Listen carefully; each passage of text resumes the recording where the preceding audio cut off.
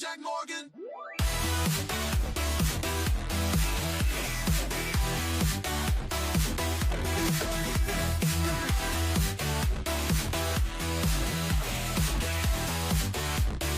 One, two, three. Get on up and get down with Sky Jack Morgan. We are Charlie Kirk.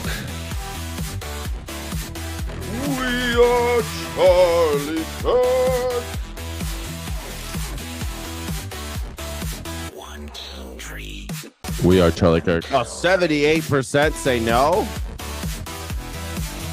78%? Damn.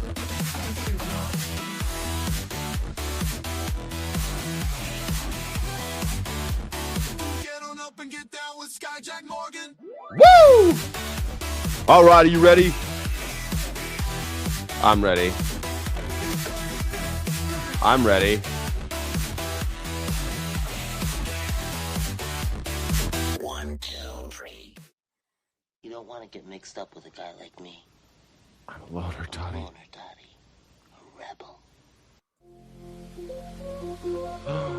Oh, yeah. Oh, my goodness gracious. I said, goodness gracious, great balls of fire. Horizon. Sky is blue, no denying. News Erica. Sky Jack Morgan. Bright and early new Dawn. 80%. Headline, every story. Get your morning some glory. Stay informed, stay tuned as the day greets new blue. Good morning headlines with Sky Jack Morgan. Start your day just fine. Information for you, darling. Coffee in your cup used to You can feel it right. cleansing weather on the go. Oh, Morning show you need to know. you need to know. So we're really Join us on this daily ride with your morning side Hold by on, I'll pour myself a side. cup of coffee real fast. Catch the latest, feel the vibe. Sky I will will keep keep you well supplied. Good morning headlines with Sky Got Jack that Morgan. Morgan. Start your day A little just fine. xylophone, a little xylophone. Information for you, darling.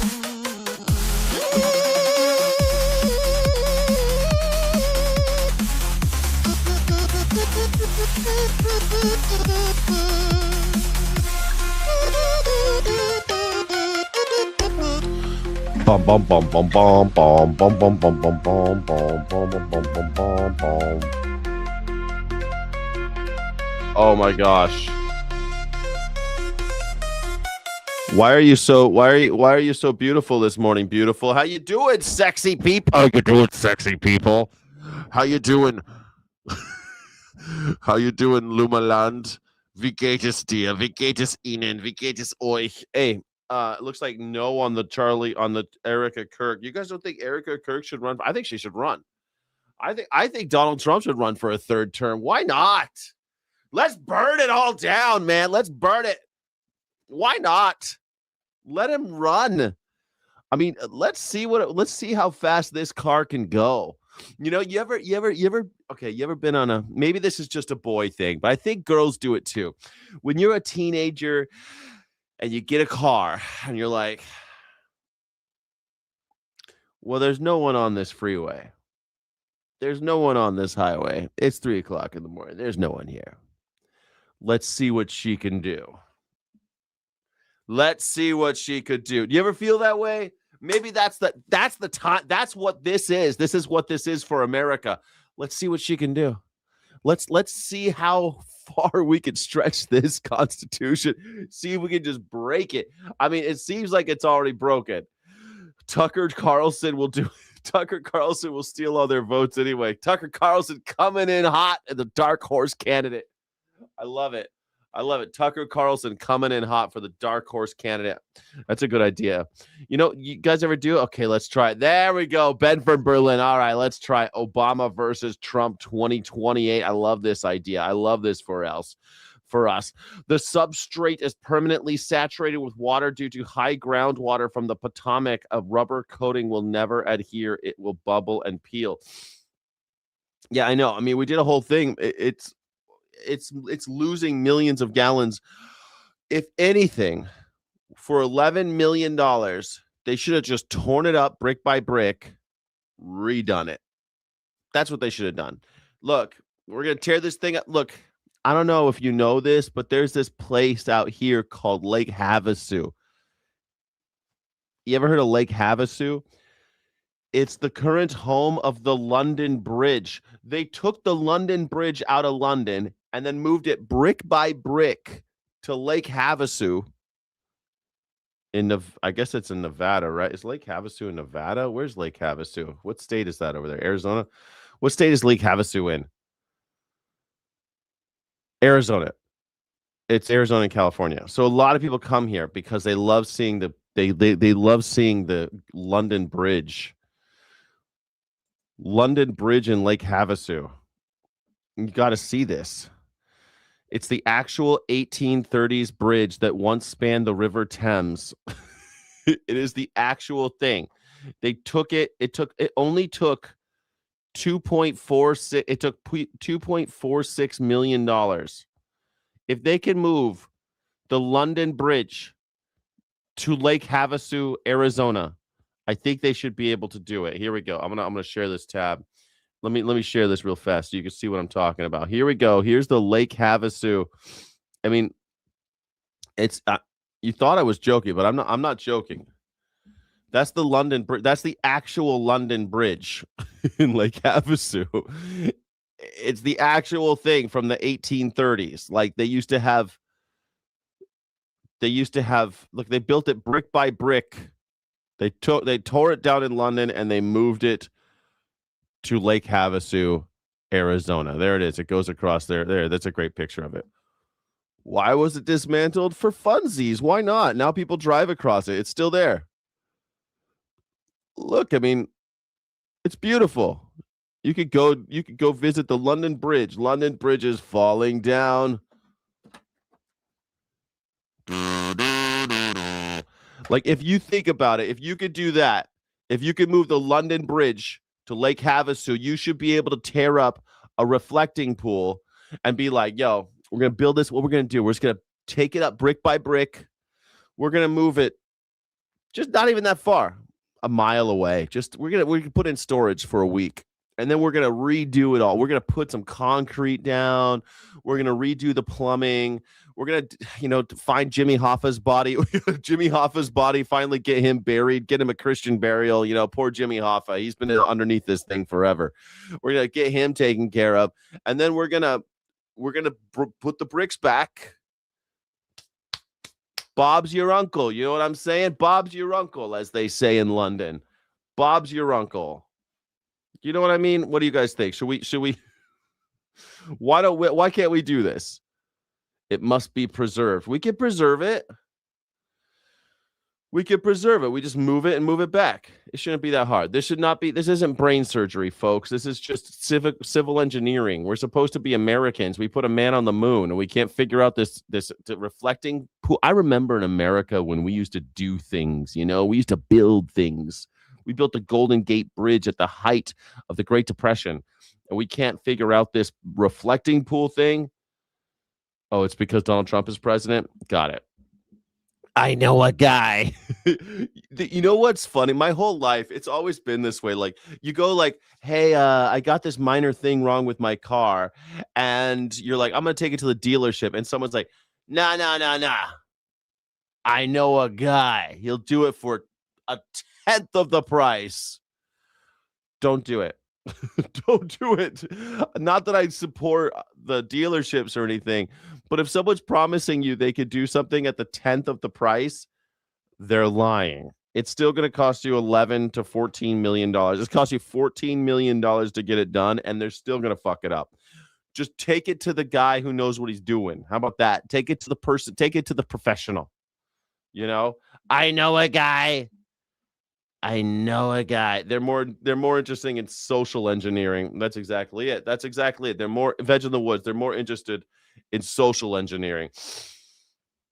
Mogging. They're mogging. They're all mogging these days. Seeing President. Oh, crap. My name is Skyjack Morgan. I'm an independent news and culture commentator and a free speech and critical thinking advocate. This is the #1 news reaction show on YouTube. Thank you. Super chats go to the same place as everything else. It's to buy Melania coin. I've already sold my house. We're selling it to buying Melania. Just joking. I haven't sold my house yet, but the people who came yesterday, she wants to bring her husband today. And my realtor is like, yo, we already got an offer. You got to come today. They're like, we want to come on Wednesday. She said, no go. You got to come on Tuesday. And so they're coming on Tuesday to see the house so they can buy the house. So cross your fingers for me. I'm going to buy all the Melania coin. With all the money I make from my house, I'm going to buy all 100% Melania coin. It's going to the moon. It is not a pump and dump scam. Stop saying that, crypto bros. You're fudding. Stop doing it. So, but like I said, this is the #1 news reaction show on YouTube. Sky. If you're already a Sky City Rebel, I thank you humbly. If you aren't, don't forget Sky City Rebels get extra footage, extra content, extra streams, and extra love in the chat. I can't do the morning. I can't do the members only stream right after the show, but I kind of want to do it later because I think it'd be pretty great. Won't buy Melania coin until you've paid your capital gains tax on the sale. Capital gains does not apply to my sale. Thank you so much. You don't know what you're talking about, William Talent. That's cute. But I'm gonna buy Melania coin, all of it immediately. I don't have to pay capital gains on my house. Thank you. I appreciate you. I'm gonna buy Melania coin. It's all going into Melania coin because Donald Trump does not tell lies. He is telling the truth. It is not a pump and dump scam. Stop calling it that. It's not nice. Donald Trump says that's fake news. You know, don't do that. All right, everybody, thank you for being here. We're going to watch the news. We're going to react to it. We're going to look at the news. Let's look at the news. Let's see what's going on in the world.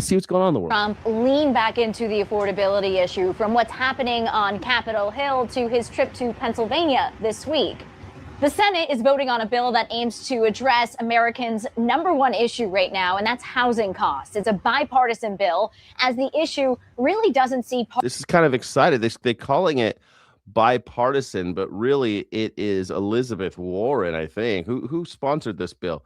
They're saying it's bipartisan. Can you believe it?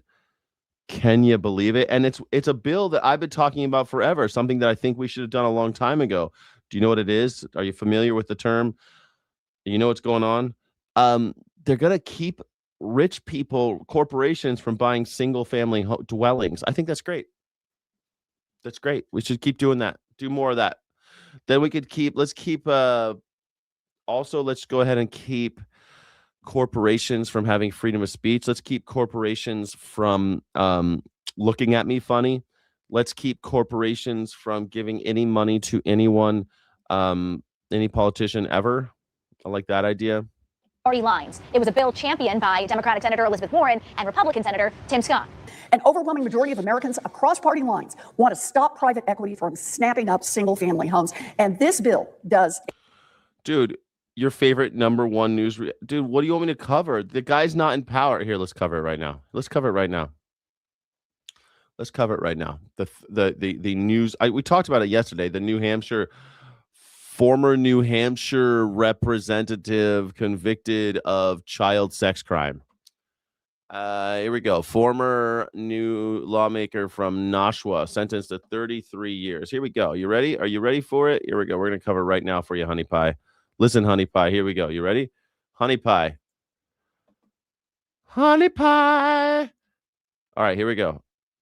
There it is. Former state lawmaker from Nashua sentenced 33 years in prison for child exploitation. What did he do? Oh my gosh. Child abuse charges, 33 years in prison. He just got. Sounds like justice served. Doesn't it sound like justice served? He is 42 years old. 3 counts of sexual exploitation. Prosecutors say he encouraged her, it's laughed to encourage her former romantic partner, Lindsay Groves, to take explicit photographs of children at the Massachusetts daycare where she worked. Lofton, a Democrat, was believed to be the first transgender person elected to state legislature. but she resigned before taking her seat after reports about her earlier convictions of identity fraud and falsifying evidence.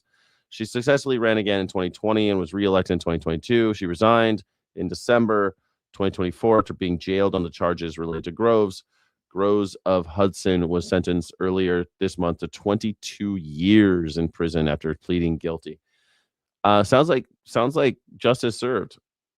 I don't know what you want me to cover. I don't really have much of a reaction to this because it's like it's a state representatives. It's like state legislature is a little hard. Like, okay, so state legislators, they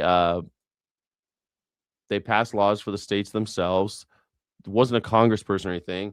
This Lofton person claims to be somebody that wasn't. Then they claim to be trans, and then they claim to be this. They got identity theft and all sorts of fraud, abuse charges, and now she's going to jail. Or he or she is going to jail for 22 years, 33 years. Sorry, the girlfriend's going to jail for 22 years. Between the two of them, 55 years in prison. I say justice served. I think that's great. Yeah. I thought he was a man who transitioned to a woman, but the newspaper called him she. So works for me. I'll call her whatever she wants to get called. I don't give a shit. I never care about you. Whatever pronoun you prefer, I will do that. I have no problem with that whatsoever. Why would I? Only an asshole would have a problem with pronouns. Democrats run and vote for an old white senile racist, then turn around and vote for a drunken imbecile, then have the nerve to call others stupid, dumbest human ever. Mark Lewis, you must be a Democrat. Wow. Mark Lewis, Democrat. Mark Lewis is talking about why do Americans keep voting for old octogenarians? I mean, the last 3 presidents have been octogenarians. So super old. We're a gerontocracy now. We're a chomocracy, gerontocracy, plutocracy. We're all the ocracies that you don't want. We're everything but a democracy, which is a bit annoying, don't you think? TDS is really just the ability to recognize a predator and pedophile. I feel sorry for you if you can't see what it is. Yeah, seriously. It's funny because, like, I don't know, this person's a former representative. I don't know if you know this, but this is a show about talking about current power structures. I love this idea that this everyone, what, like this guy William Talent, what, you got to report on New Hampshire, this thing that happened. Okay, I did it.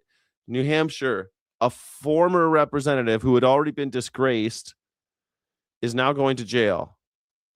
Like, I don't know where the news story is there. Like, she was disgraced. She was convicted of other stuff. She had all sorts of bad shit going on.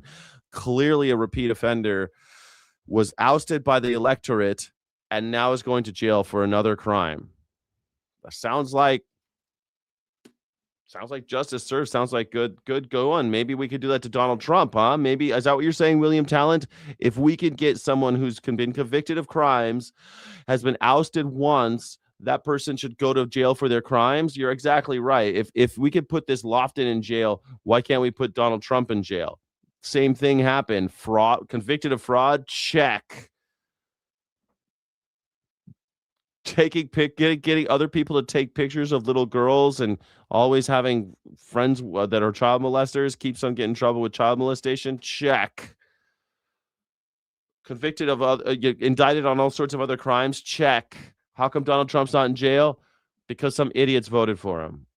Because there are too many idiots in this country. That's all. He should be in jail right now, but he's not.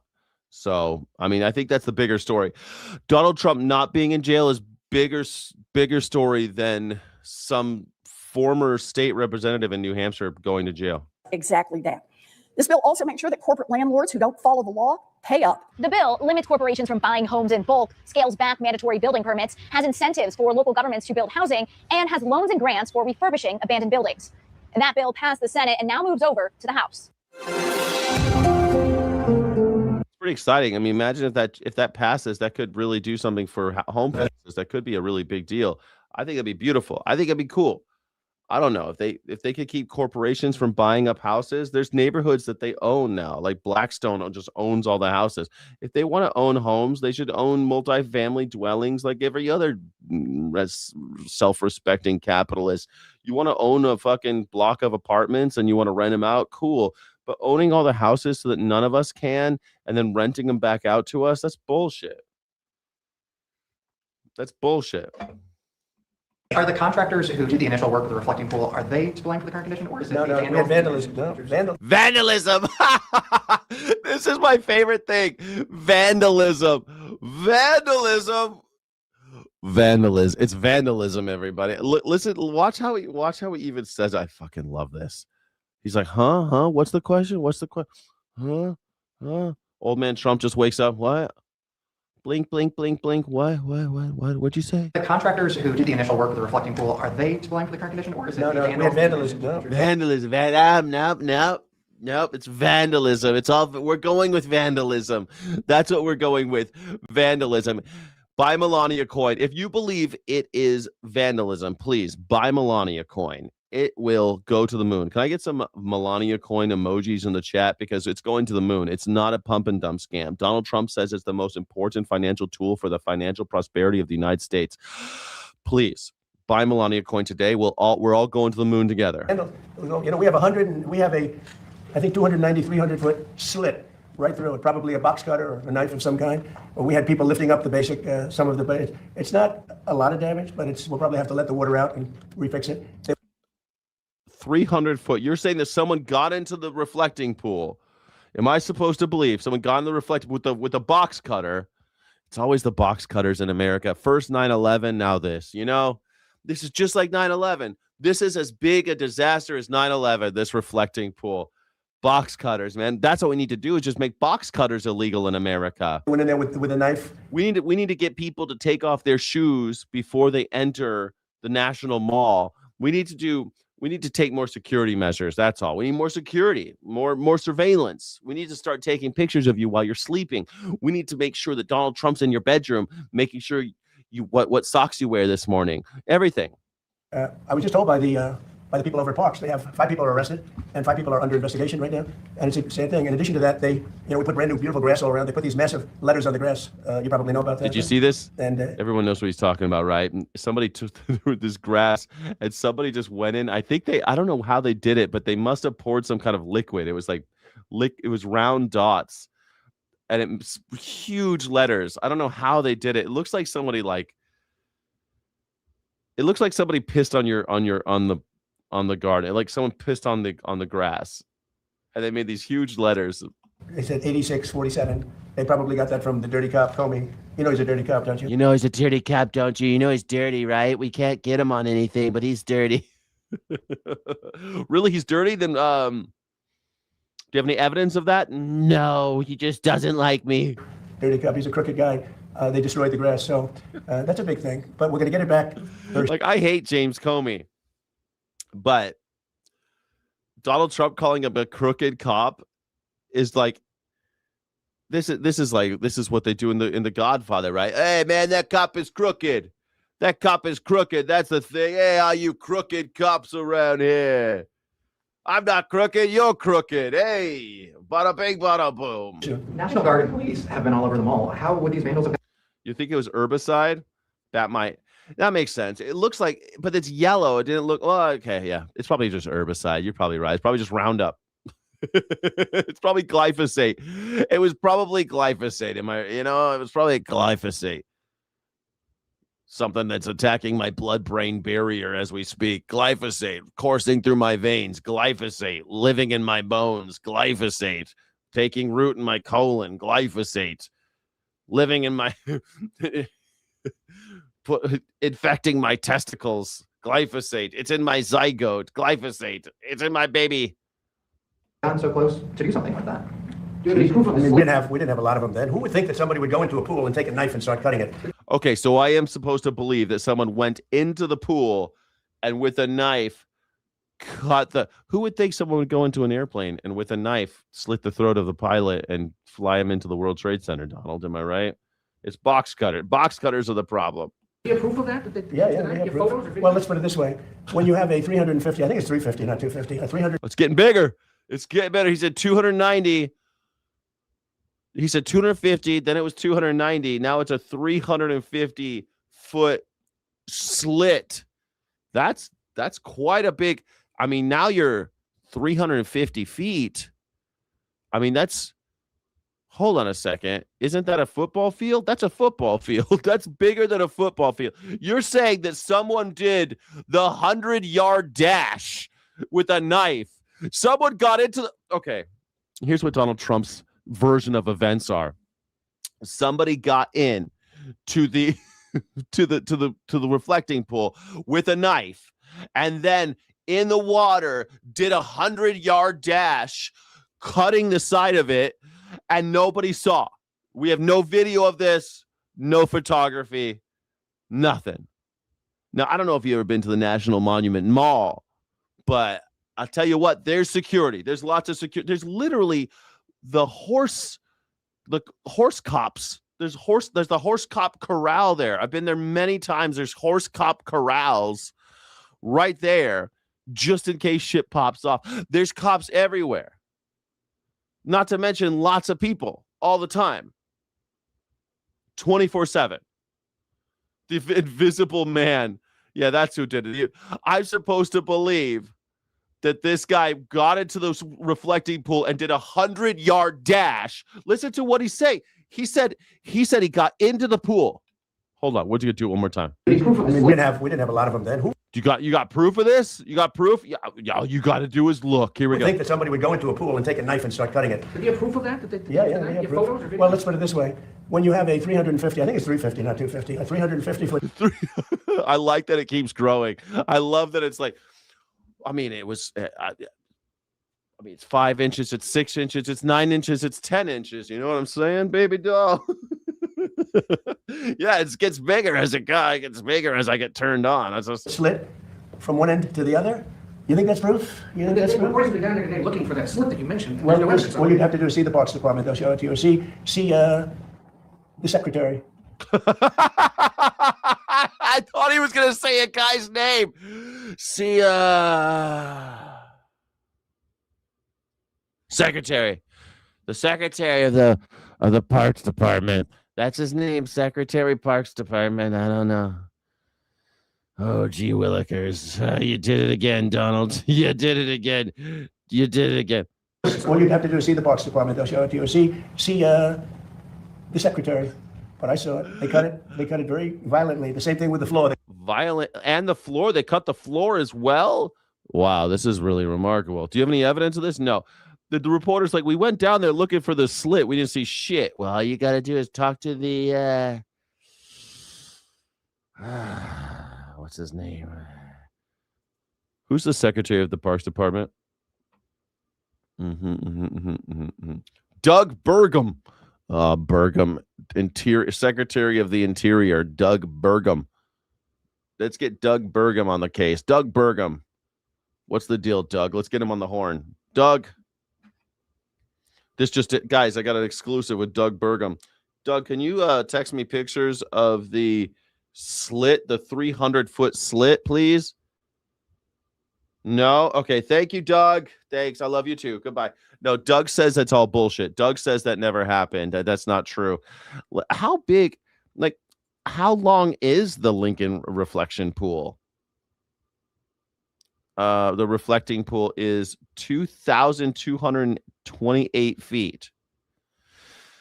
The width is 175 feet. So what he's saying is somebody got into a random spot of the Lincoln Memorial reflecting pool and then ran the 100-yard dash with a knife cutting the side.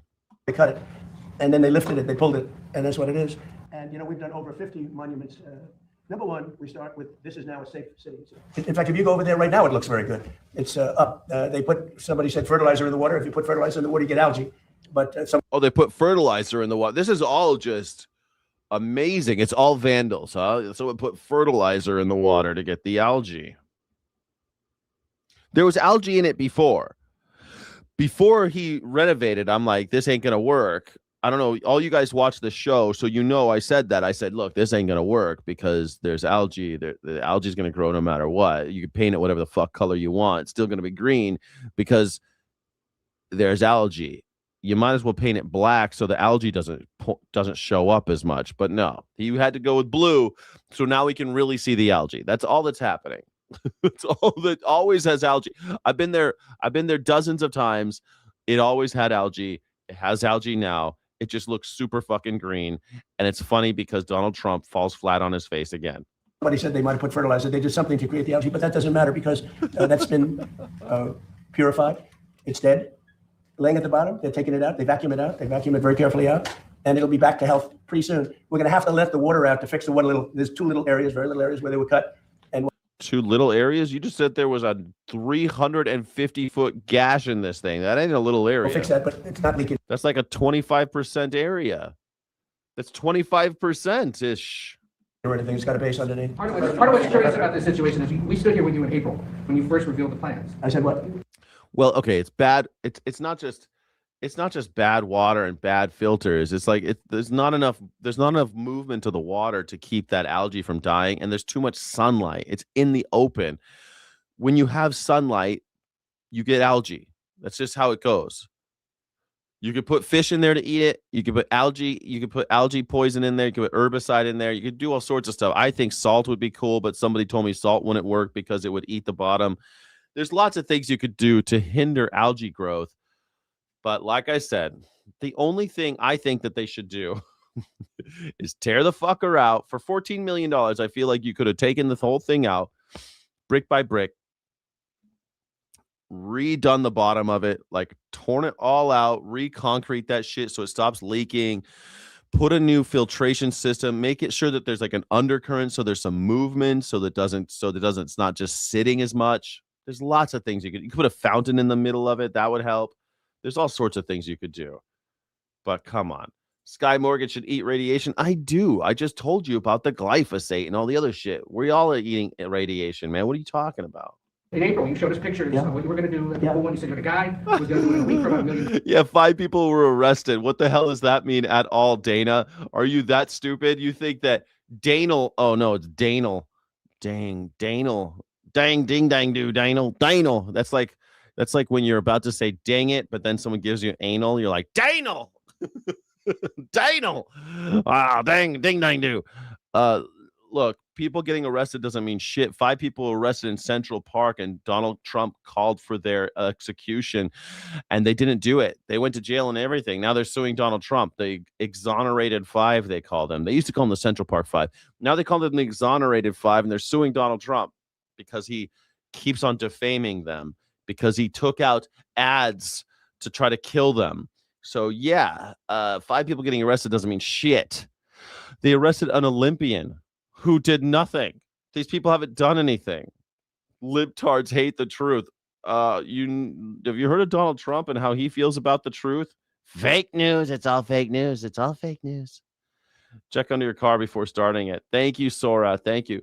I'll check under my car before I sort it. You see how these maggers always resort to violence? They're always resorting to violence. Why are you maggers so interested in violence, huh? All the time. Tone down the rhetoric, all you maggers. This is what Charlie Kirk killed. People like Sora. Sora, did you kill Charlie Kirk? We are Charlie Kirk. Well, Too much than $16.5 million. Okay, ready? Now, I can't help it if somebody goes in with a knife and starts hacking it up. So a guy went in with a knife and started hacking up. Have you arrested anybody for that crime? No. Do you have any evidence of this? No. And we also have pictures of it. We have Can you pictures. release the photos? Show the photos. At the right time, you'll see it. You'll see it in court. You'll see it in court. At the right time. At the right time. From now, you'll just have to take my word for it. Buy Melania coin. It's going to the moon. Buy Melania coin. Donald Trump has never told a lie. It's the most important financial tool for America's future prosperity. Buy Melania coin today. It's not a rug pull. All you have to do is call the Parks Department. Call the Department of Interior, and I don't know if their Doug Burgum? We should call Doug Burgum. Get him on the horn. lawyers will allow you to speak to him because you write fake news. But Fake news. It's so fun. Donald Trump is the #1 author of fake news. We arrested everybody, and we have so much evidence. But for now, you'll just have to take my word for it. Take my word for it. I can't show you anything. call the Interior Department, and I understand they've arrested 5 people, and they have another 5 people that are under investigation. Here's the bottom line. We made so much progress in this city. People don't even recognize it. Memphis, Tennessee, crime is down 78% in a matter of Memphis, Tennessee. Dude, I asked you about the reflecting pool. Now you're talking about some shit. Memphis, Tennessee. months. It was a hellhole. To the new developments in the Nancy Guthrie Uh-oh. You hear about how the FBI killed Nancy Guthrie? case. A ransom note may reveal what happened to the mother of Today Show co-anchor Savannah Guthrie. She has been missing since February 1st. And CBS LA's Lori Perez is here now with new details in the case, and they are shocking, Lori. They are shocking and just so sad. Really a very gutting update to this ongoing case. CBS News sources say one of 2 ransom notes tied to her disappearance claimed Nancy Guthrie was dead very early on and included an apology. Killed her right away, huh? And the FBI, they're just like, this is Kash Patel just looking at his...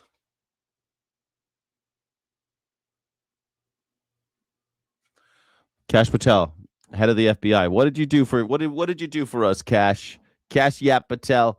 Poor Nancy Guthrie's dead. Nancy Guthrie's dead because of you. And we understand. Tonight, we have a new understanding of this anguished video response Savannah Guthrie recorded on February 7th during the frantic search for her mother, Nancy. Sources tell CBS News a note sent by Nancy Guthrie's apparent abductors just days after she disappeared claimed they did not mean for her to die, but she had, and they apologized. The note was sent to TMZ and a local news station and shared with the family, suggesting when Savannah Guthrie made this video, she knew her mother was dead.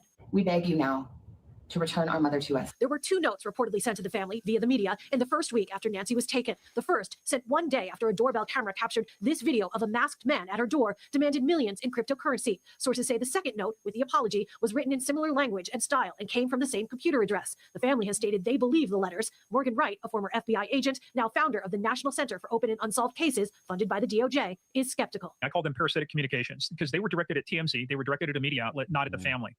So you always wonder, I mean, if they wanted communication, they did not enable a 2-way line of communication. They enabled 1-way. Wright says the apology appears strategic, possibly aimed at getting attention or sympathy, but does not confirm authenticity. He says the main issue is nothing in the notes is verifiable. Exclusive info only the abductors would know. I've never in my life seen the communication go to a major news source. And I say this in all good sincerity. I've been interviewed on TMZ about this case. I don't have anything against TMZ. All I'm saying is that if I wanted to keep it, really do a ransom negotiation, I'm not sending it to CBS Los Angeles for you to put it on the air when I really need to keep it secret and negotiate. CBS News sources say investigators are treating the notes as credible and still working to find who sent them. DNA recovered at the scene is still being analyzed. So far, there have been... I like that little DNA graphic. Every time you say the word DNA, you have to show the double helix so people know what you're talking about. DNA. Little graphic of DNA. Little DNA. What's DNA stand for, Maggers? Maggers don't know what DNA stands for. Maggers, do you know what it stands for, DNA? Do you know what DNA is, Maggers? No positive matches. The family has offered more than $1 million for any information leading to her recovery, and still it remains unsolved. But look, if 1.2 million for a reward doesn't move the needle, what does that tell you? It's usually maybe 1 or 2. I think it's 1 or 2 people. It's very small, very constrained. I think what's going to solve this case, Lori, is somebody being arrested for something not even related to this case and realizing they have something to trade. It has been 141 days since Nancy Guthrie disappeared. Damn, Nancy Guthrie's definitely dead. And that's because Kashyap Patel can't do his job. The one thing the FBI is supposed to be doing for us, right? We all hate the FBI, right? I mean, they murdered Martin Luther King Jr. So, I mean, like, the one thing they're supposed to do is catch kidnappers. Catch some goddamn kidnappers. Ain't you seen Criminal Minds? Like, get that guy from Criminal Minds on the case. Actually, maybe the writers of Criminal Minds would do a better job of catching people than Kashyap Patel. I mean, Tyler Robinson never got caught if it wasn't for his dad turning him in. His dad turned him in. Tyler Robinson probably is innocent. We are Charlie Kirk. Cass was partying. Yeah, Cass was partying with. Yeah, he was doing his heated rivalry cosplay with the U.S. men's national team, the hockey team. That's what he was doing. He was drinking with the hockey team while poor Nancy Guthrie was getting beaten to death someplace. Same computer. I'm guessing they mean IP, but people don't know what IP is. No one knows anything anymore, Chris. You say IP address, people are like, ding, ding, do. Now what's that? Now what's that? They don't know. They don't know what DNA is, but they know what an NDA is. They don't even know what that stands for. They're like, well, Trump got himself an NDA. Dang, dang, do. Trump got himself an NDI. I don't know what that means, but that sure is something. Dang, dang, do. Lori, thank you. Since the Brexit fallout, we've lost many. Man, it's been 10 years since Brexit, and they're still bitching about how they fucked it all up. Like, yeah, we know. Poor England. UK. Do we got any people in the UK watching? How do you feel about Brexit? Let's do a quick poll. Was Brexit a good idea? Was Brexit a good idea? Yes or no? That's it. Oh, man. 85% say Erica Kirk should not run for president. 87%. Boy, 88%. You guys are nailing it. Nailing it. Great. You guys were really into the Erica Kirk thing. Brexit. What a deal, right? No, Brexit. Should they have done it? Brexit. Should they have done it? Yes or no? Good or bad? I mean, Brexit, not a good idea. You guys fucked it up, man. Everyone told you. It's funny. I was living in England when they were talking about the European Monetary Union. And they were running all these Hitler ads and shit. Ein Volk, ein Reich, ein Euro, ein Euro. Ein Volk, ein Reich, ein Euro. They were saying that the Germans will control England if they choose to use the euro. Man, a lot of oligarchs got really into keeping Brexit going, huh? All the money. They found out all the money came from oligarchs. How weird. How weird. You mean it wasn't a grassroots movement to get out of the European Union? How strange. So weird. Between 2,000 to 2,500 carry houses from the United Kingdom. So that is the result of the Brexit. The Brexit has bring everything up, like we become a single market country, and we don't have a great deal to deal with other people.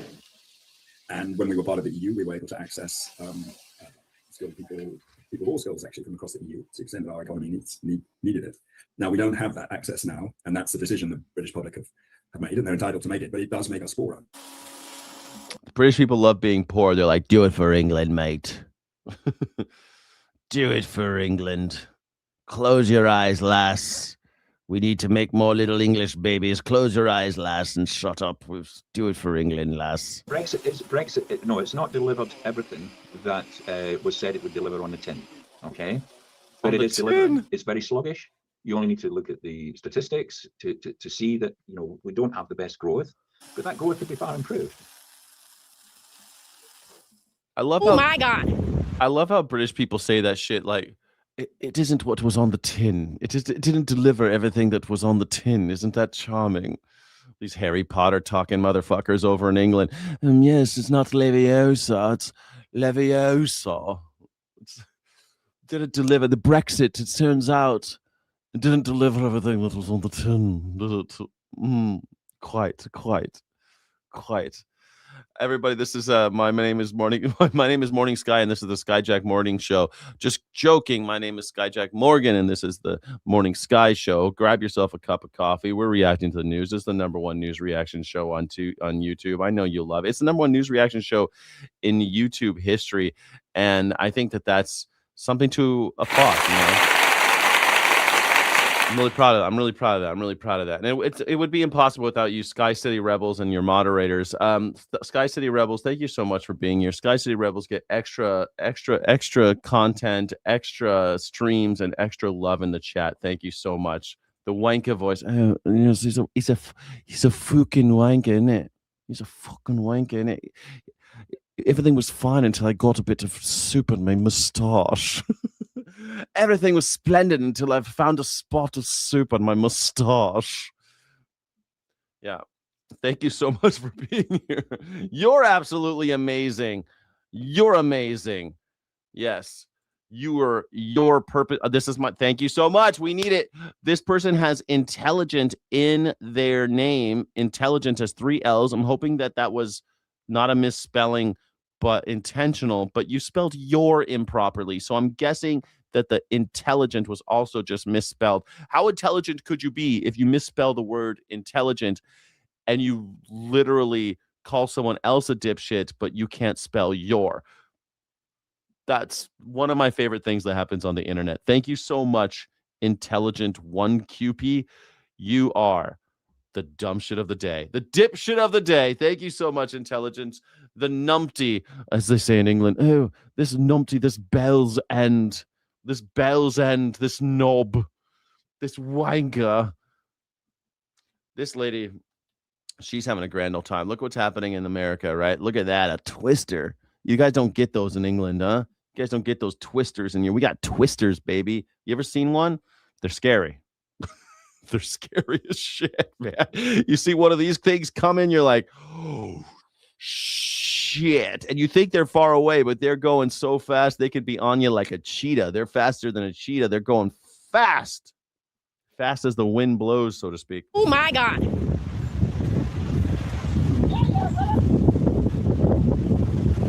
Oh, my God. A ding dang do. Can I get some ding dang doos in the chat? Ah, my God. Oh my God, got ding dang do, damn it. That is a real tornado. It's getting bigger. It's ground now. It's on ground. Run, Dorothy. Get into your shelter, Dorothy. It just went over our head. We've got trees everywhere. Oh no, not that tree.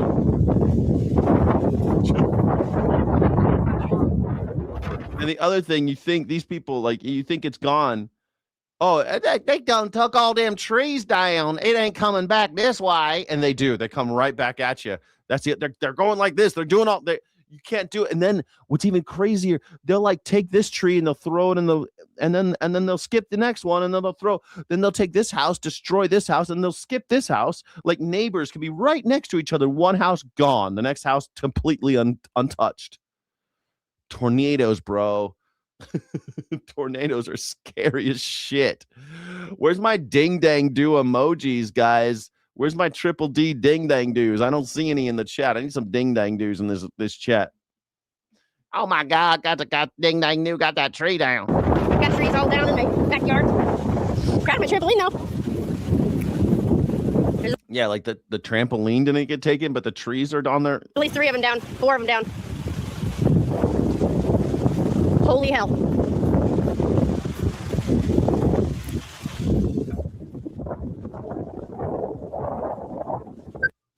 This is insane. I can't tell if I can see it on the camera or not. At the end of this video, does she die? This is an EF3. I hope everybody's safe. Yeah, that's huge. He's so stupid. I just survived a tornado. Neighbors say they're good over there? Yeah, they're good. You guys lose any trees? No, just us. All of our trees. All of our trees are down. They went right over our house. My Jeep's good, though. My tarp didn't last.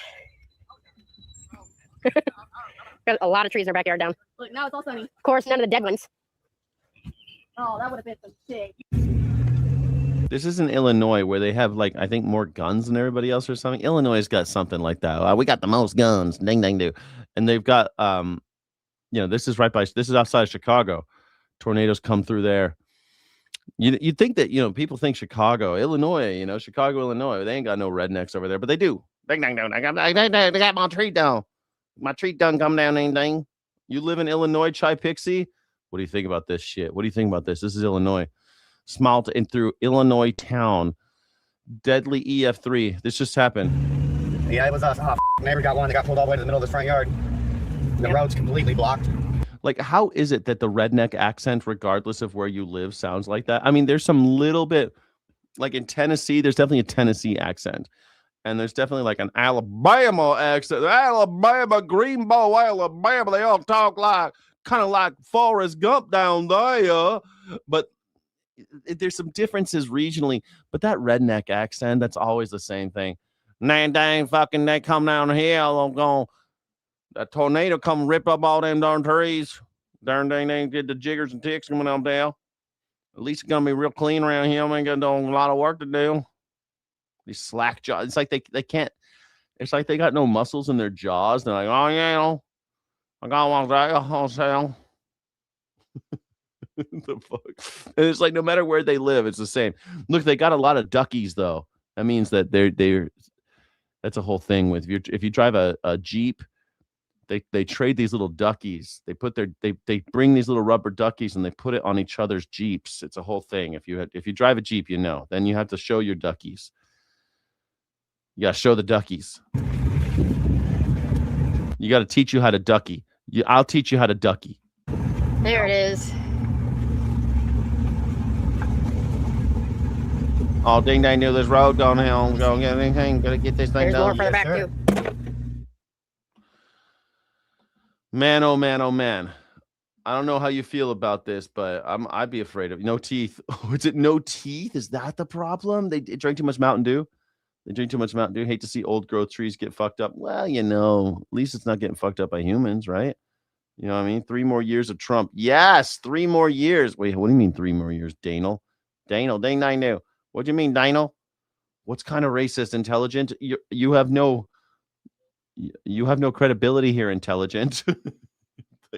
No magger ever coming out calling somebody racist is going to hold any water. You realize that, right? No, I'm not racist. You're racist. Okay, let's go. There's work to do. There's work to be done.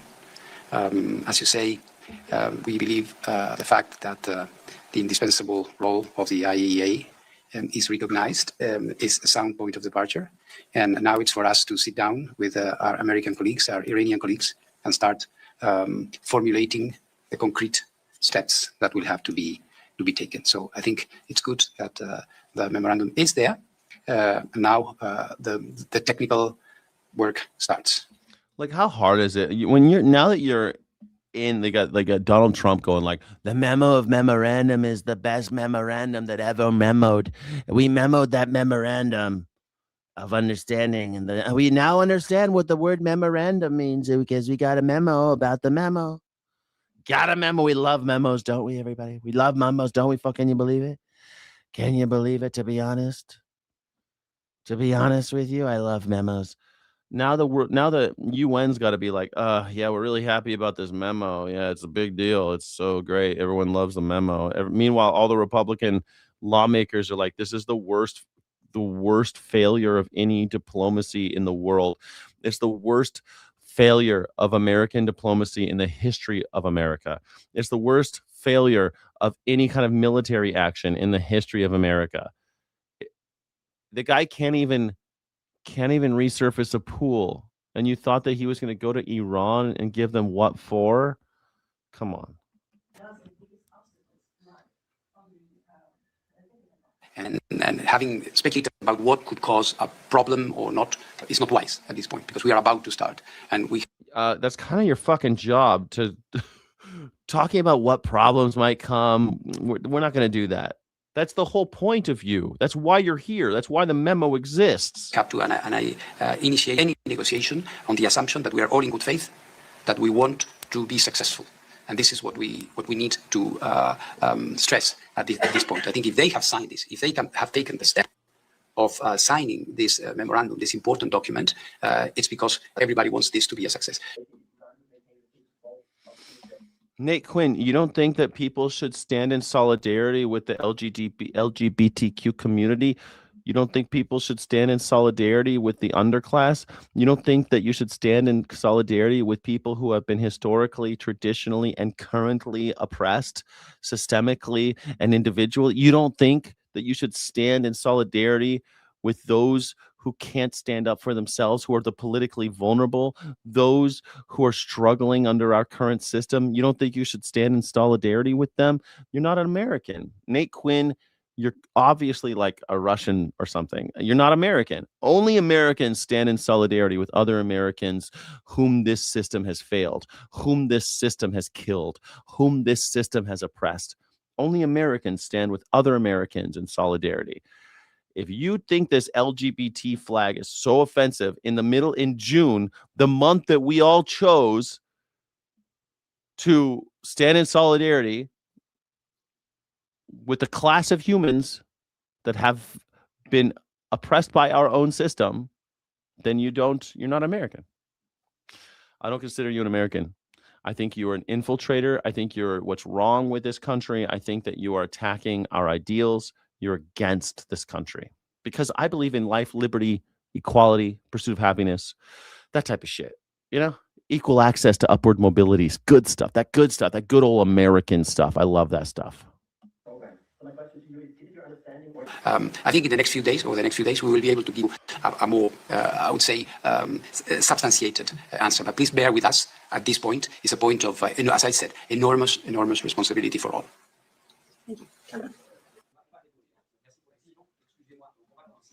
Rib Tip, you come to the show all the time, you little crybaby bitch. You cry so fucking much. I need a wet floor sign every time you're in my chat. You cry so goddamn much. Every other single month, I have the American flag behind me. I have a green screen. I put the American flag behind me all the time. And you're like, but no one wants to stand for the American. What are you talking about? We literally have all sorts of people. The World Cup is on. People are listening to our national anthem more than ever, standing up with the American flag. Yes, what are you talking about? We literally have a president right now who humps the American flag that you like. You like the president dry humping the American flag. Got it. That's the level that you want. You want us all to like grind on it. You don't want us to stand for it. You want us to grind on the flag like Donald Trump. Great. Grind on the flag and wipe your ass with the American Constitution. Cool. If you're not doing that, you're not okay in MAGA's eyes.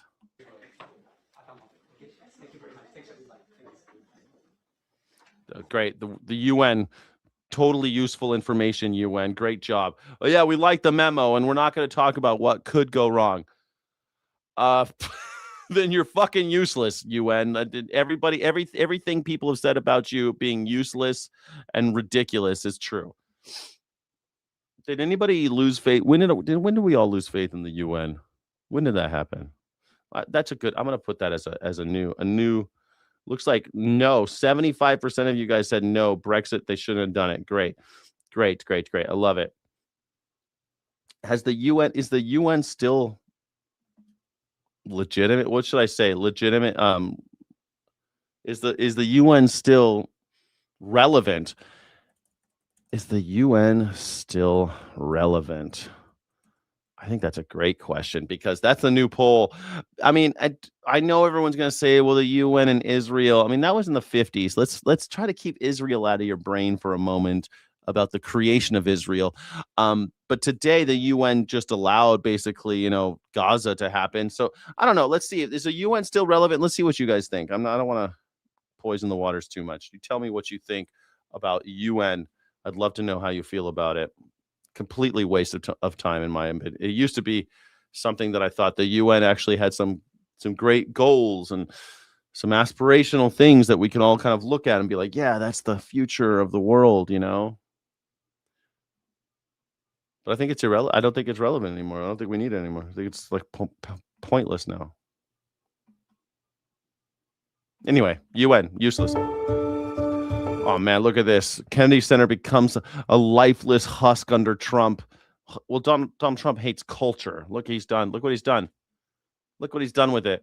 Look, I love what you've done with the place, Donald.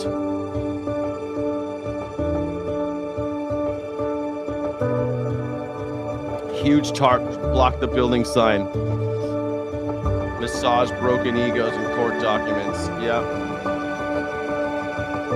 Goose Woody of Ohio sued Trump and the Kennedy Center in December over Trump's legally and dubious bid to rename it. Yeah.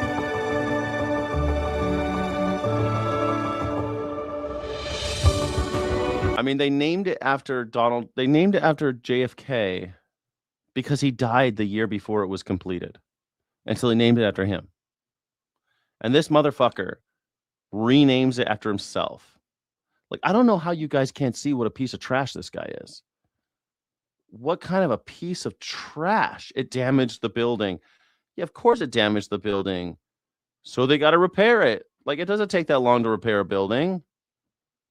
Why does the president need a day? Well, no, I mean, the president, he needed his birthday. Remember we had that big UFC thing and everything on his birthday with the jet flyby and everything? Why does he need a big birthday party like a child? Like it's like I don't know. He's a 6-year-old. He needs a big birthday. All my friends are gonna be there. Joe Rogan's gonna be there. I love it. I wish that he's no Arnold Palmer. I wish Arnold Palmer would come. I'd love to see that man schlong just one more time. Just one more time. It'd be so my God. Oh my God.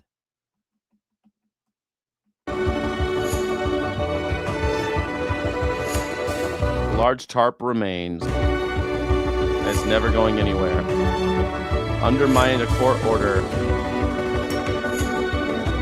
It's now a lifeless husk. has hardly scheduled any programming for after July 5th.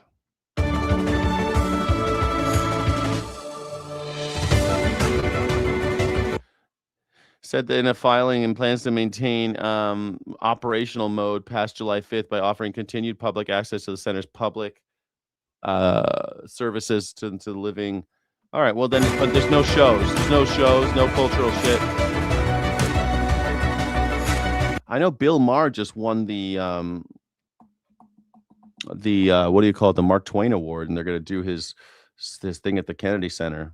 But I'm guessing the tarp will still be up because he hates Bill Maher. He hates Bill Maher. So.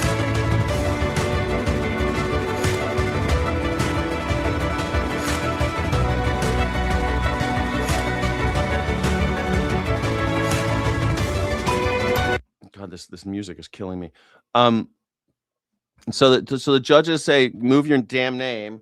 And he says, okay, I'll take my name down. And what does he do? He puts a tarp over it like a fucking child. How do you follow these guys? How do maggers follow this guy? How do you maggers see that? And you're like, I love him. I love him.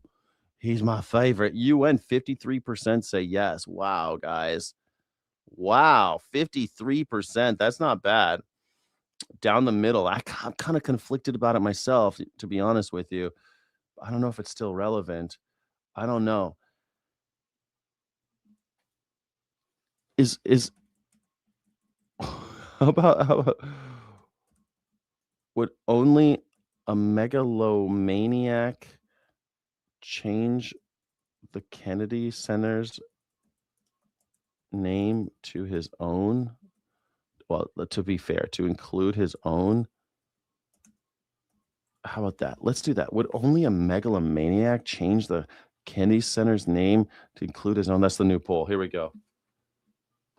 Bill Maher is a joke, is no joke, and as is not funny.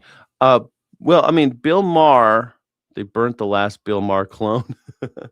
I mean, I don't like Bill Maher, but I do like his show because he gets like, I think it gets really interesting guests, and I really disagree with Bill Maher on a lot of stuff, like almost everything.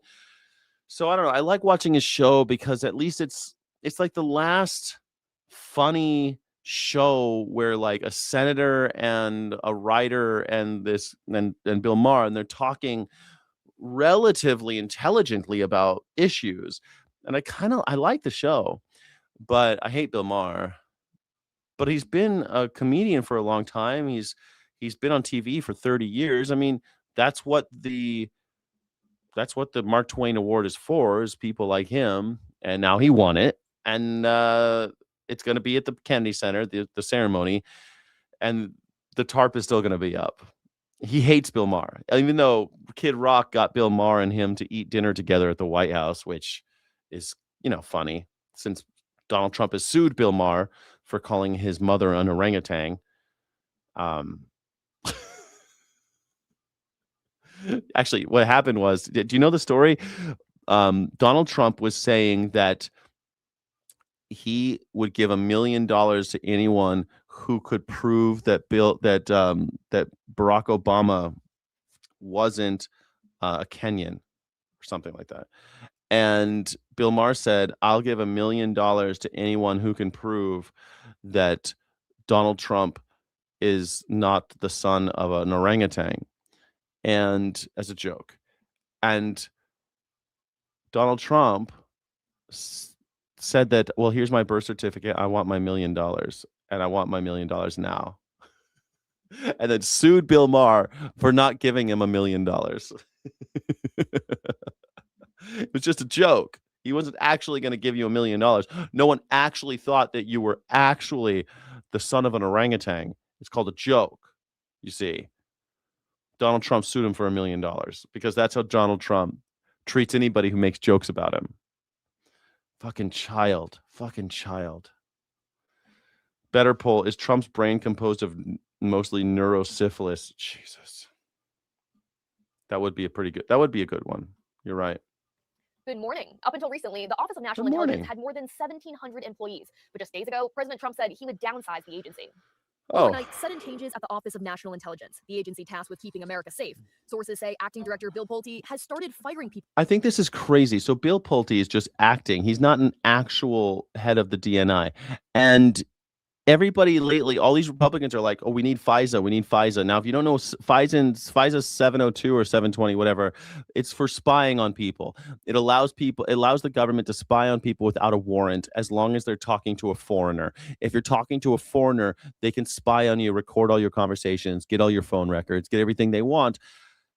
If you're an American citizen talking to a foreign person. So, which is, I'm completely against, obviously, because I don't think the government should be spying on any of us. Now, they're all talking about how they want FISA. Donald Trump says he won't sign the Save America Act unless FISA is also attached to it. Donald Trump seems to be single-handedly trying to kill FISA. Then he is, which I thought was weird, but now I thought that was weird. I was like, I don't understand. Why would Donald Trump do that?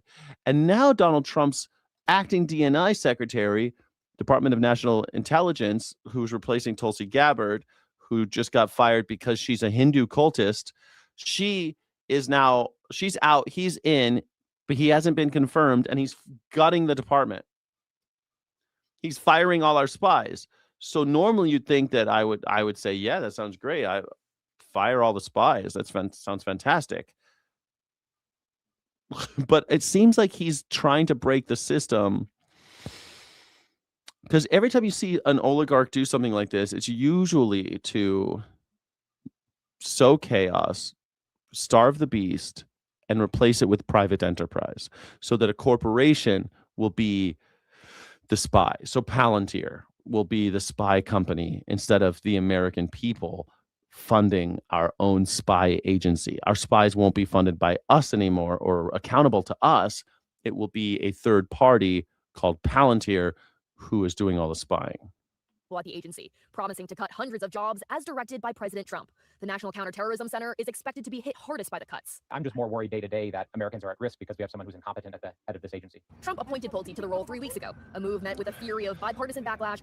Pulte will also keep his position leading the Federal Housing Finance Agency, where he accused several of President Trump's political enemies of mortgage fraud, including New York Attorney General Letitia James, Federal Reserve Chairman Jerome Powell, and others. Democrats wrote a letter Monday warning Pulte not to take actions that are, quote, more appropriately left to a Senate-confirmed director, adding Pulte has shown a willingness to misuse his authority in government to pursue President Trump's perceived political enemies and further his retributive political agenda. Instead, Senator Lindsey Graham is urging President Trump to let the Senate move forward with confirming his pick of Jay Clayton for the role.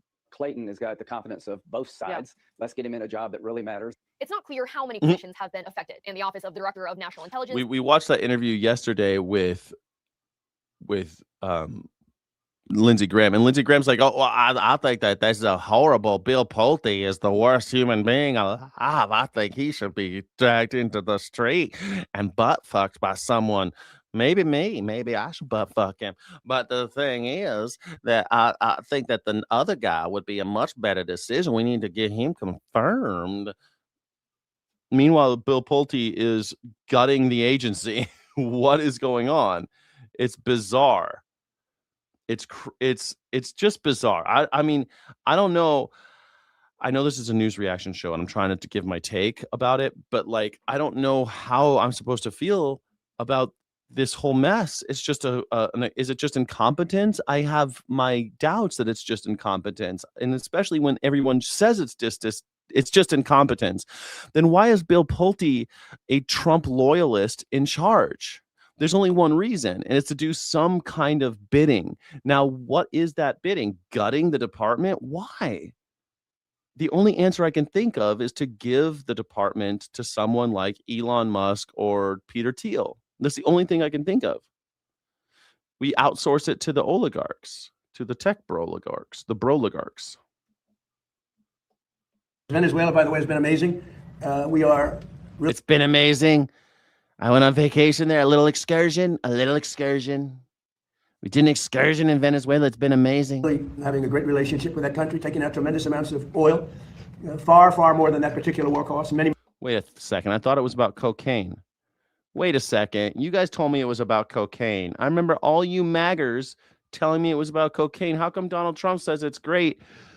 It's all about the oil. And it's so weird how that keeps happening. They say it's about nuclear weapons, but then it's about bringing oil through the Strait of Hormuz. They say it's about cocaine, even though Venezuela is not known to be a great cocaine country. And yet he pardoned the president of Honduras and kidnapped Maduro. And he's like, they're doing great, lots of oil. What's the deal? What's the deal? Oh, nice, guys. You said, yes. Okay, so you're on the same page with the megalomaniacal president. Great. Let's do another poll.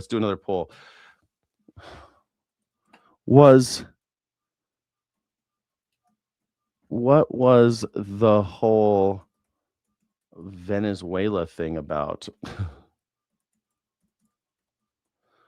Oil? Coke rock. Coke rock. My friends and I, we eat a lot of coke. What? You're doing all that coke rock. Look out for that coke rock. What was it about? Coke rock? Many times, sending it to Houston, sending it to Louisiana, sending it to lots of places. And Venezuela is also doing well. Venezuela is doing better than it's done in maybe ever.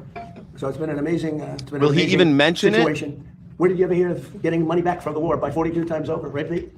Well, usually that's how it works with war. You go and the Vikings did this, right? They took whole tribes and they stole the women, they enslaved the men, and they took all the gold. Usually that's how it works. You do war and you make money. That's how it works. That's what war is. That's how war works. Nobody does that. Nobody does that.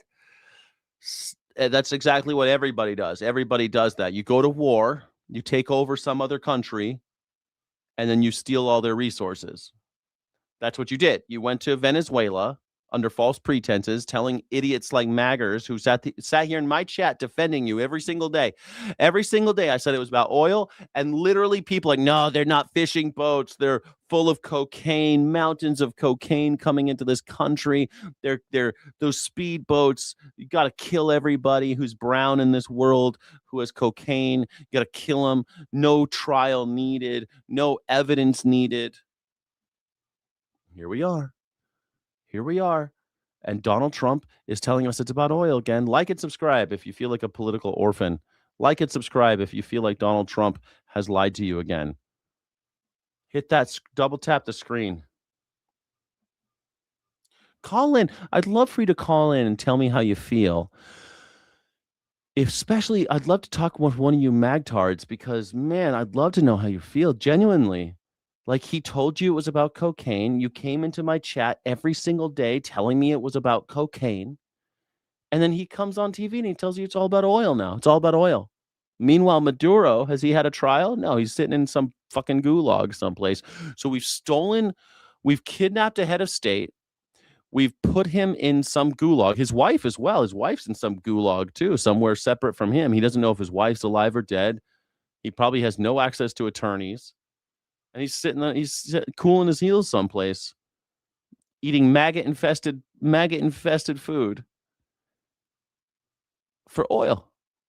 Because he had the balls to say, America, we're not selling you our oil. Unless you're willing to pay right for it. And I think Iran, I could say on a sort of a different scale, is in its own way working out very well. Maybe it's hard to say just as well, but maybe almost just as well. And we're doing very well in terms of negotiating a fair, reasonable deal. One of the things that we are doing also, and it came up last night, is money that's being unfrozen. Drug cartels? Donald Trump is the drug cartels. Don't you guys realize that yet? Like, it's the same people. The Epstein class, they are the drug cartels. Who do you think's doing all the human trafficking? It's Epstein, Donald Trump, Howard Lutnick. It's the same guys. They're all involved together. You think that the drug cartels are something separate? Do you think they're separate from the Elon Musks and the Peter Thiels because they're not at the G7 summit? You think they're different? They're not different. They're no different than those guys. Who are those assholes who sold everyone oxycodone? Who are those guys who caused the opioid epidemic in America? That family, like, it's all the same shit. The cartels have been there, created by the CIA, by the way, since the end of World War II. because they need the cartels in order they're integral to our entire system. In order to move cash and power, in order to move the intangibles, you need the drug trade. You need the cartels. That's how capitalism works. It's baked into the cake. If you are a capitalist, you support drug cartels. There's no way around that. They're part of this. They're not some separate entity that's like some shadow organization, some shadow government. They're part of our government. They're part of us. We fund them. They fund us. If you wanted to get rid of the cartels, you could do it like this. If you wanted to get rid of the cartels, you could do it. But they won't ever do it because they don't want to lose money. They don't want to lose power. And they like, buying and selling working class children. They like buying and selling brown kids. They love that shit. Is going to be used to buy food, and the food's going to be bought exclusively through the United States from our farmers. And corn, soybeans, all of the things they need are going to be bought from our farmers. So our farmers are very happy. So yeah, so Venezuela, we're gonna steal all their oil and we're gonna force them to buy corn and soy from us. Brilliant. Sounds like a typical war shit to me. I don't know. Sounds like a normal war thing. You sound exactly like any other socialist libtard. Okay, well, sure. Obviously, you don't know what a liberal is, and you don't know what a socialist is. So, if you're cheering for Donald Trump, I don't care. Boo me all you want. If you literally go buy Melania coin. I don't even trust anyone. If you're not holding Melania coin, I don't even believe that you're a real magger. I don't think you're just a rhino. If you don't own Melania coin, you're not a real Trump supporter. Because you clearly don't believe what he says. You clearly believe he's a liar. Because you haven't bought Melania coin. Because you know he's a liar. So I already know you agree with me. It's just that you're in a cult. And you're not allowed to publicly agree with me. So you'll sit there and be like, no, la la la la la la la la la libtard. I'm not even a liberal. Dude, one time, so when I lived in Europe, man, they had the worst heat wave in history, and tens of thousands of people were dying. And now here we are we're over 20 years later. And now they're having a heat wave. I was talking to my friend on the phone in Germany, and she's like, fuck, it's so hot. I slept on my balcony. It's so hot because they don't have AC. None of these people have AC. So they're all out like this. It's so hot out. They're just dying out there. And these people aren't going to die, but the people in hospitals die. And they have to ration like floor fans and stuff. It's definitely very hot, but I'm from Toronto where it does also kind of get this hot in the summer. It's just a little bit more humid at home, I guess, but just drinking lots of water, trying to stay cool. Luckily, a lot of places are air conditioned, so it's actually been nice.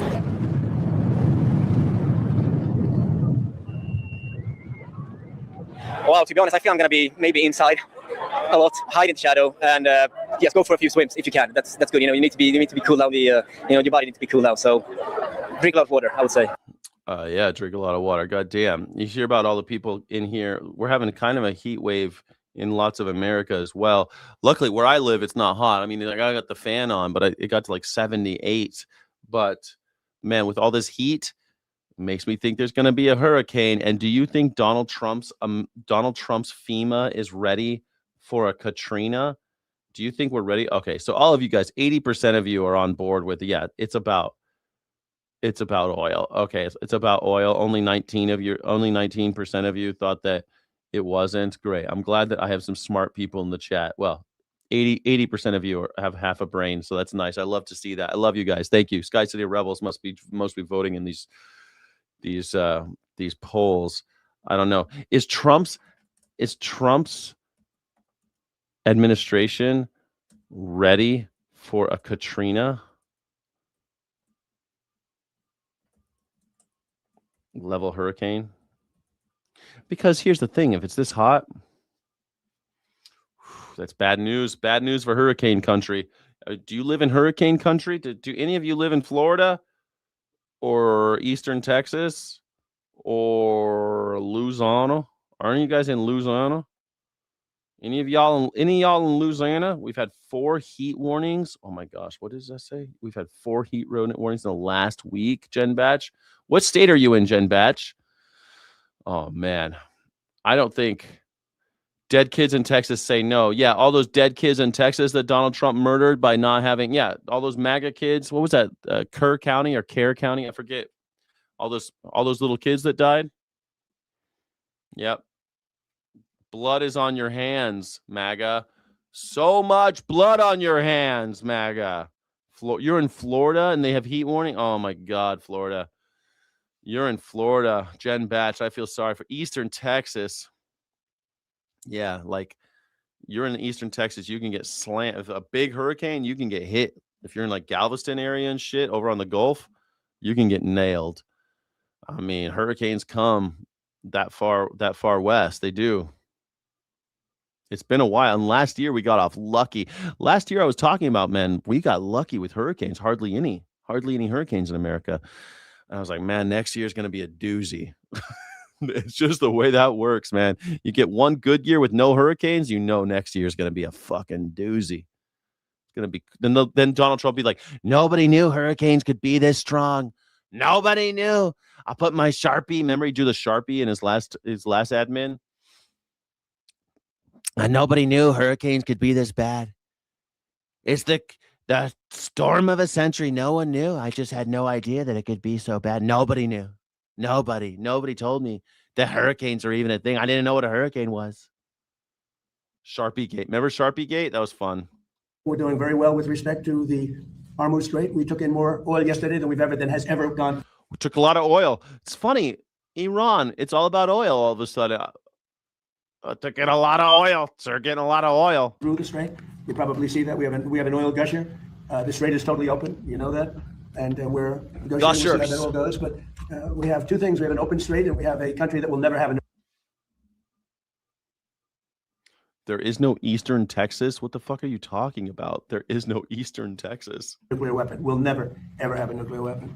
If Iran doesn't live up to their agreement or if they're not behaving, I will do what I have to do. Does that give them leverage over you, Mr. President? Does that give them leverage, the Iranians leverage over you? Oh, you're so leverage.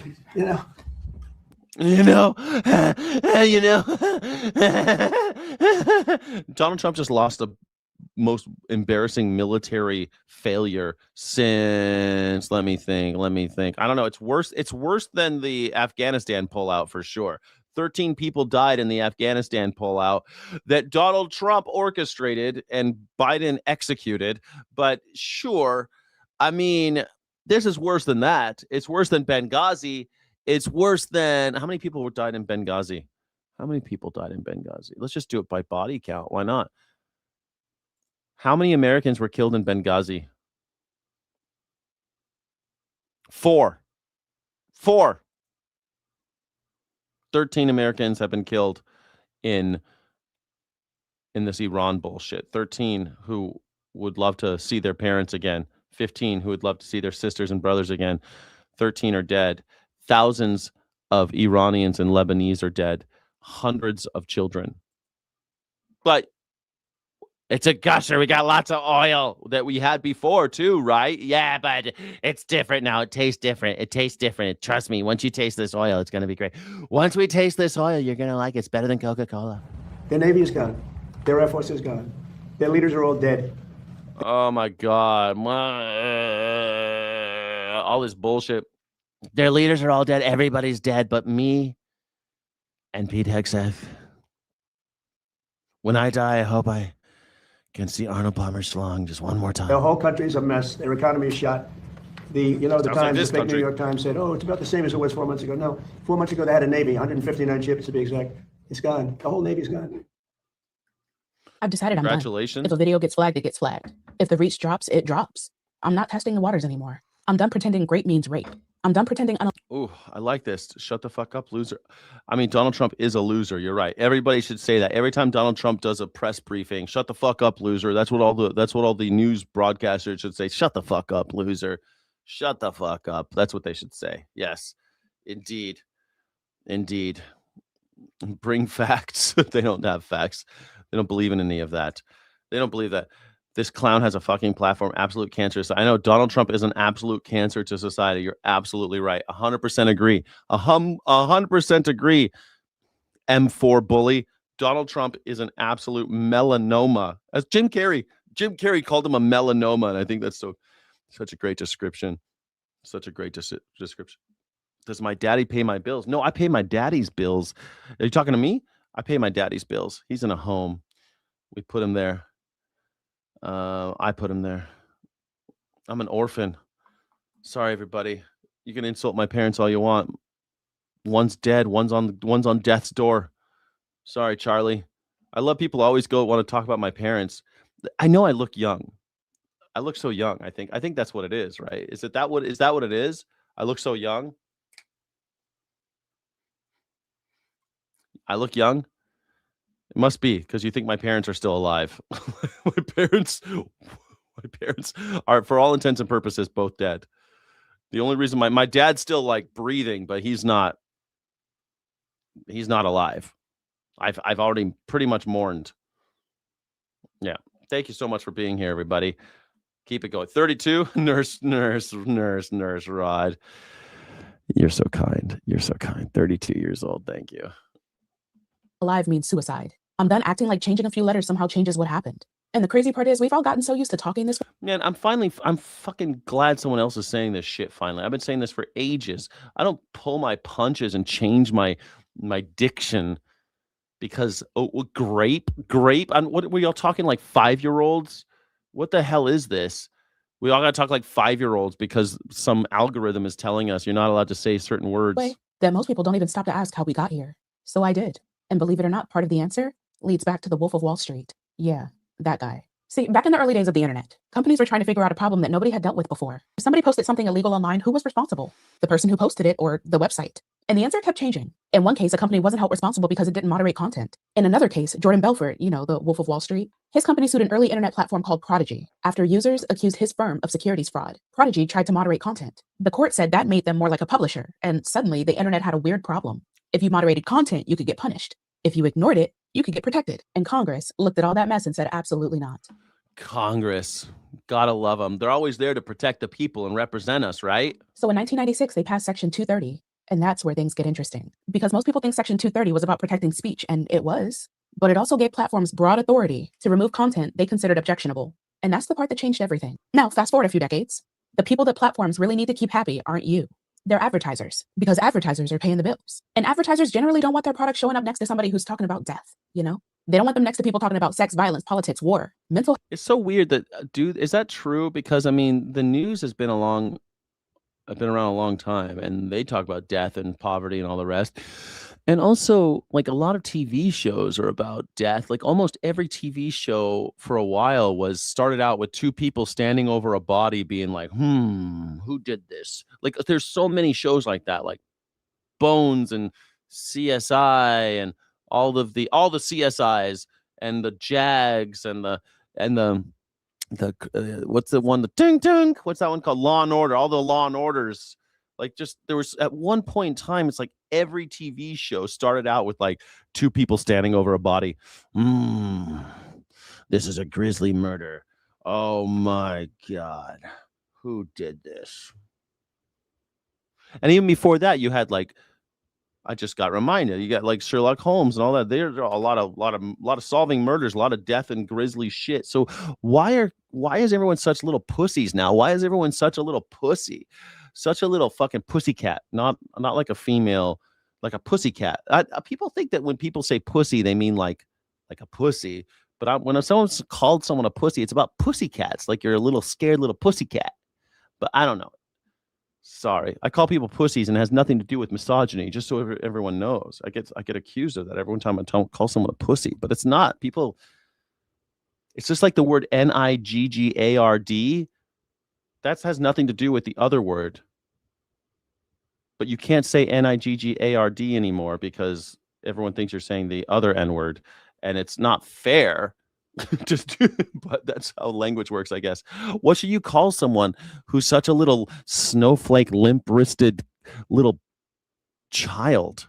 Why is everyone such a child? I can't hear naughty words. Health. Basically anything involving human beings living actual human lives. So creators adapted, not because we wanted to, but because we had to. Suicide became unalive. Rape became grape. Sex became segs. And somewhere along the way, we all started acting like this was normal. But lately, I've been thinking about how strange that actually is. Because rape is a real word. Suicide is a real word. Abortion is a real word. Genocide is a real word. Those real words describe real things that happen to real people. And sometimes I think changing the language makes it easier for people to look away from the reality. Then in 2018, Congress passed FOSTA SESTA. The goal was to fight sex trafficking. Nobody's arguing with that goal. The problem is what happened next. Platforms got even more aggressive. Sex education content got removed. LGBTQ resources got removed. People who were just trying to share information suddenly found themselves caught in systems that couldn't understand the difference between education and exploitation. According to a Government Accountability Office report, all of that disruption resulted in exactly one federal prosecution, at least during the period that they studied. Just one. So the more I looked into this, the more I realized something. The internet didn't teach us to talk this way because words are bad. The internet taught us to talk this way because platforms are trying to avoid risk. Yes. The corporations want you to be a little cattle, behave the way we say. Like whenever I hear fucking Dean Withers, man, Dean Withers, he always talks like that, talks like he's a walking censorship bureau.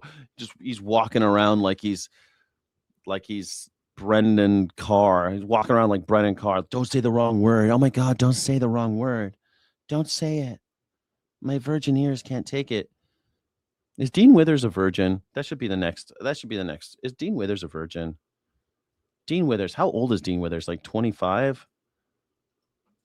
How old is Dean Withers? He's only 21. He's probably a virgin, right? He must be. These kids, man, they don't like girls anymore. Or boys. They don't like sex anymore. They don't like having fun anymore, these kids these days. Damn. I was 15. It was too young. I was too young. I shouldn't have been doing it at 15. But like high school, you normally, start learning how to do things, right? Am I wrong?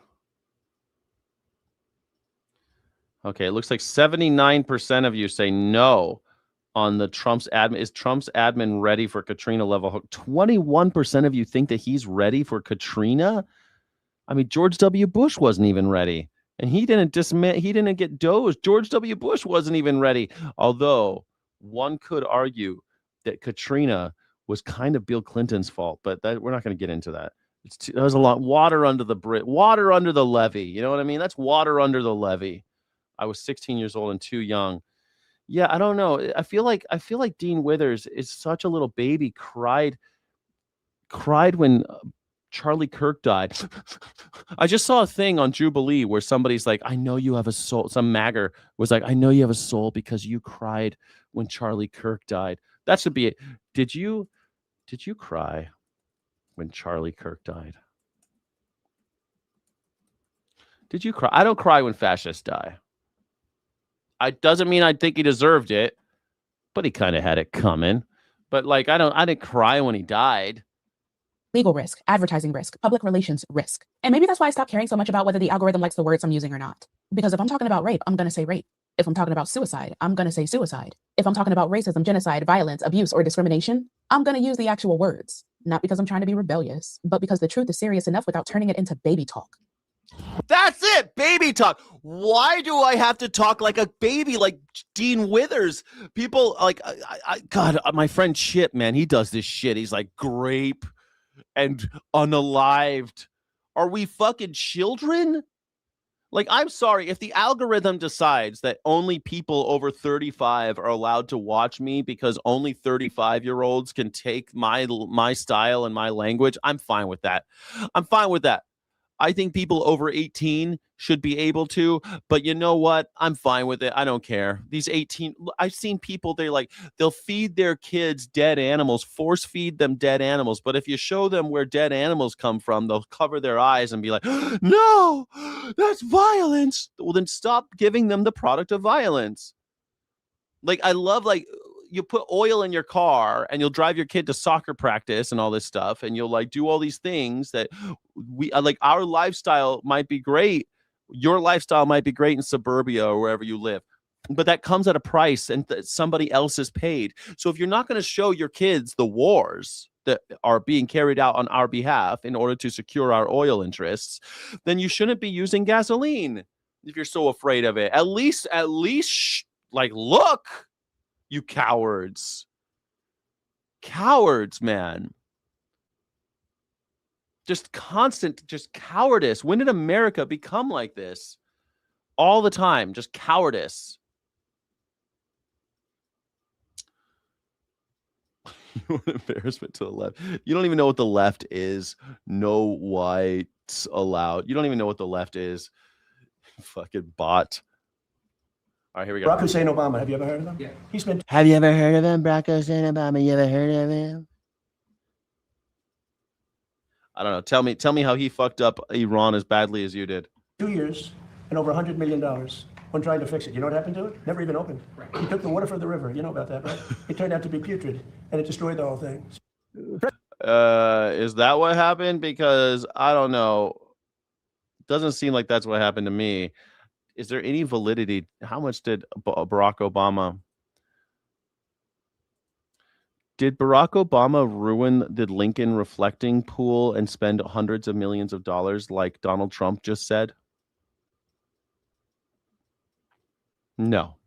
Donald Trump's claims about Barack Obama are false. Former President Barack Obama did not ruin the Lincoln Memorial reflecting pool, nor did he spend hundreds of millions of dollars on it. According to federal records, the Obama administration spent $34 to $35 million on a massive 2-year overhaul completed in 2012. This project completely re-engineered the pool to replace its leaking century-old structure with a modern water filtration and circulation system. Donald Trump made these statements to deflect criticism of his $14.7 million snap renovation project he ordered for the pool ahead of America's 250th anniversary festivities. And that's all we're talking about now. Go America! 250 years old, still can't figure out how to resurface a pool. Somehow we made ourselves this mess, yes. Obama's better in every way. I mean, I don't know if I can agree with that, but I mean, Obama at least...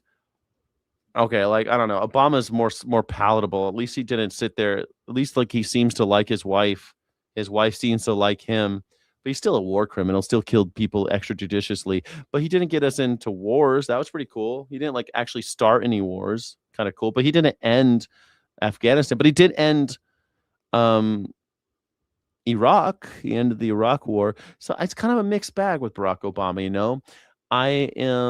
He still deported a bunch of people and he built a bunch more, expanded the concentration camp system in America, but he also did DACA. He had the Dreamer program. So, he didn't split up families. I don't know. It's a mixed bag. Deported more people than any other president in the history of America, including Donald Trump. And yet did it with he only had to murder 54 of them. Donald Trump killed 34 in his first year. He's killed over 60 now.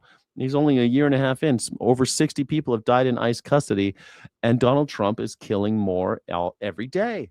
60 people have died in ICE custody, more shootouts with agents than any time in American history. So is he worse? Sure. Is he different?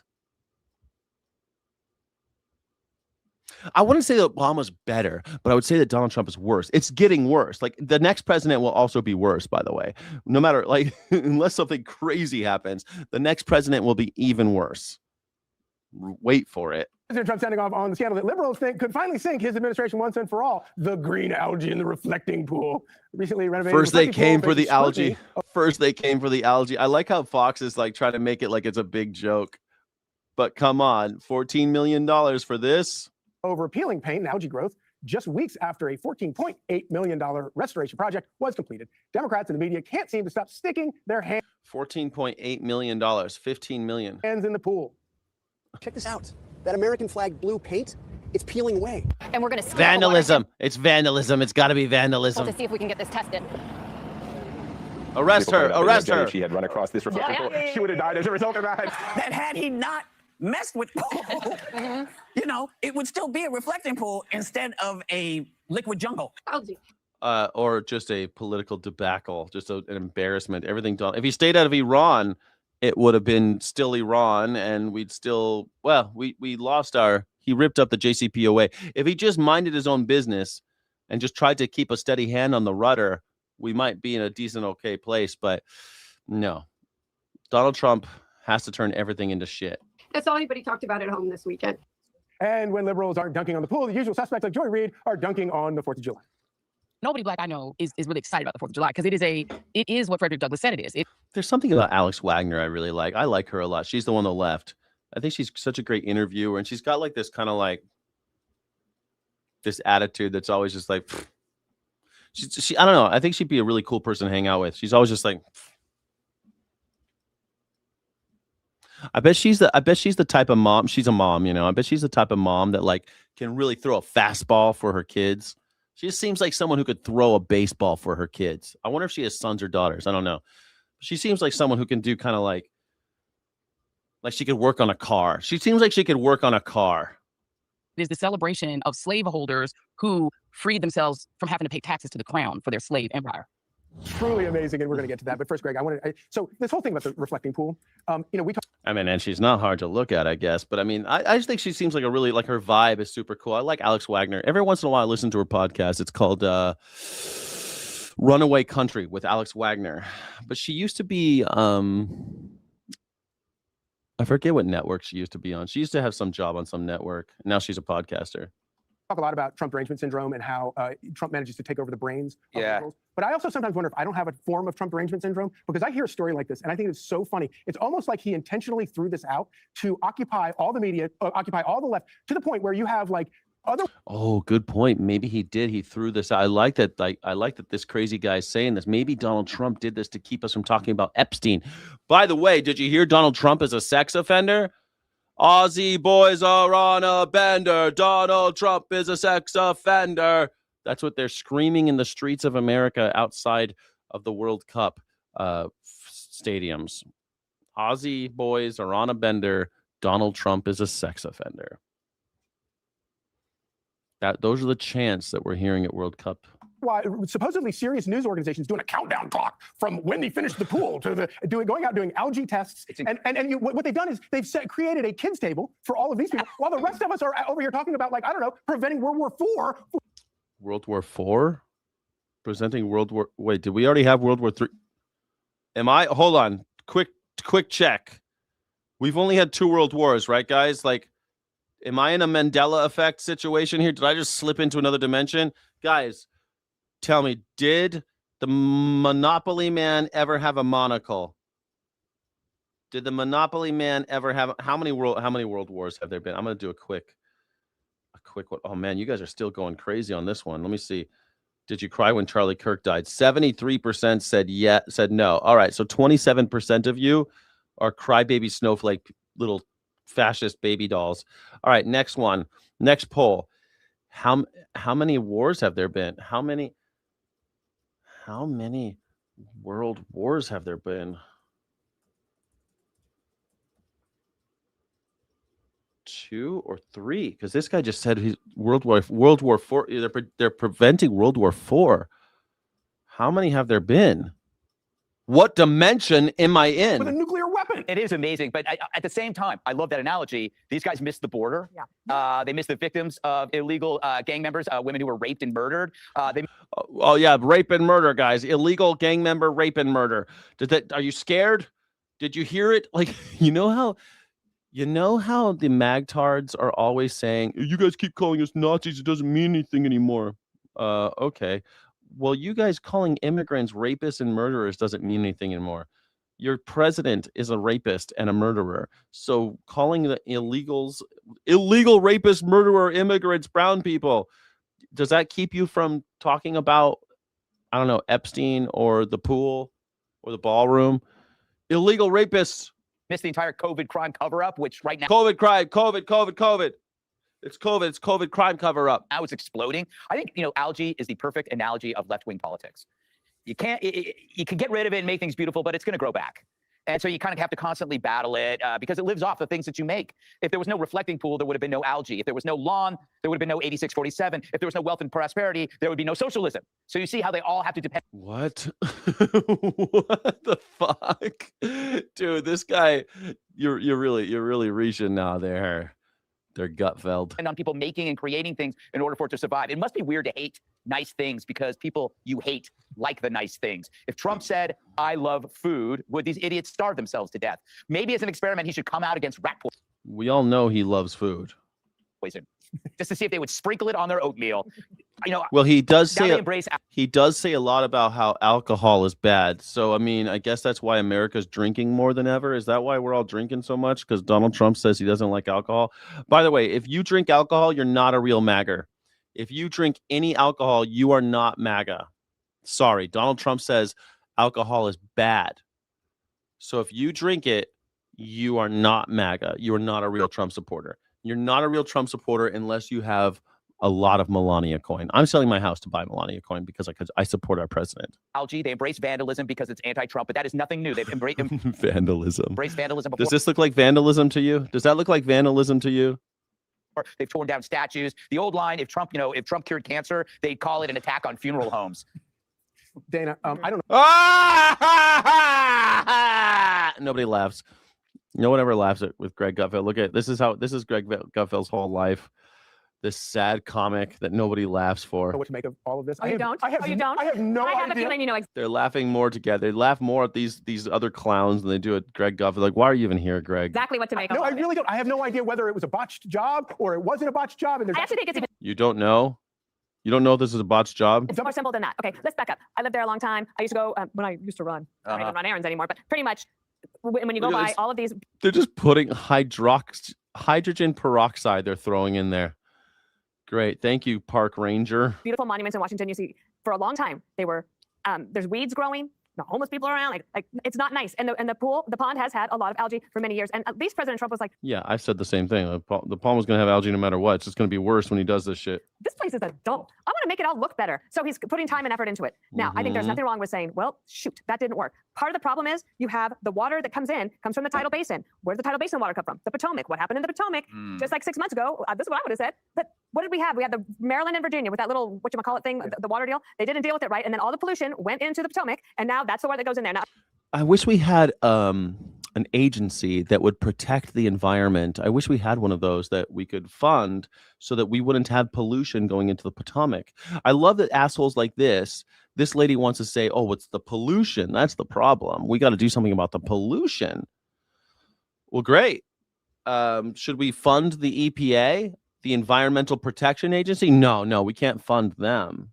We got to fire everybody at the EPA. So you're blaming the environment, the pollution, but you don't want to do anything about the pollution.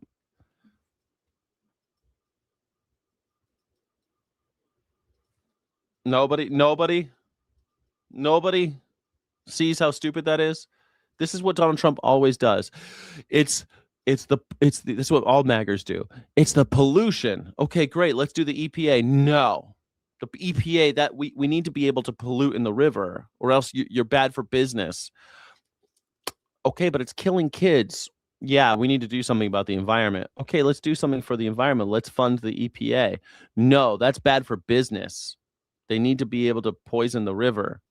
Okay, but it's fucking up the reflecting pool. You're right. We got to do something about the environment. We got to protect it. Okay, cool. Let's fund the Environmental Protection Agency. No, that's bad for business. Businesses need to be allowed to pollute the rivers.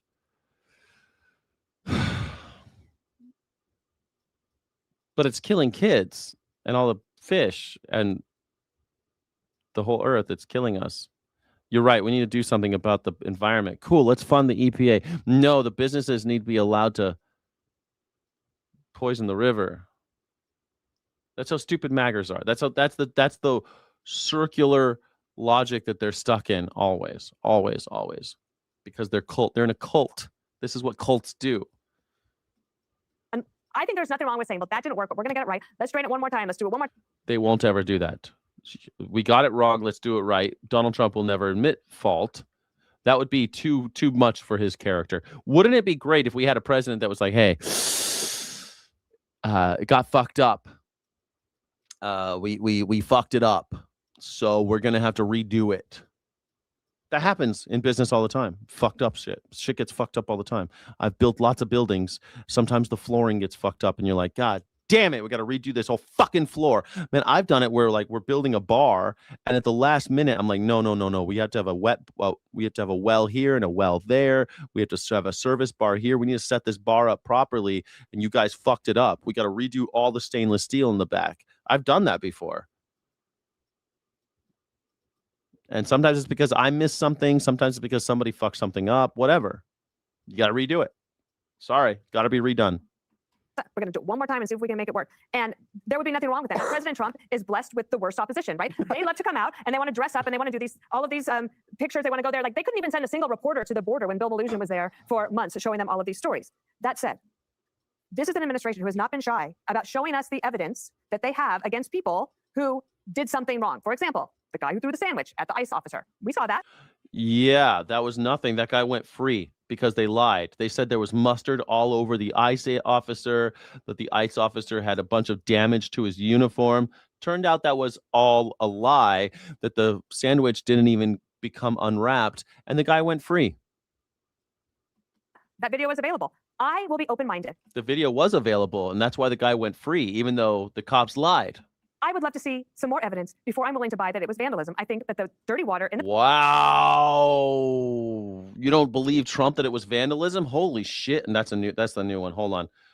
God damn, you guys. Okay, most of you are still on the same planet as me. There's only been 2 world wars. Rad. Thank you. I'm glad that I'm still in the right dimension. The 25% of you who said that there was 3 world wars already, check to see if the Monopoly man has a monocle. If he does, you're in the wrong dimension. In my dimension, he doesn't actually have a monocle, okay? Just check for it. Check for it. Man, does MAGA, do you believe the reflecting pool was, the R pool was vandalized? Do you believe that? Oh my gosh. I mean, this lady, I forget her name right now, this blonde, she's saying that she doesn't believe Donald Trump. She wants evidence.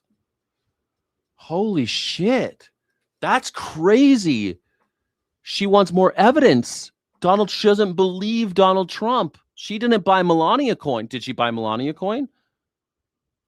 She didn't buy it. It looks like 19% of you have bought Melania coin already. Okay, great. That's incredible. I'm shocked. I'm shocked that she said that. Potomac, which you could trace. If you want to blame somebody, you could trace it back. You could find a way to do that. Or you could just say, let's just fix it. We have 4th of July coming up and we want it to look beautiful. I love that. I love that. People taking accountability. That would be rad. You think Donald Trump has it? Do you think Donald Trump has it in him to accept accountability? Say, I fucked up the pool. I'm going to redo it right now. We got to do it fast. I need another $10 million. Do you think he could do it? We got to do it right now. We only have 5 days. What's the date today? The 23rd? Okay, we've got about 2 weeks, not less than 2 weeks, but almost. We have about 10 days. We got to do it fast. We got to drain this fucking thing. Do it now. I'm the president of the United States. Get this shit fucking done. Or hire a third party. Hire somebody that knows what the fuck they're doing. Delegate that shit. Donald Trump is the biggest micromanager. Did you see him when he fucking drove out? He drove his car onto the, come to think of it, maybe that's what caused all this problem, is him driving his car. Remember he did the cavalcade? He did the car caravan onto the reflecting pool when it was drained. Maybe it's him that fucked it up. That makes sense. He fucked it up. I'm blaming Donald Trump all around. Who else's problem is it? I didn't even know those guys.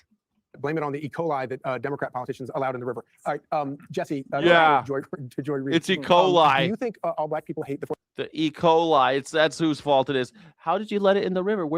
How is E. coli in the river? Can anybody guess how E. coli gets into rivers? Can anybody guess? Anybody? Bueller? That's right. It's animal farms. There's only one place E. coli comes from. And by the way, people who die of urinary tract infections, if you've ever had a UTI, it's because you eat animals, you dumb bitches. That's why.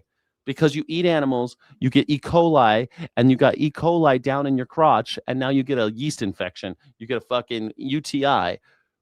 But hey, that's also how it gets in the river. Same thing. Animals, dead animals, animal shit. That's how it gets in the river. 4th of July? No, they love it. And she says she celebrates Juneteenth. That's her real 4th of July. I don't even believe that, okay? I celebrate Juneteenth. I was off on Juneteenth, okay? She worked on Juneteenth. So I don't even buy it. On the what?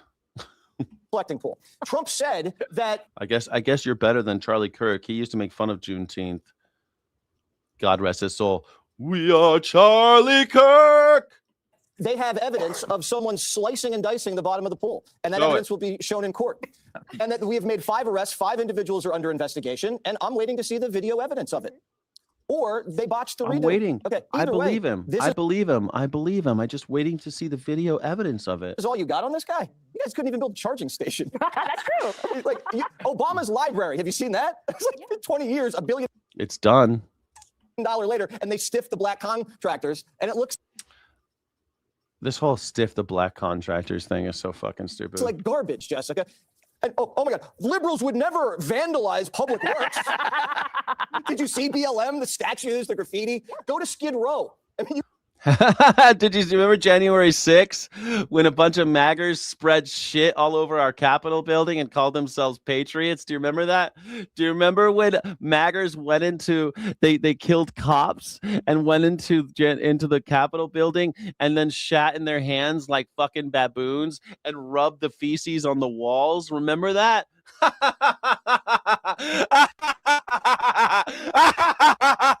guys are disgusting. You guys make a job out of destroying cities. Man, he's getting more laughs than Gutfeld got.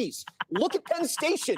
It's a horrible place to be. And you're pointing a finger at a pool he's trying to make better? Come on, Jessica. But liberals built Moynihan Station, which is train paradise. It is beautiful. Okay, so It is beautiful. now. Okay, the reason, and I'm not pro wearing. What the hell is Moynihan Station? I don't even know what she's talking about.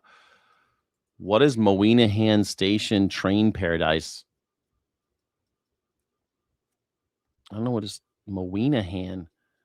Moynihan Station? Moynihan Station?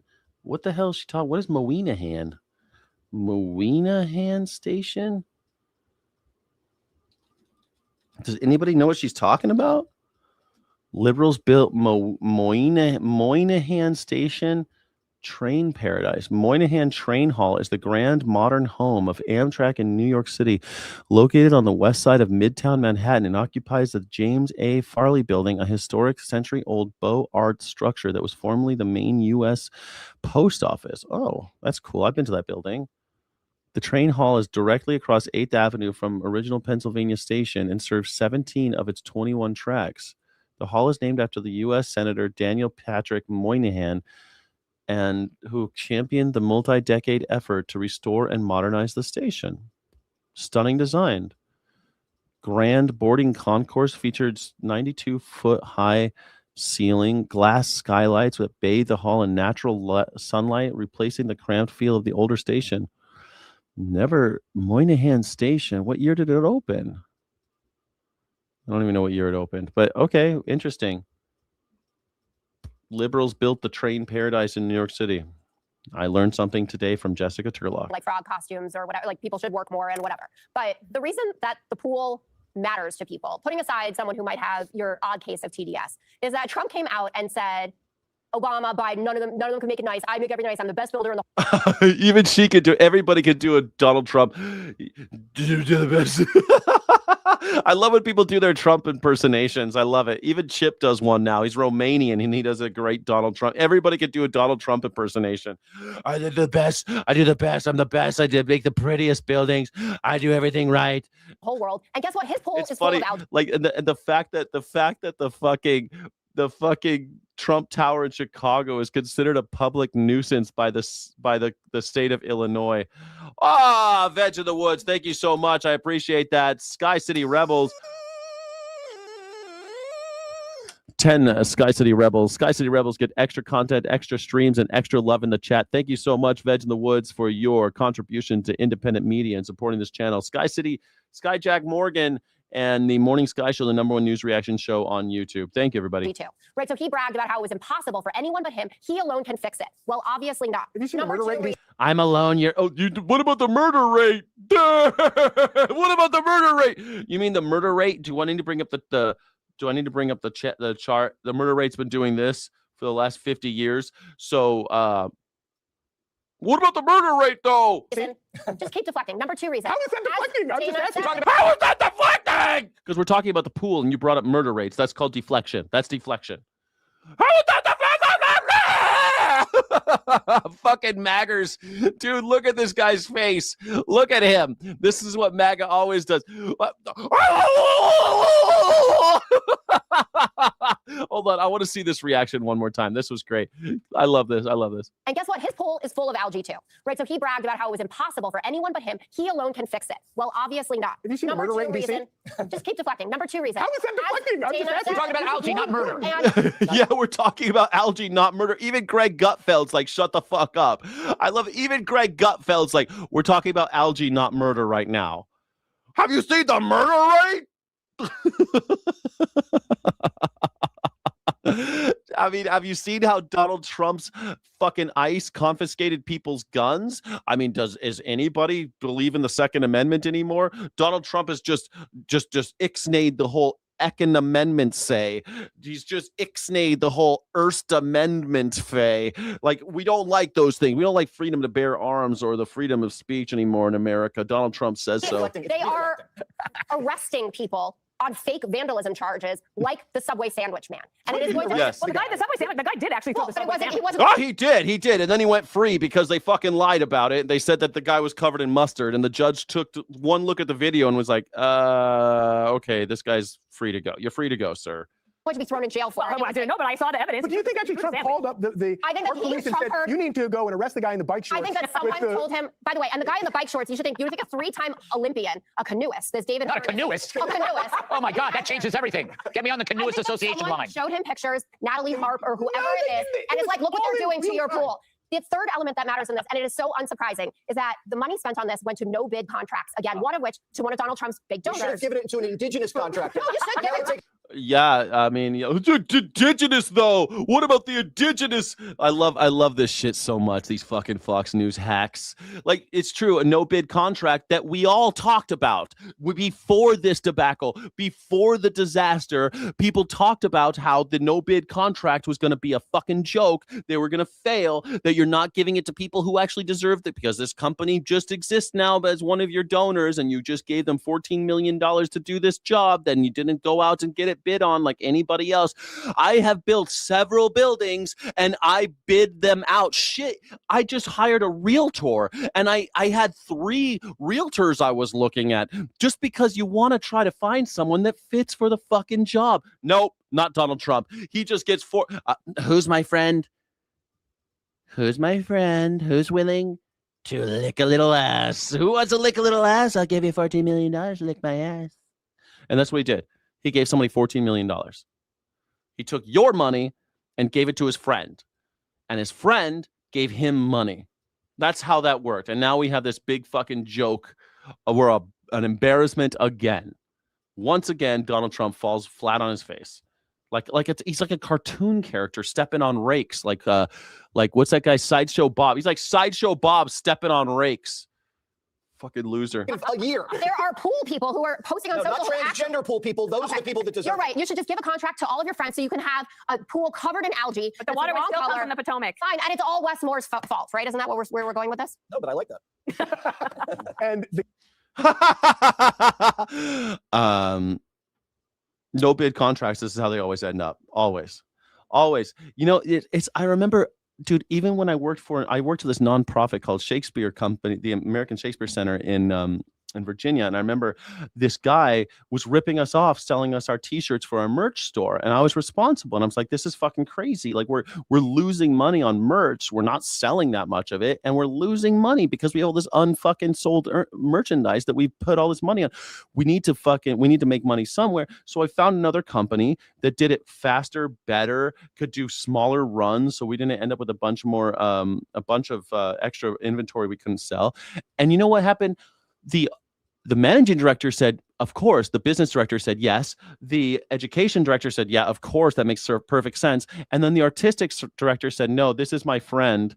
And we do business with this guy because he's my friend. And you know what? We continue to get ripped off. And our donors continue to be, I think, defrauded. I think that means that your donor base, the people who are giving you money in good faith are being defrauded from that money because you aren't being good stewards of the cash that they have advanced you as a 501c3, as a nonprofit.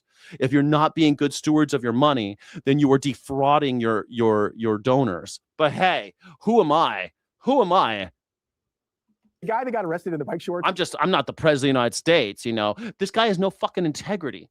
Like, how do you look at this pool thing and you're like, well, what about the murder rate? Like, dude, whataboutism does not save you from the rake stepping, constantly stepping on rakes. All I'm going to say is the canoeist, the Olympic canoeist who got. And Danielle, listen, D-anal. I don't know why you keep saying shit about Donald Trump has been convicted of fraud. 34 counts of fraud, convicted. So I don't know who you think you want to tell me a Democrat and who's president who's been convicted of fraud. Let me know. I hate the Democrats. I'd love to react to any Democrat fraud conviction. Please let me know, because I love talking shit on Democrats. I'm not a fucking Democrat. Arrested in his bike shorts. Donald Trump has a much better mugshot. I would far rather have Trump's mugshot than that. Be sure to like and subscribe. See how you do it? MAGA's like, oh, it's not about the mugshot. It's not the fact that that Donald Trump committed a crime and another person has been falsely arrested for, you know, he's going to go free. The guy's been arrested for vandalism. You know, he's going free. There's no fucking way that guy's going to do time for vandalizing the pool. Okay. So this guy got arrested for nothing. Donald Trump is a convicted felon, but you're going to say that what matters is that Donald Trump looked better in his mugshot. All style, no substance. And the style sucks too. His mugshot looks like a fucking joke. It looks like he's trying to look like a badass. He's an 80-year-old man who wears shoulder pads like he's a linebacker. What do you need protection from, Donnie? His shoulder pads, like, I don't even have shoulder pads. This is what a man looks like. He has shoulders. Donald Trump has to have shoulders that come off of his shoulder. He has to have shoulder pads that make him look like he's a fucking Romulan commander or something. Like he's in Star Trek. Like he's a fucking, he looks like an alien clown. He looks like a drag performer. But his mugshot looked so fab. His mugshot was fab. A story in 5 words. Speaking of, I have to watch Greg Gutfeld every day. I'm sorry, everybody. If you want to leave and come back, I get it. But Greg Gutfeld, we have to watch it because he is the stalking horse of the fascist movement in the United States of America. Thank you so much for being here. I appreciate you. Please like and subscribe. If you don't like it, you're banned. If you don't subscribe, you're banned. I'm banning anyone who doesn't subscribe. I'm going to ban you. I'm going to ban your whole YouTube account. You're banned from everything. You're going to get banned from YouTube altogether if you don't subscribe to this channel right now. Unhinged host taps unhingier fill in. All right, Pat. So this is an interesting story. Jimmy Kimmel announced he's taking 2 months off. 2 months off. Oh, plus. And his guest host, one of them will be Rosie O'Donnell. Now, do you think this is a choice not for the audience but for himself? Exactly. Like it's like imagine you picking somebody to get back at an ex-boyfriend. That is what it is. Yeah. It really lays bare what he sees the show as. Yeah. And it's not, I'd like to make people laugh. Yeah. That's not what it is. It is, you could see him getting so excited about it, right? Yeah. You can see him like, oh, I know how I'm going to get him. Yeah. But that's what the show is. I know how I'm going to get him. Right. That's what the whole show is at this point. I know how I'm going to get Donald Trump. The best thing Trump could do would just be completely ignore it. Yeah, but that would be the best thing for Trump to do, but you know he cannot do that.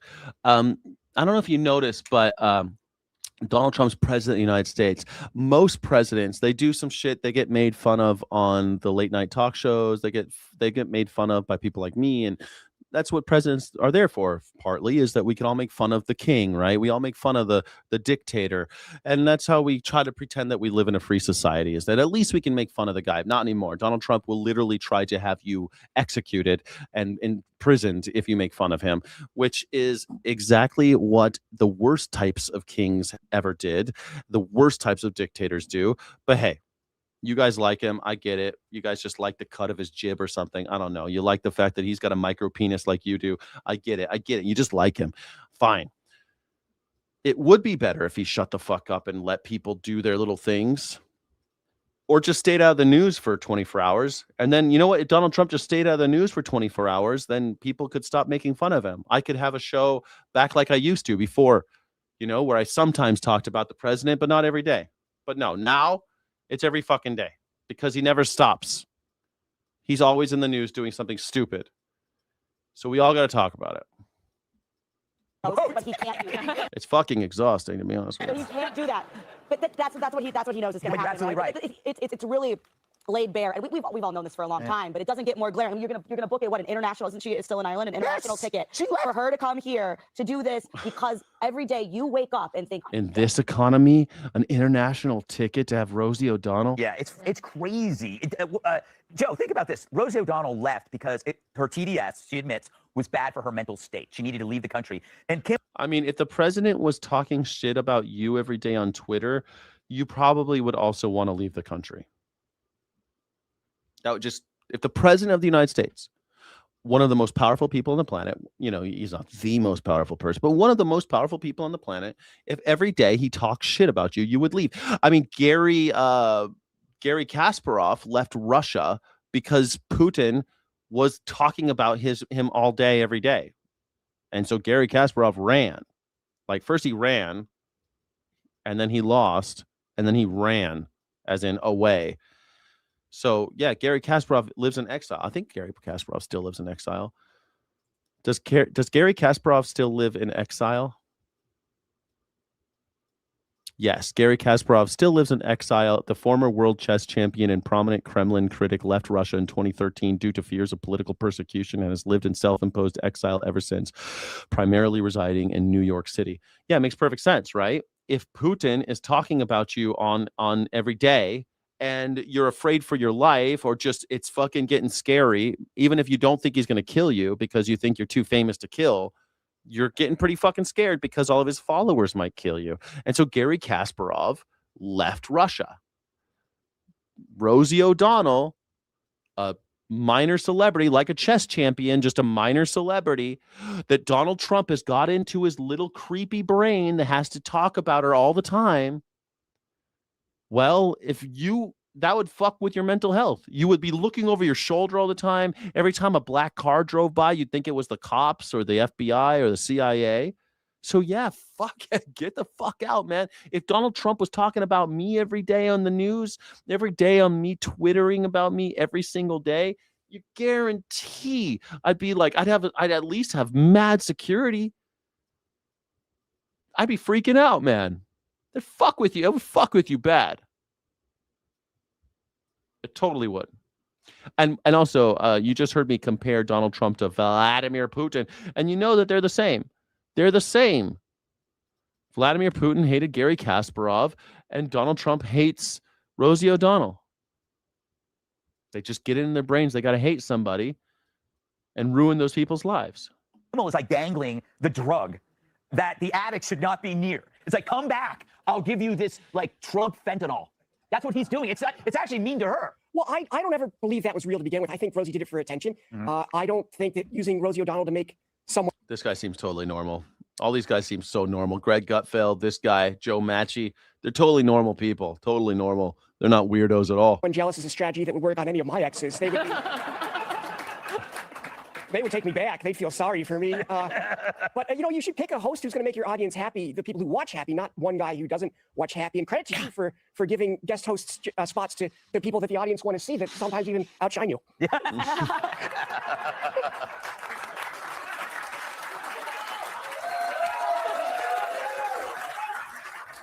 All right.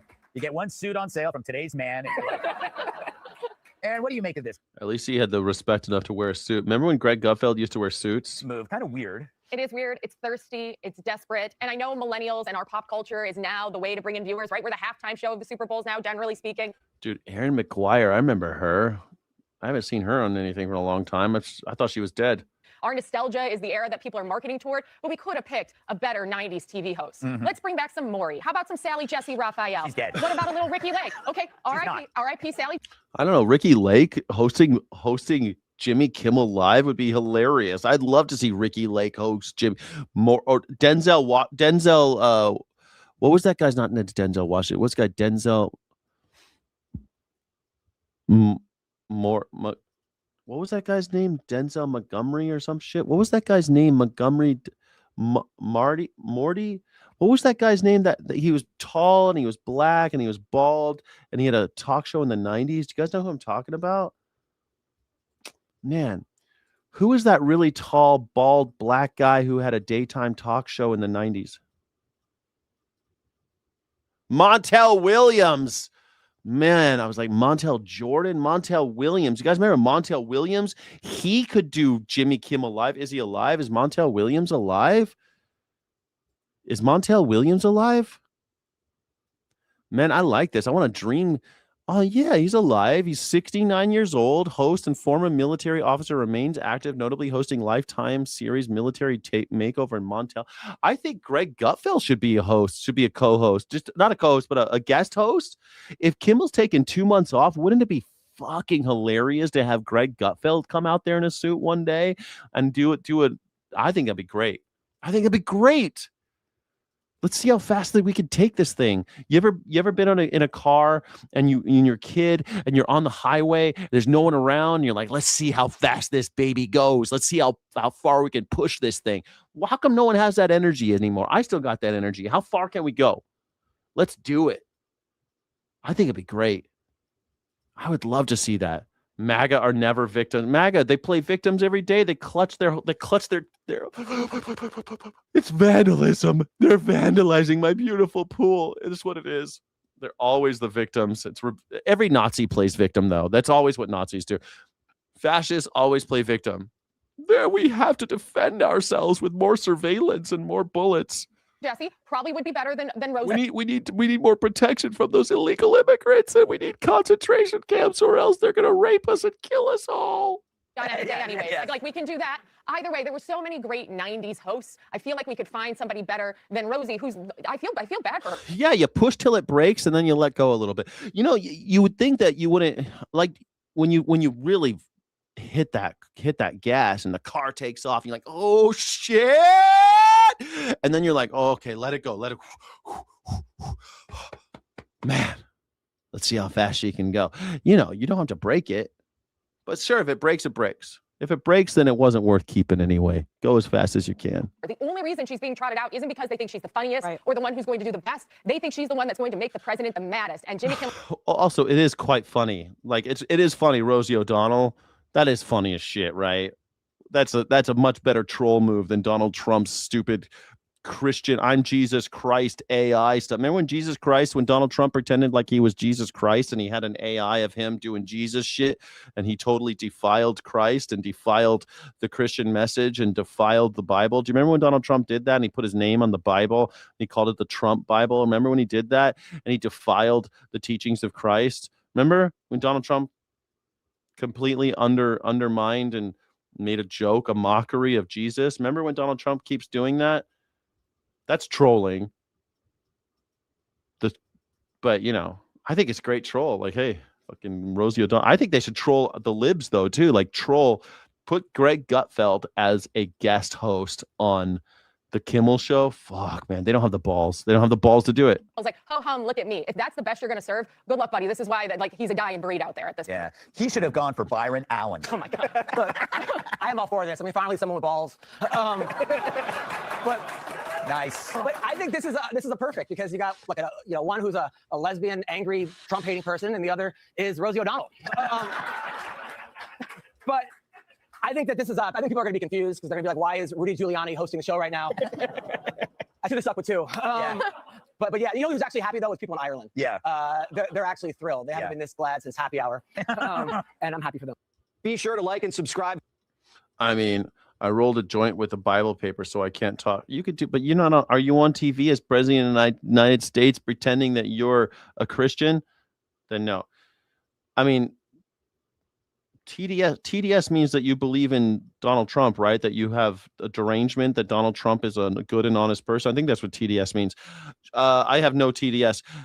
Do you think I don't believe you believe in Donald Trump though, unless you own Melania coin? How much Melania coin does everyone own? Put it in the chat. How many Melania coins do you own? Because I'm selling my house in order to buy more because I believe Donald Trump never told a lie. I believe that it's going to the moon and it was not a pump and dump scam and it is not a rug pull scheme. This is the real deal, everybody. It's going to the moon. It's just getting ready to take off. It's just a matter of time before Melania coin straight to the moon. You got to be in it to win it, though. You got to buy it. I heard that if you buy Melania coin, if you buy 1,000 Melania coins, she sends you a signed, glossy, naked picture of herself. I've heard that. of her on the Epstein plane posing. You know those pictures that she took naked on the Epstein plane? You can look at them online, but that's not the same. She will sign it. Her signature looks weirdly like his, but she'll sign it for you and send it to your house if you buy enough Melania coin. Buy Melania coin today. You own all the Melania coins. Okay, but right now they're only worth 7 cents. So we can buy them from you. It's going to be great. I can't wait, man. I can't wait to buy Melania. I can't wait to sell this house. I can buy more Melania coin. It's going to be great. Here's a fun fact. You don't have to vote for a sit sandwich A or sit sandwich. Do right in votes. Yeah. Oh, I forgot. If you don't vote for one or two party system is wasted. I completely agree. Daniel, I don't think you should vote for either of these assholes. I don't think I'll ever vote for a Democrat again. I don't think I'll ever vote for a Democrat again for the rest of my life. And as president, no. Maybe in like in the smaller elections, but like president, fuck no. I'm gonna write in Bad Bunny. I'm writing in Bad Bunny every presidential election until I die, probably something like that. I'll just keep writing. I'll write in Vladimir Putin because that's who the real president is anyway. Trump wishes he was Putin. Trump serves Putin. Trump works for Putin. Trump is Putin's bitch. Trump does what Putin says. He's his lapdog. It's great. It's good times. Trump never lies. Exactly. Trump never lies. Buy Melania coin. It's going to the moon. Amid the challenges and triumphs he never lies. Just like Sean Hannity. God, is Sean Hannity dying? I swear to God, I watch Sean Hannity every day, and I am watching the gradual decline of this man. Look at this guy. This guy looks like a fucking bloated corpse. Is he already dead? Is this Weekend at Bernie's? Is he dead? Is he dead? Don't forget that I think Bernie died of a heroin overdose in the movie. What killed Sean Hannity? How long has Sean Hannity been dead? Judging by the rate of composition, judging by the state of the corpse, I'd say he's been dead for about 48 to 72 hours. Man, Sean Hannity's he ain't looking good. And he's talking like he's so sick. I'm joking about how disgusting he looks, and I hate him very much. But honestly, I think that he's got some major health problems right now. The country. I keep Googling it. See how he's like watch him, watch how much he sniffs. Like if this were a drinking game, watch. Amid the challenges and triumphs across the country, Democrats, they are obsessed with a pool that actually reflects a lot more than the Washington Monument. Tonight, it serves as a reflection into the lack of a soul of a party, the Democratic Party, driven by nothing but hatred and rage for all things Donald Trump. They are rooting for his failure. And in this case, they're even rooting for algae. Now, there have been, pro-algae protests around the reflecting pool. And according dude, this isn't normal. He didn't used to talk like this. There's literally something. I mean, I know I'm making a joke about it because I don't mind if he dies, but I think there's seriously something wrong with Sean. I keep on Googling, like, how sick is this guy? But Google doesn't tell me. They say he's fine. Google tells me he's fine. We're all supposed to believe that Sean Hannity's fine, but he's not. Something's going on with Sean.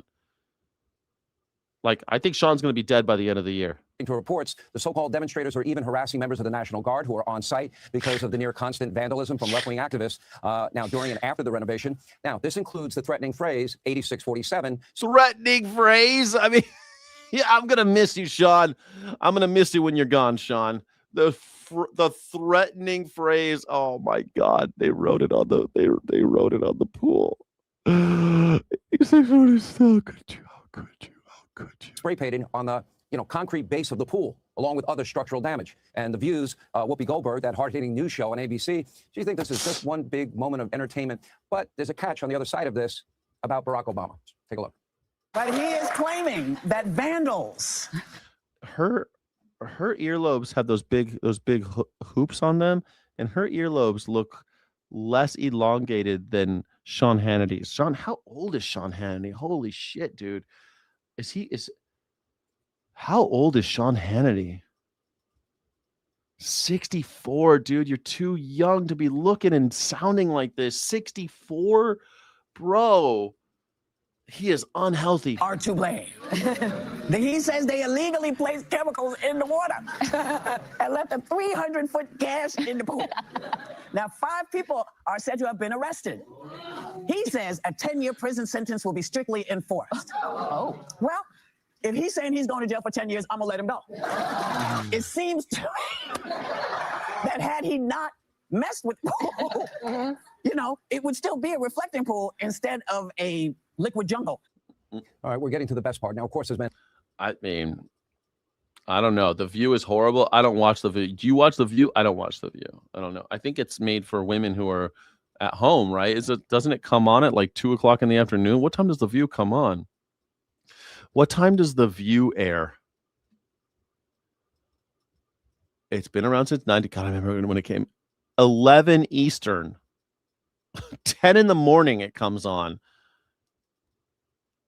Saturday and Sunday. It's only on Saturday and Sunday. I thought it was on the weekdays. Schedule The View. Saturday and Sunday, 7:30, 9:30 a.m. Eastern, and Saturday at 12:30 p.m. Is that right? Weekends? No, it's weekdays. But why is it on the... Hold on. The View is the most watched daytime talk show for 5 consecutive seasons. It's on ABC at 11 Eastern, 10 Central and Pacific. So it's on after you drop your kids off at school, right? You drop your kids off at your school, you go watch The View. I don't know. I don't watch The View. I'm doing this shit. Never-ending coverage from the legacy media mob about the state of water in the pool. Camera crews on site from nearly every network. Water samples, expert interviews, in-depth coverage every second of every day. So-called journalist Democrats have whined in unison. So-called journalist Democrats. Do you remember when Sean Hannity called himself a journalist and the Fox News company had to contradict him and tell the courts that he was not a journalist but an entertainer, and Sean Hannity was almost accused of perjury, and he had to say, no, I thought I was a journalist, and he had to renege and say, no, I'm an entertainer. Do you remember when that happened? That was pretty fun. I like shit like that. Now he's making fun of other people being so-called journalists. Oops. About the cost of this project, seemingly forgetting this very one important part. We had a president. His name was Barack Hussein Obama. He conducted a renovation of that reflecting pool. He did it in 2012 at roughly double the cost. And the result of Obama's $34 million 2-year project, a reflecting pool that continued to leak and a massive algae problem that he had. I don't know. I've been there several times since Barack Obama was president, and there's always been algae in it, but this is worse. I told you it was going to be worse when we decided that we were going to resurface it. It was going to get worse, that if you wanted to do anything there, the best thing you could do was to solve the algae problem, and painting it wasn't going to do that. And now look, here we are. Nobody had the balls to say that to Donald Trump. I knew it. Everybody knew it. Anyone who's ever been to Washington, D.C. knew this, except for Donald Trump, because he doesn't listen to anybody. I know a guy. He gave me lots of money, and we're going to have him do the pool, and no one else is going to bid on this job. Nobody. In fact, the pool remained in a sad state until President Trump started his own renovation. But according to failed Minnesota Governor Tampon Tim Walz, quote, the pool was fine. Administration found an imaginary problem, said only they could fix it, didn't listen to the experts, hired buddies who grifted millions, failed miserably, and bragged how great it went. None of that's true, but coming from Tim Walz, who seems to care very little about the truth, and that's the same governor that presided over the single worst tax fraud crisis in the history of the state of Minnesota. Hasn't shown a lot of concern about fiscal responsibility. Sadly, this obsession over the reflecting pool extends well beyond a hatred for President Trump. Many on the left, they just hate America. How many times have I... Oh, they hate America. That's what it is. You hate America. If you look at this embarrassing debacle and laugh, that's because you hate America. Donald Trump hates America. Donald Trump is deleting our history. Donald Trump hates everything that America stands for. He hates the Constitution. He hates American people. He hates freedom of religion, freedom of speech, freedom. He hates the 13th Amendment, hates the 14th Amendment. He loves the 5th Amendment, but all the other ones he hates. He loves the 5th Amendment for himself, but everybody else, due process, doesn't like that shit. So it's a kind of a mixed bag on the 5th Amendment, but he hates America. Donald Trump is anti-America. There's nothing. That's the thing that's so sad is that even George W. Bush, Barack Obama, Biden, they all suck, right? They're all assholes and war criminals, but they all seem like they actually liked America. Donald Trump fucking hates America, hates it. He hates America. He would love to live like China or Taliban controlled Afghanistan. He'd love to live that type of life, like a Saudi royal family. That's not how we do it in America. Put on a pair of jeans and get to fucking work, Donald Trump. Go fucking work on the goddamn pool yourself, you piece of shit. Like, roll up your sleeves and get to fucking work. I need a ballroom to have parties. Fuck your parties. Get a pair of jeans. Get to fucking work. Getting my goddamn gas bills lower. Get to work getting my goddamn grocery bills lower. No? Get to work getting my fucking healthcare bills lower. Get to work doing goddamn anything instead of partying with your boys and pretending like you're king shit. Get to work. Donald, 25% of Donald's time so far has been spent on golfing. So far. How much golf can this asshole play? This old piece of shit. If you wanted to golf, stop being president. We need someone who fucking works for us. Get to work. God damn. What has he done? Everything he's literally he's just Sideshow Bob stepping on a series of rakes, getting smacked in the face and thinking that he's going someplace. And he ain't going. You're not going anywhere, Grandpa. You're just walking around in circles, stepping on rakes. Said if the dog bites, the bee stings. If you're feeling sad, blame Trump. If Trump cures cancer, they find a reason to hate him. Take a look. I like that this gay boy just referenced a show tune. When the dog bites, when the bee stings.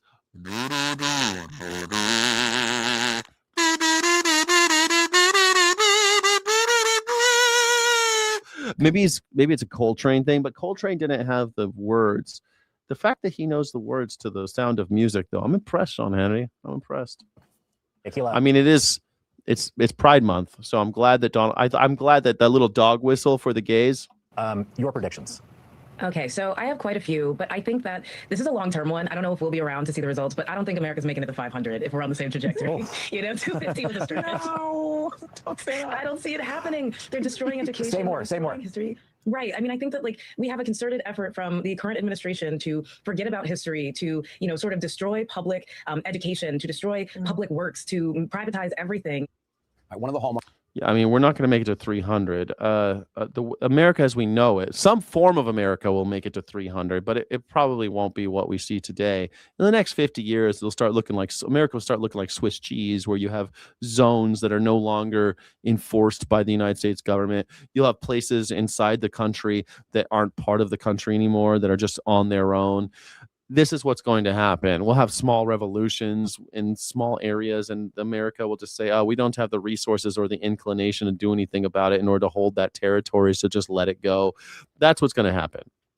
Places like New Mexico or even Texas, they'll maybe, I don't know, Texas, but maybe Texas, for example, just says, you know what, we're going to do our own thing, and America is going to be like, we don't have the resources to hold you to that, so I guess you are. Probably not first. It probably won't start with Texas. It'll probably start with other places that they'll just cut off, like Mississippi. We'll just say, we don't need you anymore.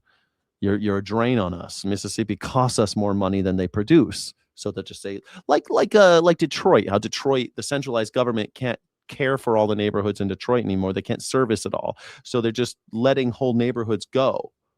And now there's still nice pockets of Detroit, the bright parts, and there's the gray parts, and there's other parts that have just gone dark, and they've just been reclaimed by nature. And there's still people living there. They're living off of generators, and they don't have running water. There's still people living in those parts of the city, but they're doing their own thing now. They're just in the wind, so to speak.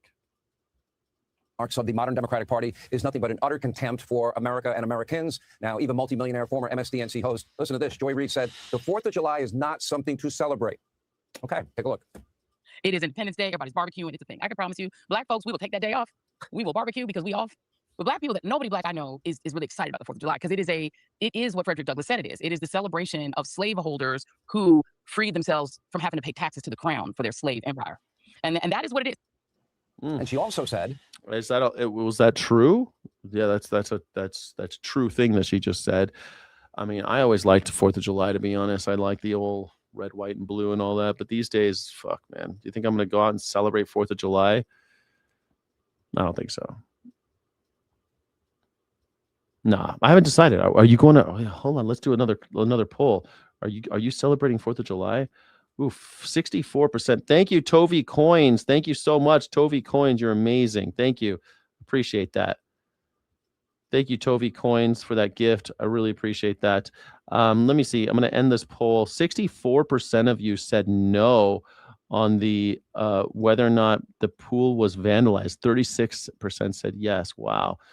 Wow. Okay, so let's do this. I want to see, do you have big plan? Oh, no, not just big plans. Do you really celebrate the 4th of July? I mean, because what she said is like, we'll grill, we'll take the day off, but we're not really celebrating. I don't know, like real. How would you say that? Like not really, but would you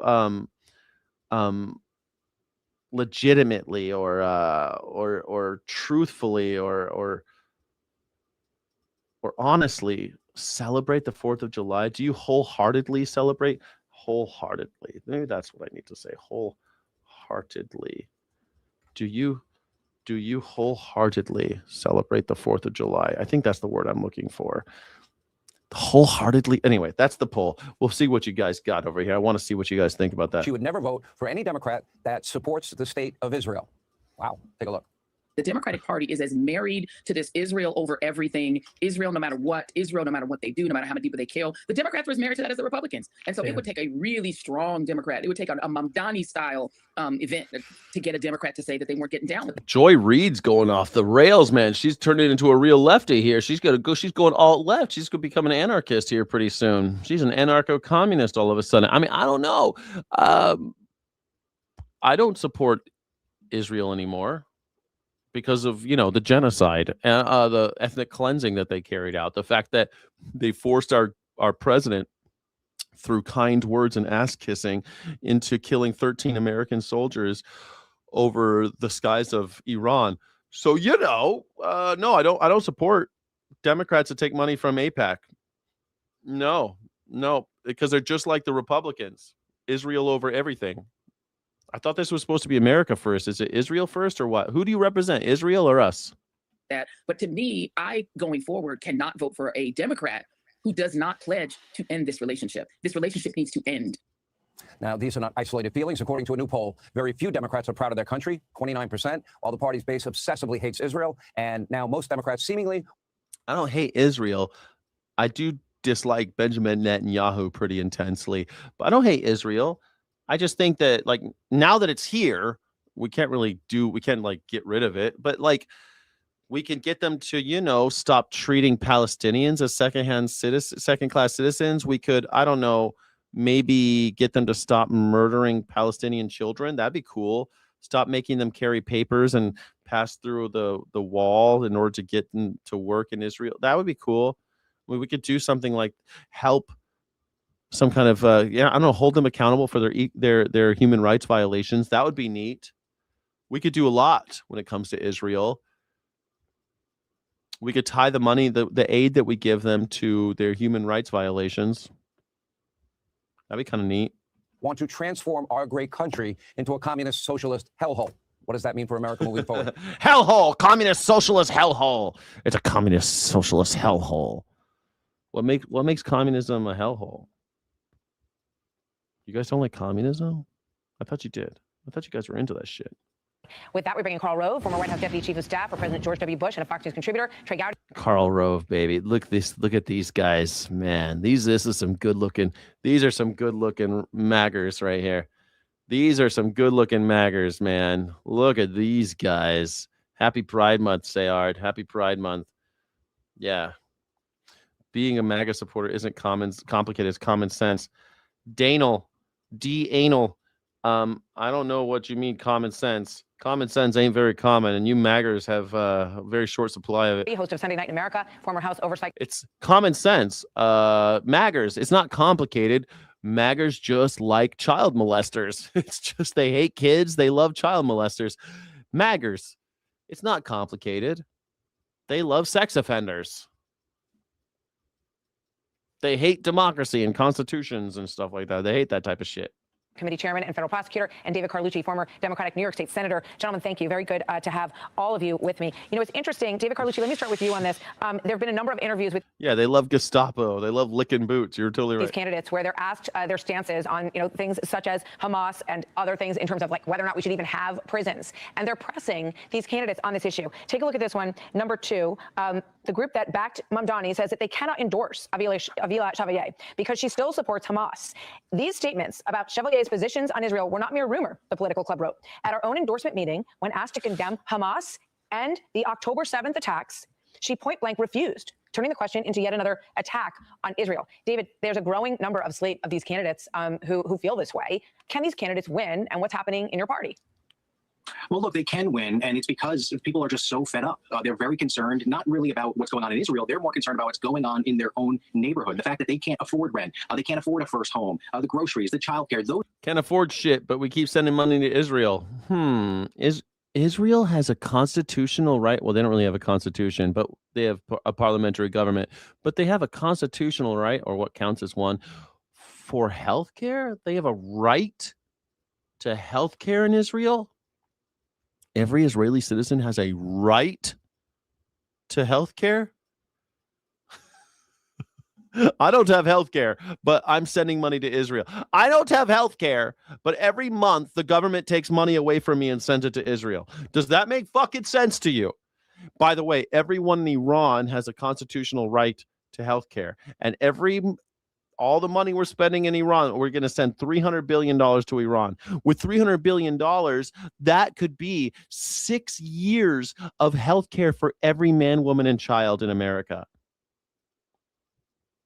Single payer healthcare is supposed to cost $50 billion a year. Now, I think that's bullshit. I think it's going to cost double that. Let's call it $100 billion a year is what it costs. $100 billion to double what Bernie and them are saying. That's 3 years for health care for every man, woman, and child living in America. And I'm not talking about just the citizens. Every human being in America. 3 years of health care. And what are we doing? We're sending it to Iran, where they have a constitutional right to have, because they do have a constitution. They have a constitutional right to health care. Iraq does too. We set it up and we paid for that too. It's fucking great. are the issues. And the fact is that the Democrats are having this vigorous debate to figure out what are the issues of our time. How are we going to get beyond the fact that now we have a trillionaire while you still can't. You know what's funny about the $1.4 billion about, I know what you're talking about, the $1.4 billion that Barack Obama gave to the Iranians. You know what that was, right? They sent us $1.4 billion to buy weapons. We did not deliver those weapons, and we kept the $1.4 billion. And then as part of a deal to keep them from growing nukes, we decided, hey, we're going to give you back, we're going to give you your refund because it was your you gave us $1.4 billion. We never gave you the weapons. We're still not going to give you the weapons. We're going to give you your money back. It's very different. Afford your first home. So people are angry, and it's not the title Democratic Socialist, it's the message that they're delivering. And people are really not moved by what's going on in the Middle East. They're moved by the fact that the cost of living has gotten too unaffordable. And this is something that the president had campaigned on last year or in 2024 and hasn't delivered. In fact, inflation continues to rise, and people are looking for new answers and solutions. He also said that the gas prices would be cut in half, 50% lower after the first year of his presidency. Trump has not done that. They've gone up by 50%. They're still quite high. I don't know why people said they're all going to come down. They're still higher than they were. Iran's still, oil's flowing. We got a gusher. And so I just don't know if those answers are going to be included in, ending all prisons and turning people out into the streets, which is another one of the ideas that she backs. Trey Gowdy, your thoughts on all this? Yeah, we just had the 11th anniversary of a white supremacist going into a black church and executing 9 Christians because they happen to be born black. What? And we got people on the left that don't want him to be in prison. Good luck running on that, Martha. Good luck running on letting the Boston Marathon bomber in your neighborhood. Good luck letting Dylan Roof in your neighborhood. In your neighborhood. That is not what prison abolition is about. You stupid assholes. You're going to let the Boston bomber come and move into your neighborhood. Ding, ding, ding. Let me tell you just really quickly about how prison abolitionists talk, right? Here's how it goes, all right? Rather than have prisons, we should have address the causes of the crimes, of all the crimes we have. So the biggest crimes we have, we should address them first and address the number one, all the main reasons why people are in jail. Because they didn't have enough money, so they stole some. So let's address that. Let's solve the problem rather than continuously spend more money to put people in jail. We could just solve the problem that's causing it rather than give you a cough drop. I want to cure whatever cold you got, right? I want to cure your disease. I don't want to give you a cough drop. That's it. Eventually, you would eventually abolish the prison system completely, and the people that can't be rehabilitated, we do keep them in areas that can't harm us, but it looks vastly different from what we have today. And prison abolitionists would say that while we're trying to abolish these prisons, we're also rehabilitating the criminals that we already have, right? We have rehabilitation, not punitive measures. We don't just put them in jail for mandatory sentences so that we can keep paying for-profit companies for each day they're in jail. That doesn't make any sense. That does not mean you're going to pull, what's his name, whatever, Akma Joker, whatever that guy, the Boston Marathon bomber. We're not going to pull him out and be like, you're free to go. That's not what prison abolition is. And imbeciles like this know it. He knows it. This dude with the ears, the guy with the ears, he knows that. He's fucking lying because this is propaganda. I mean, you got members of the squad that literally don't believe in incarcerating people. It is collectivism. Look, I understand people are struggling. Collectivism. You don't like collectivism now? Wait, you don't like collectivism? But why do I have to take stuff from other people? I mean, why do I have to take stuff from Karl Rove just because I'm struggling? That's what. Breaks a republic is that kind of mindset. This fucking idiot's crashing out. Why do all these maggers every time they get in a corner, they don't have any points, they lie and then they clutch their pearls? Why you gonna take money from little old me? Why you gonna take something from me? Oh, dang, dang, dang. Let me play this. And that is not what the Democrats are talking about. Hold on, David. I'll come back to you. That is not what the Democrats are talking about. The dude, exactly. Not at all. Even the social Democrats are not talking like that. Let me play this from the Joy Reid show, and then, Carl, I want to get your thoughts on that and the rest of this. The Democratic Party is as married to this Israel over everything. I, going forward, cannot vote for a Democrat who does not pledge to end this relationship. This relationship needs to end. This is a nuclear-armed expansionist power. They don't need our money, and they definitely won't get my vote. Yeah, I mean, I just talked to Susan Collins. This is something that Plattner has, given credit to in terms of this anti-Israel platform as well, Carl. Well, yeah, absolutely. In fact, that's just the start of it. Take, for example, Chevalier in the 13th district. What the fuck, Karl Rove? What are you doing with this? What? You brought props, Karl Rove? Carrot Top, everybody. It's Carrot Top. First of all, let's set the tone. I have no nuance. Kamala Harris, which she was angry with that she lost. She not only wants to abolish ICE, she participates. Yeah, fuck Kamala Harris. I don't know. Is that so bad? I thought you wait. Are you guys pro Kamala Harris now? How do you maggers keep track of this? You should love Joy Reid. You should love Joy Reid. She's talking shit on Democrats. I talk shit on Democrats. Joy Reid saying she's not going to vote for Democrats. Oh my God, she said fuck Kamala Harris. Well, yeah, fuck Kamala Harris. She's top cops. How many lives did she ruin for putting people in jail for minor drug charges? Well, she was just following orders. That's the Nuremberg defense. I don't accept it. Sorry. Fuck Kamala Harris. Is that okay, everyone? Are you clutching your pearls? Are you clutching your pearls, maggers? How could you say that about Kamala Harris? She's so wonderful. I thought you hated her. Karl Rove. What the hell? I have no nuance. F. Kamala Harris, which was angry with that she lost. She not only wants to abolish ICE, she participated in demonstrations celebrating Hamas's attack on Israel on October 7th. She calls the Israelis responsible for genocide in Gaza. This, I mean, they are responsible for genocide in Gaza. goes beyond the normal. I disagree with how Israel is handling the relationship with Gaza or handling the relationship with Hezbollah in Lebanon. She showed up at a rally celebrating the death of innocents on October 7th, and the Democrats are the death of innocents. Now, there's lots of thing about the October 7th thing. It's a horrible thing that happened, right? The hostages and all the rest. I've seen horrible things, but there's also a lot of lies about October 7th that keep on becoming apparent, right? I mean, what about the rumor that there was a stand down order? I mean, how did they do it? They came in with like they dug tunnels and they came in on paragliders and shit. You're telling me this nuclear power had this just completely caught with their pants down? I mean, it was bad. You cover the commie in Canada pretty based. Which commie? You cover the commie in Canada pretty big. Which commie? Which commie are you talking about, NF Coin? We're going to have to deal with this because it is deep inside. Thank you, NF Coin. Thank you for that. Appreciate it. Thank you so much for being here. Their party, and then you add what they're saying about how they're going to deal with affordability: a 32-hour work week with no cut in pay, a federal jobs guarantee, free healthcare, free pre-K, free everything, free. Oh my God! Free college, free pre-K. You mean like the old days? You mean like the old days? I thought you guys wanted to go back to the old days when we had free college and free pre-K. That's how it used to work, you know. College. Where's that money going to come from? There's not enough money by taxing. We can, I don't know, cut the head off of some guy, maybe a trillionaire. Cut the head off one of the trillionaires. The extremely wealthy to pay for that kind of list of positive things. Wait, you said they're positive though. Karl Rove, you're out of practice, Karl Rove.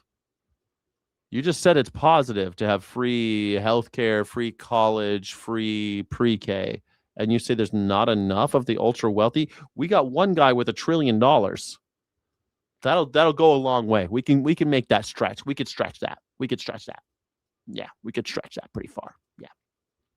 That's just one head to cut off, just one guillotine, and it'll teach all the other ones a lesson. Hey, better get rid of that money.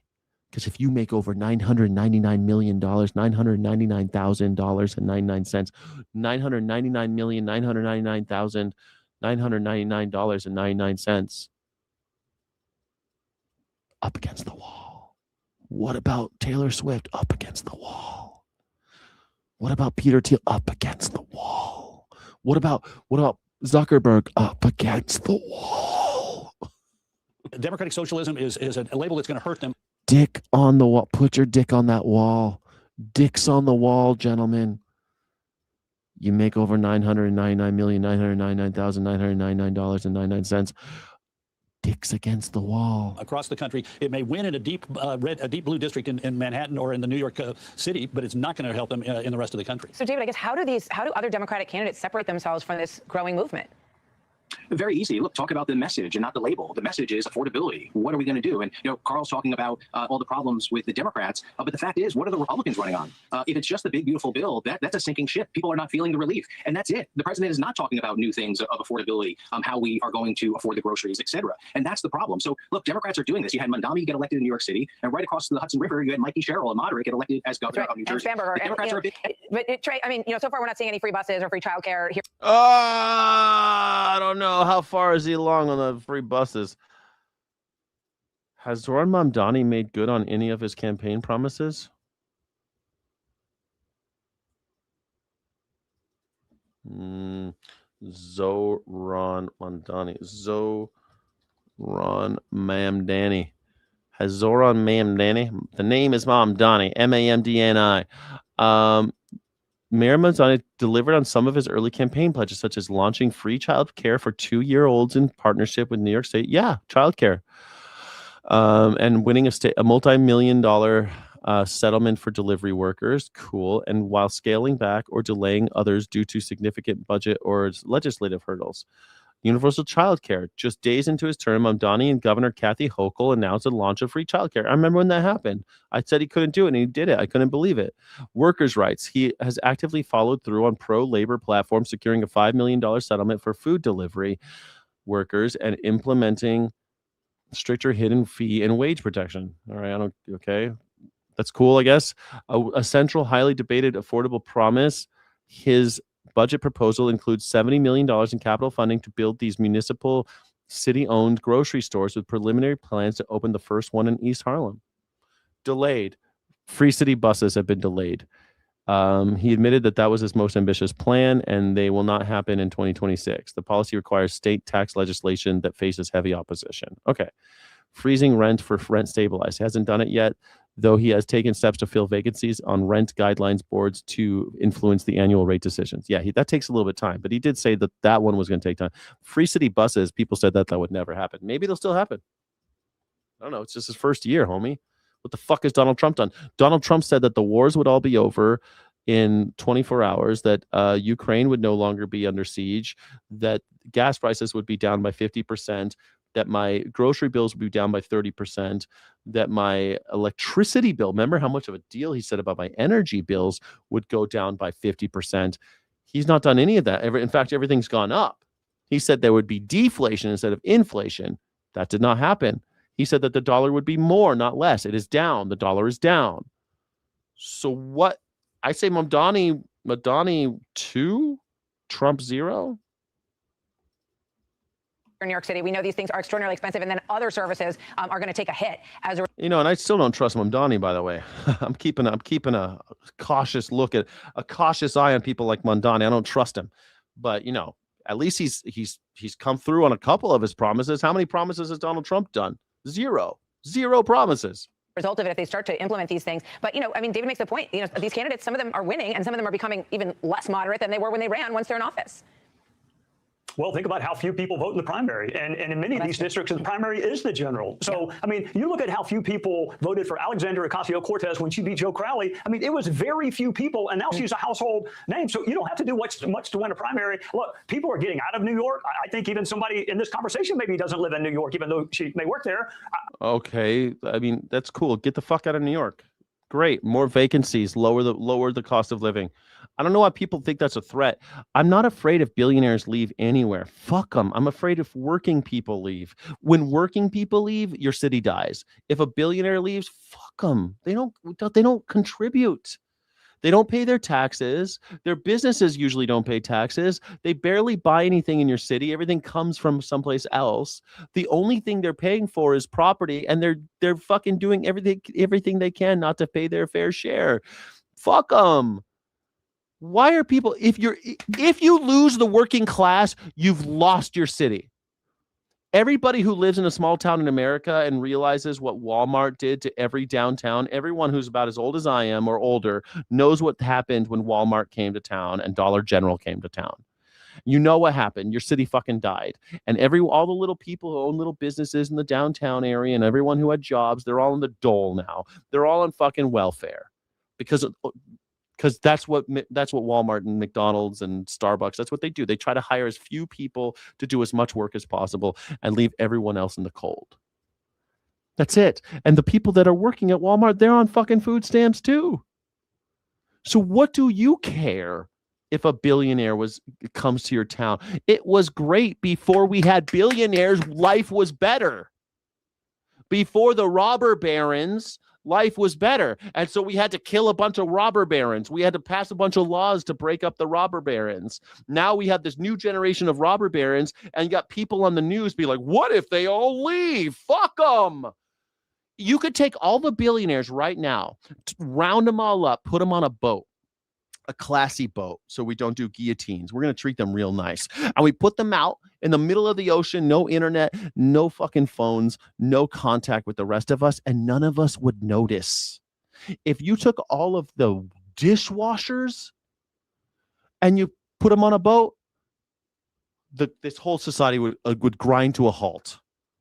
If you took all of the ditch diggers and anyone who's involved in quote unquote dirty work and you put them in the ocean, did the same thing, treated them really nice, you would notice immediately the whole society would fall apart. Just take the toilet cleaners, take the maids, take anybody, just one of them, one of those groups.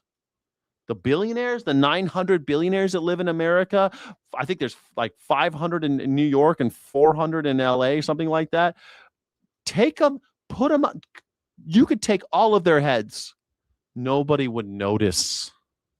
They contribute nothing. They are parasites. They are fat ticks on our asses. Well, what are we going to do if they leave New York? Fuck them. We do not need them. We never needed them. I had a great poll idea. Now I don't remember what it was. Damn it. I was going to start a new poll. Forget what the new poll was going to be. Oh, yeah. Are you afraid? Are you afraid of democratic socialists? Or social democrats? Oh, you guys don't know what social democrats are anymore. But when America, after World War II, the United States, our Nazis got together with the Nazis in Germany, and we turned on the USSR and started killing social democrats. And now they don't call them social democrats. Now they call them democratic socialists, which, it's fun. Start the poll. Let's see. Are you afraid of social democrats or democratic socialists? When you've lost more from it's no cheaper in New Jersey, believe me. I'm still in New York. I still love New York. I'll always believe in the future of New York. But Carl, you just watched the interview with Susan Collins. Give me your take on where you think that main race is going to go, because it's going to be one of the interesting measures of what we're talking about here. Well, I remember 6 years ago when Susan Collins was opposed by the respected, normal Democrat Speaker of the Main House, who outraised her by a factor of, I think, 3 or 4 to 1. Susan never led in a single poll and won by 8 points. So my sense, in presidential election year in which the state was going Democrat, not Republican. So I think that at the end of the day, there are a lot of, we used to call them shy Trump voters, and in Britain they called them the shy Tory voters, people who didn't like to answer polls. I think Susan Collins is going to pull this off. Let me say one other quick thing.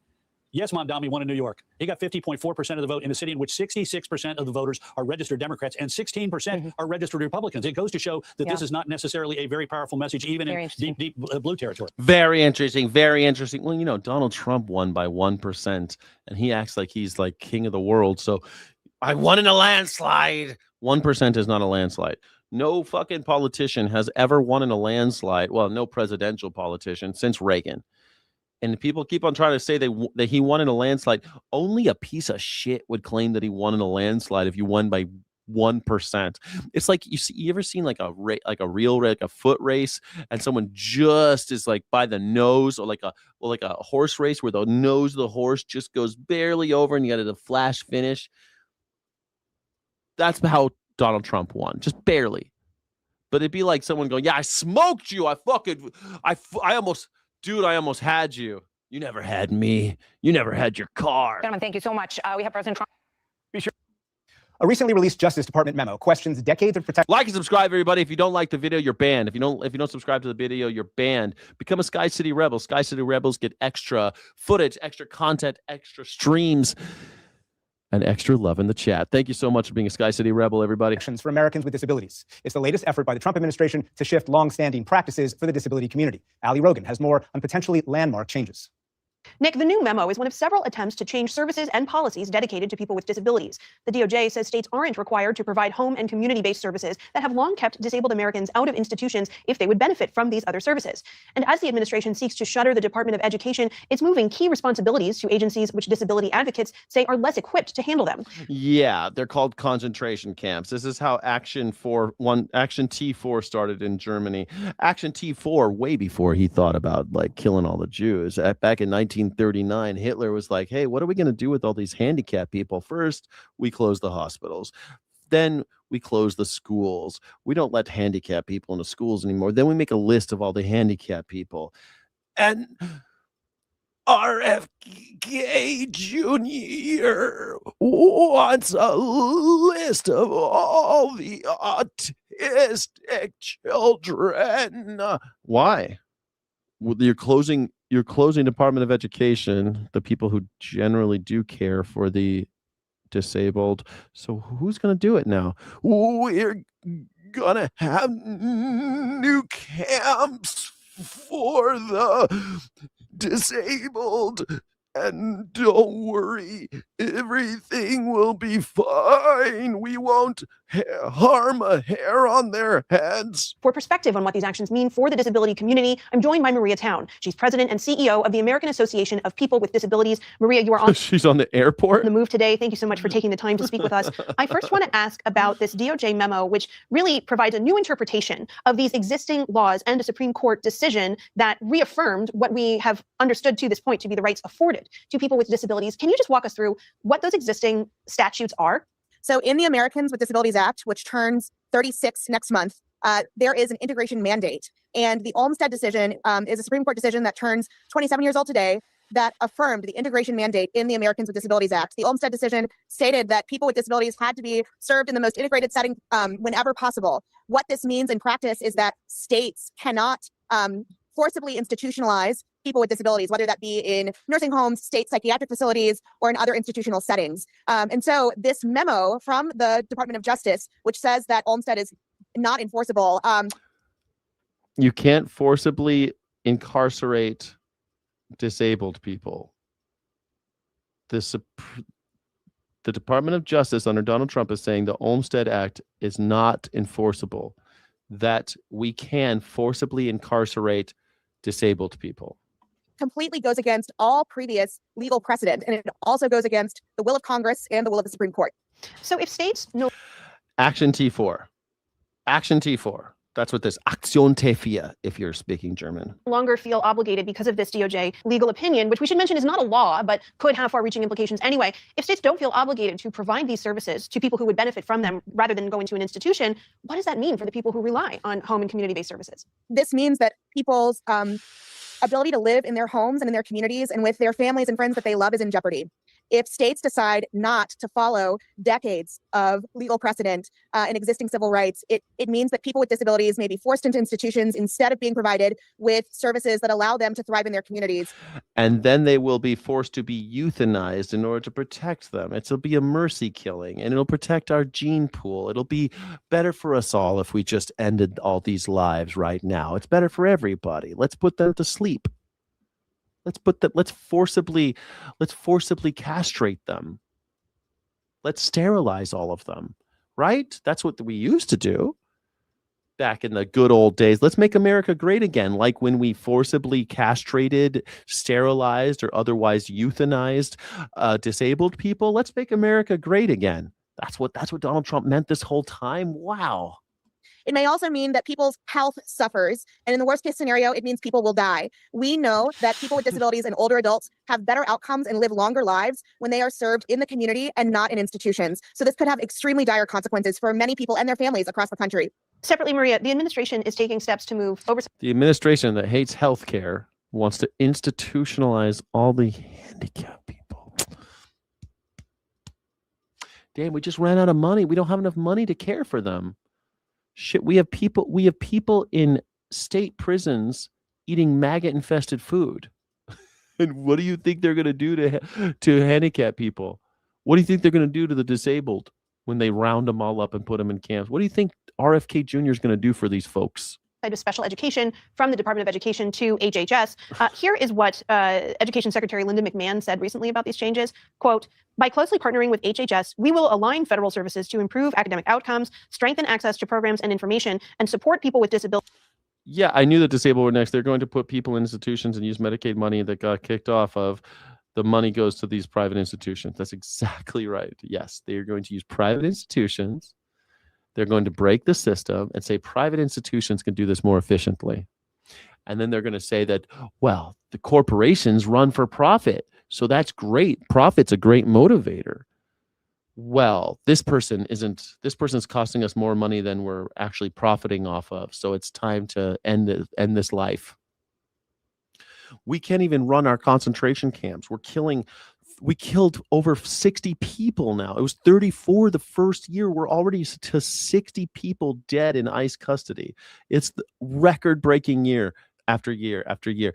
2004 was the deadliest year. It was the first year of ICE. Okay, it was the first year, so it was kind of like a mulligan, right? They killed 34 people. Donald Trump tied with that number his first year in this administration. This has always been the plan. Thank you for the donation. Thank you for supporting independent media, and thank you for supporting the Morning Sky Show, the #1 news reaction show, #1 news reaction show on YouTube. Can you believe it? It's the #1 YouTube show, #1 news reaction show in YouTube history. I know. Ah, you guys are too kind. You're too kind. So they can gain self-sufficiency, life tools, and meaningful employment that they need to succeed in their lives. How does your group see it? This move basically re-medicalizes the education of students with disabilities. Putting special education in education asserts that students with disabilities have a chance at mainstream curriculum, at development. People die in custody naturally.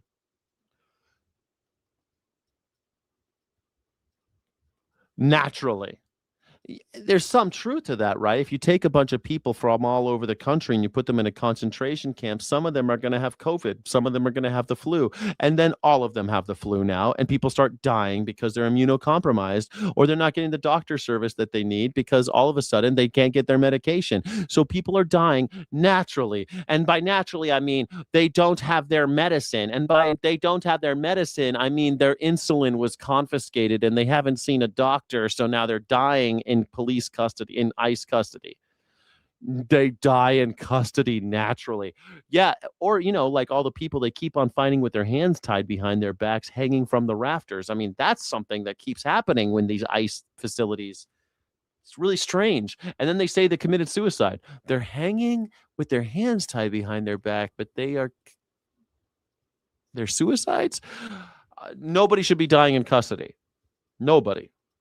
In Barack Obama's 8 years, 53 or something died in ICE custody.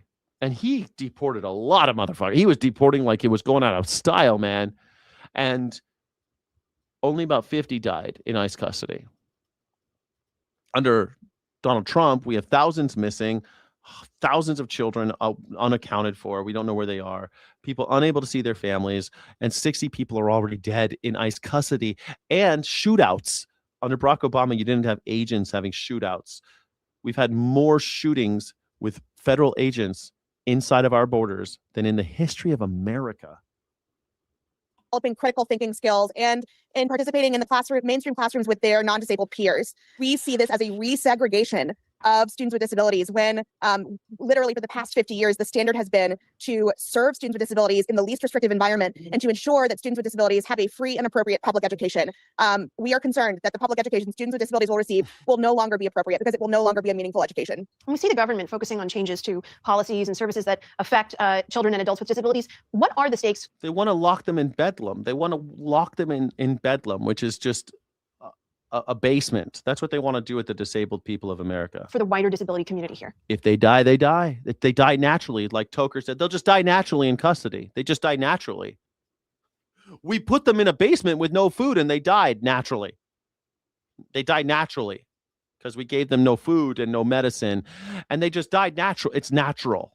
These changes, both the change in education coupled with the DOJ memo, basically put our nation back at least 50 years, if not more. We are worried that we will see the progress that's been made on disability rights and on the quality of life of disabled people, whether they're young or...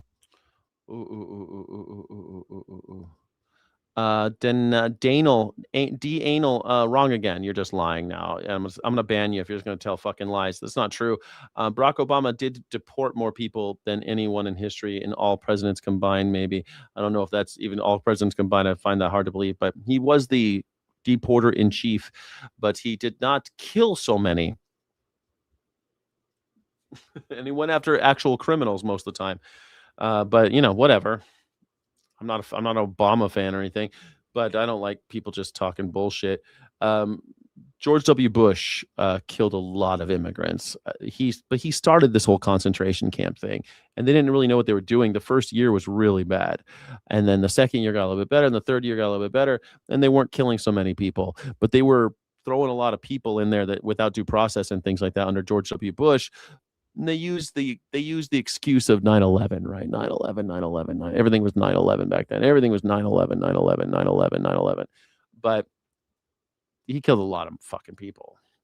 A lot of it just by accident. They didn't know, they underfunded the ICE camps. They didn't call them ICE back then. It was INS and CBP, I think, the Department of Homeland Security. He started the Department of Homeland Security. It's not that old, 2004. and he decided that he was going to put a bunch of people in concentration camps, and he did. We all complained about it. People protested, and he was killing people. 34 people was unheard of. It was unfucking heard of to kill 34 people. And they did it. They said it was mostly because of lack of medical attention and lack of healthy nutrition and lack of cleaning facilities, bathrooms and stuff is why they died.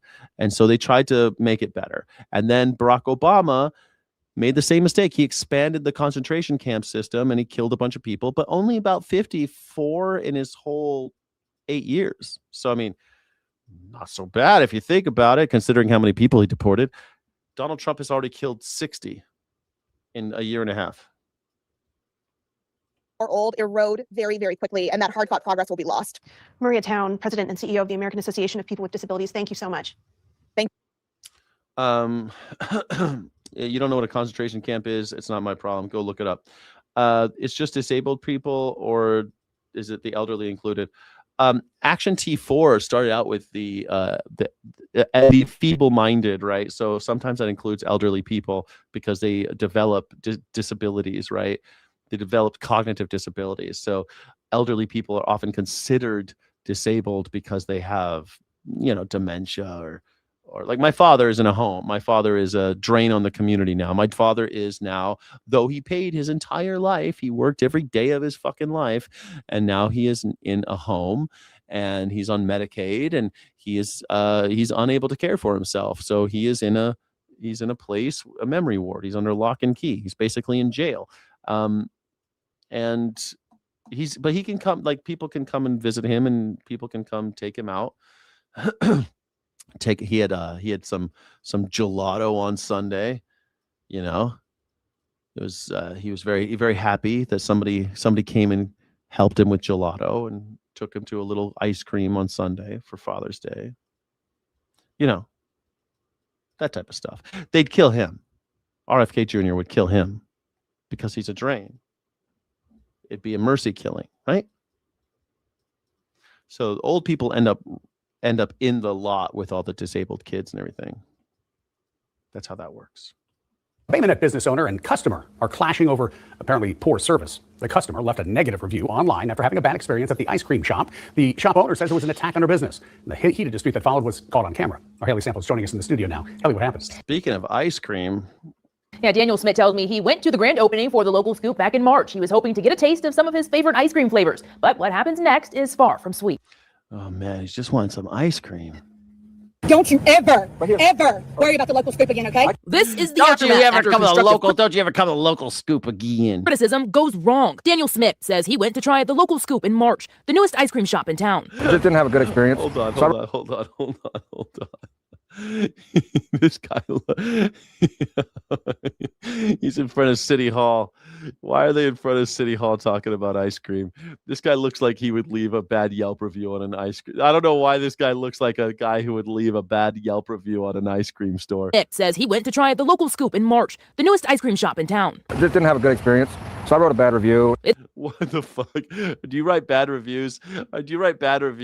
Is that how you get your jollies? You write bad reviews for restaurants? Do you feel like you're doing your public service? You're doing a public service, you fucking losers.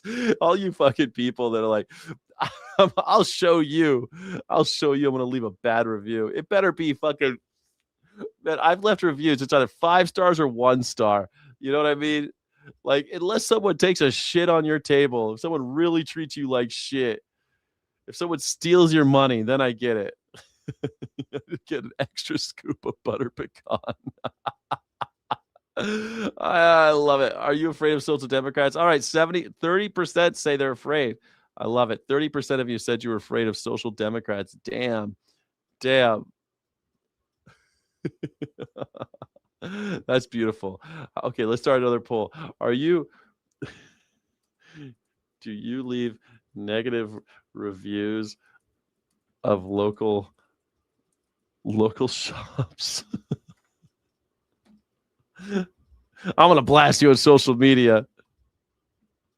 Something he does all the time, no matter if the experience was good or bad. Screenshots of his review critiquing the restaurant on its decorations. He also says the employees messed up his order. I don't like this decoration. Hold on, I gotta see what this guy fucking said. Okay, so this is Daniel Gibson, right? Cake cones are priced around $3.25, meaning your or $4.25 each. A family of 4 would spend $17 just for one serving per person. In contrast, a half a gallon of ice cream costs $4 and can yield around 17 servings, which equates to $55 in equivalent servings when compared to shop pricing. Yeah, that's the fucking super. You do that. Every restaurant can say that too. The same pattern shows up with waffle cones, about $5.25 per cone in store. Consumers would instead purchase similar cones for roughly $2.87 for a pack of 12, which represents $63 in value. What kind of an asshole? You the hell pair that with a $4 half gallon of ice cream, and for the $6.87 total, you're getting equivalent that would be significantly higher retail value. He does not recommend the local scoop because he's a cheapskate. He's a cheap piece of shit that can't afford to go out. Okay, he's obviously on a fixed income. Hold on. And then the other one, Danny Zix, this one's recommended. Not bad, but I think they need to put the payment system at the end so they can keep a better flow going. I think the owner would do a better job of hiring younger kids to do this job because these workers here move very slowly with it being the first day and it's tolerated. But going forward, a lot of people won't wait this long to get ice cream. They could get a store. What? Negatives. I asked for 2 different flavors. The employee gave me the same flavor and wasn't any of the 2 I asked for. Not very decorative. Kind of looks like the owner rated a Goodwill and he did a bad painting job. At the end of the day, you could get a gallon of the same ice cream at Walmart and a box of cones for the same price. This guy's just a fucking garbage human. This person shouldn't go out. They'd lock yourself in your house and only go to the Walmart. This is one more evidence that Walmart has ruined us. This is Walmart has ruined our entire society. You can't even get you can't even open an ice cream store. I'm going to open an ice cream store. I can't wait to have everyone come in. Everyone's going to be happy. What could be wrong? Everyone will love my ice cream store. Nothing could go wrong. Wrong. Some asshole's going to take pot shots at you because you're not as cheap as Walmart. Critiquing the restaurant on its decorations. He also says the employees messed up his order. I didn't think nothing of it until she reminded me of it. Smith says owner Mallory Smith Goldman has since deleted the post. This week, he says the shop's owner tracked him down to confront him on his thoughts. I called the owner. It's a small town. Look, it's cute. Look at the local scoop. They're just opening a little business, trying to make a living. They're just trying to open a little fucking ice cream store. I just want to open a little ice cream store. And you piece of shit came and pissed in my cereal. For her thoughts, she declined to comment. You pissed in my cornflakes, you asshole. In the cell phone video, you can hear profanity, insults, and allegations. Good. I am mad because I have busted my ass at something, and you think you're going to run it into the ground. I'm mad because I busted my ass and you do nothing with your life and you're fucking with me. Build that business. You have some mental issues that would cause you to get mad that I left a review on your restaurant. Okay? 3 times. Okay? Okay. It was the time was 3 different places. You had to do it 3 times. You had to leave 3 different things. And then you had the nerve to come back. You fucking douche. Don't come back. There, you just reviewed it. Don't come back. No need to leave a review. Just don't come back. You'd be happier at Walmart. I'd be happier if you were at Walmart. We'd all be happier if you just went to Walmart. Just go to Walmart. Go to Walmart. Get yourself a gallon and then just sit there and watch The Big Bang Theory. Eat it right out of the bowl. You don't need a cone either. Just eat it right out of the carton like a horse. Just eat it out of the carton like a horse. the second time was the metrics. Why your business? I can do whatever I want. It would be in your best interest not to. Do you understand? Yeah, a good old-fashioned threat. I love this lady. I like this lady. What are you gonna do? It would be in your bed. You'll find out soon enough. Towards the end of the 15-minute video, the owner's husband shows up to the scene. Nice. Yes. He's got that weird camouflage thing that rednecks wear. He's like stretching it out his belly. Every time I see guys like that, I feel better about my own body. You know, he's probably my age. His belly's out to here. I love it. Too much ice cream there, buddy.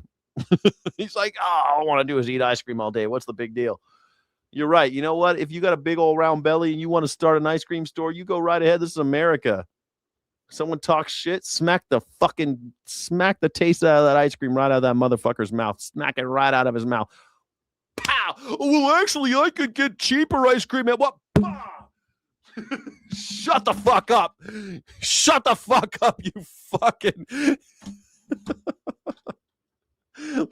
Save it for the comment section, loser. God damn. Phone video shows the owner inching closer to Smith. She assaulted me, touched my torso 3 times. She touched her torso. All ding dang do. This guy had to get his.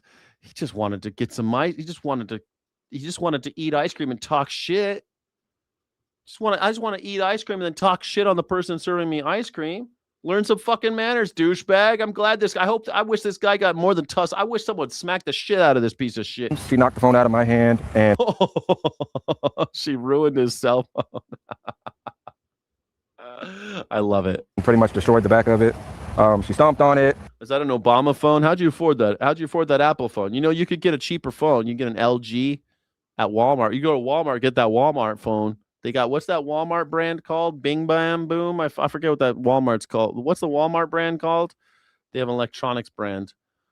I bought a couple things from Walmart brand. They're pretty good. I bought a little thing that like a dongle for a TV. When I was living on the road, I couldn't stand the TVs at the hotel, so I could just stream from my phone. So I went to Walmart and I got one of those things that you could plug into the back of a TV. It worked great. How come this guy doesn't get the Walmart? You go to Walmart. Why you got an Apple phone? Kicked it under my car. The business. There you go. This is great. His owner, Mallory White Goldman, was arrested Thursday on charges of harassment and criminal mischief. Oh, they arrested her. You knew they were going to arrest her. Her husband, Ryan Oliver Goldman, was also arrested. Man, he looks like he's got himself an ice cream hangover. This guy for harassment. The Goldmans have since been released from jail. Nice. They got out. They're out large. They're on the loose. They're at large, slinging ice cream.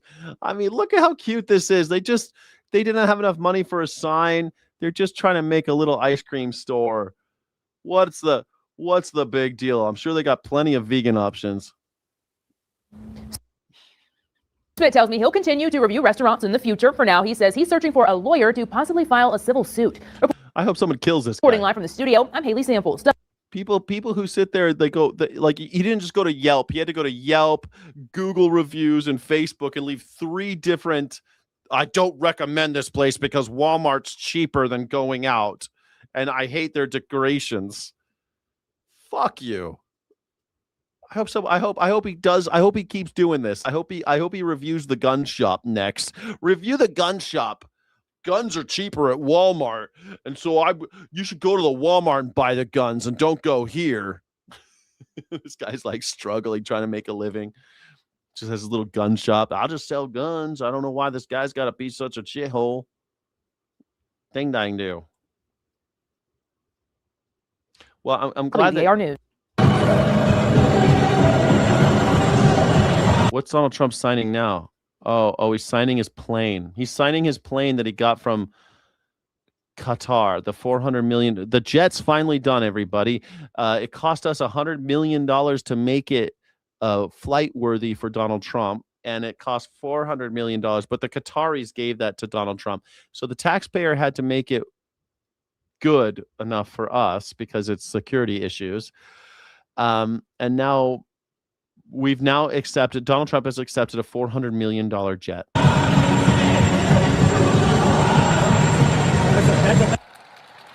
Well, thank you very much. He loved that's the best signature. Did you see my signature? You ever notice he does that every time he signs his name? Did you see me, mommy? I signed my name. Yay. Like, dude, you don't get fucking. Did you applaud? I signed my name, everybody. And before we begin on the plane, this is a brand new hangar because, as you probably have learned, these planes. Oh, we had to build a new hangar too because the plane's too fucking big. It's a much bigger. The other plane was about 35 years old.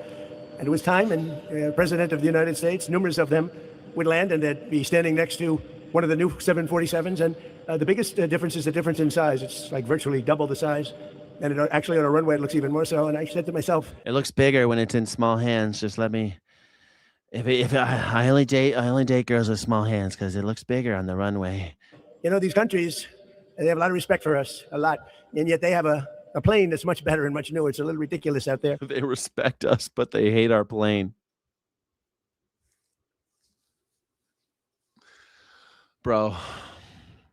And we have our signal, and we have our beautiful American flag, and we put the wave in it. As you know, we've always gone with a straight little noodle, and I never loved that. Now we have a wavy, beautiful flag. We're waving it proudly because our country is doing so well. Qatar, who was so straight little noodle. What? Nice and providing. You know, we were. It's just you just put the flag on the side of the. No, we want the wavy flag. I love a wavy flag. It's gotta be wavy. I like it real curvy. I love them curvy.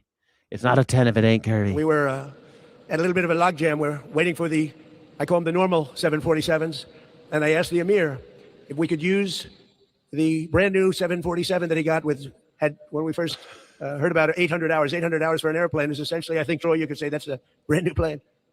And I said, we'd like to use it for a little while because the planes are pretty old. Our planes are old. See, a normal president wouldn't do this. A normal president wants to stay away. Yeah, a normal president would not go to the Qataris and beg to buy an American jet. That's true. Normal presidents wouldn't do that. Go beg rich fucking Qatari slave owner. Like Qataris, like they literally are involved in human trafficking and slavery, like chattel slavery still. And you know, a normal president wouldn't go beg someone like that for a jet plane. From aircraft. We don't want to order any aircraft so that everybody thinks, but our country has to be represented properly. That includes the jet? The fuck are you talking about? We have the greatest military in the world. We have the greatest aircraft anywhere in the world. Military. I don't know. We just got our ass kicked by Iranians, so I don't know about that. Fighters and bombers and the B-2 bomber. You saw what that did. And we should have a plane.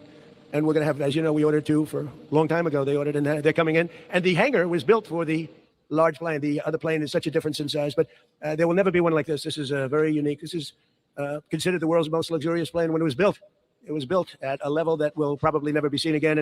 Cool, and he gets to keep it when he's done. Isn't that nice? He gets to keep it. It's going to be part of the presidential library.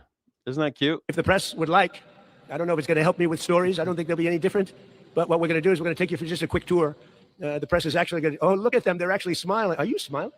Our country's doing so well. Those ships are flowing out of the Hormuz Strait like nobody's ever seen before, actually. There were a lot of them, about 700 of them. And you mean like before your bullshit war? Pouring out. The oil is all over the place. The oil's all over the place, guys. It's all over the place. Fuck it, we got oil all over. We got oil coming out of my butthole. You're going to see oil drop so low. I hope the companies are happy about it. But we have a lot of victories. We had a great victory in Venezuela. Oh, my God. We're now doing really well with the government.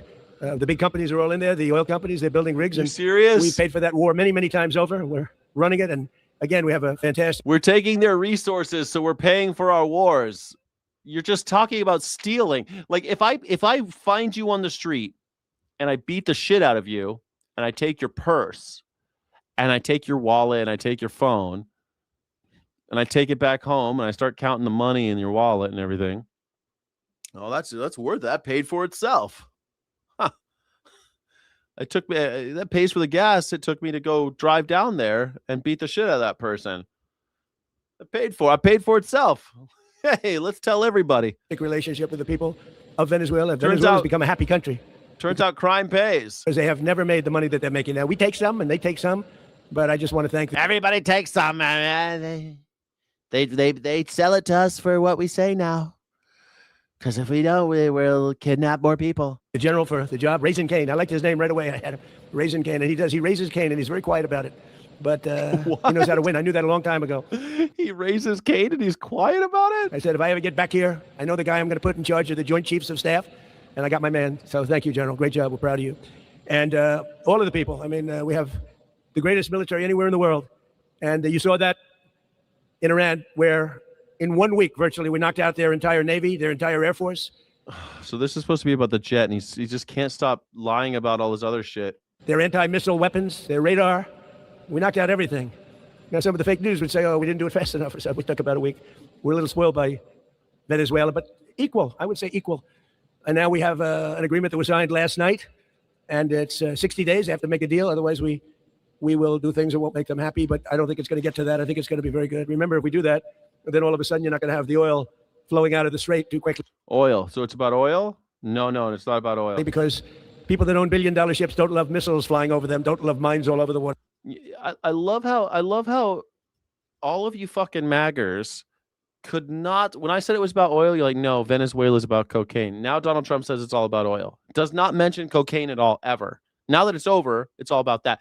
When he got on Stephen Colbert, it was about politics. And no, it's because he didn't make any money. He was losing money for the network. It's purely financial.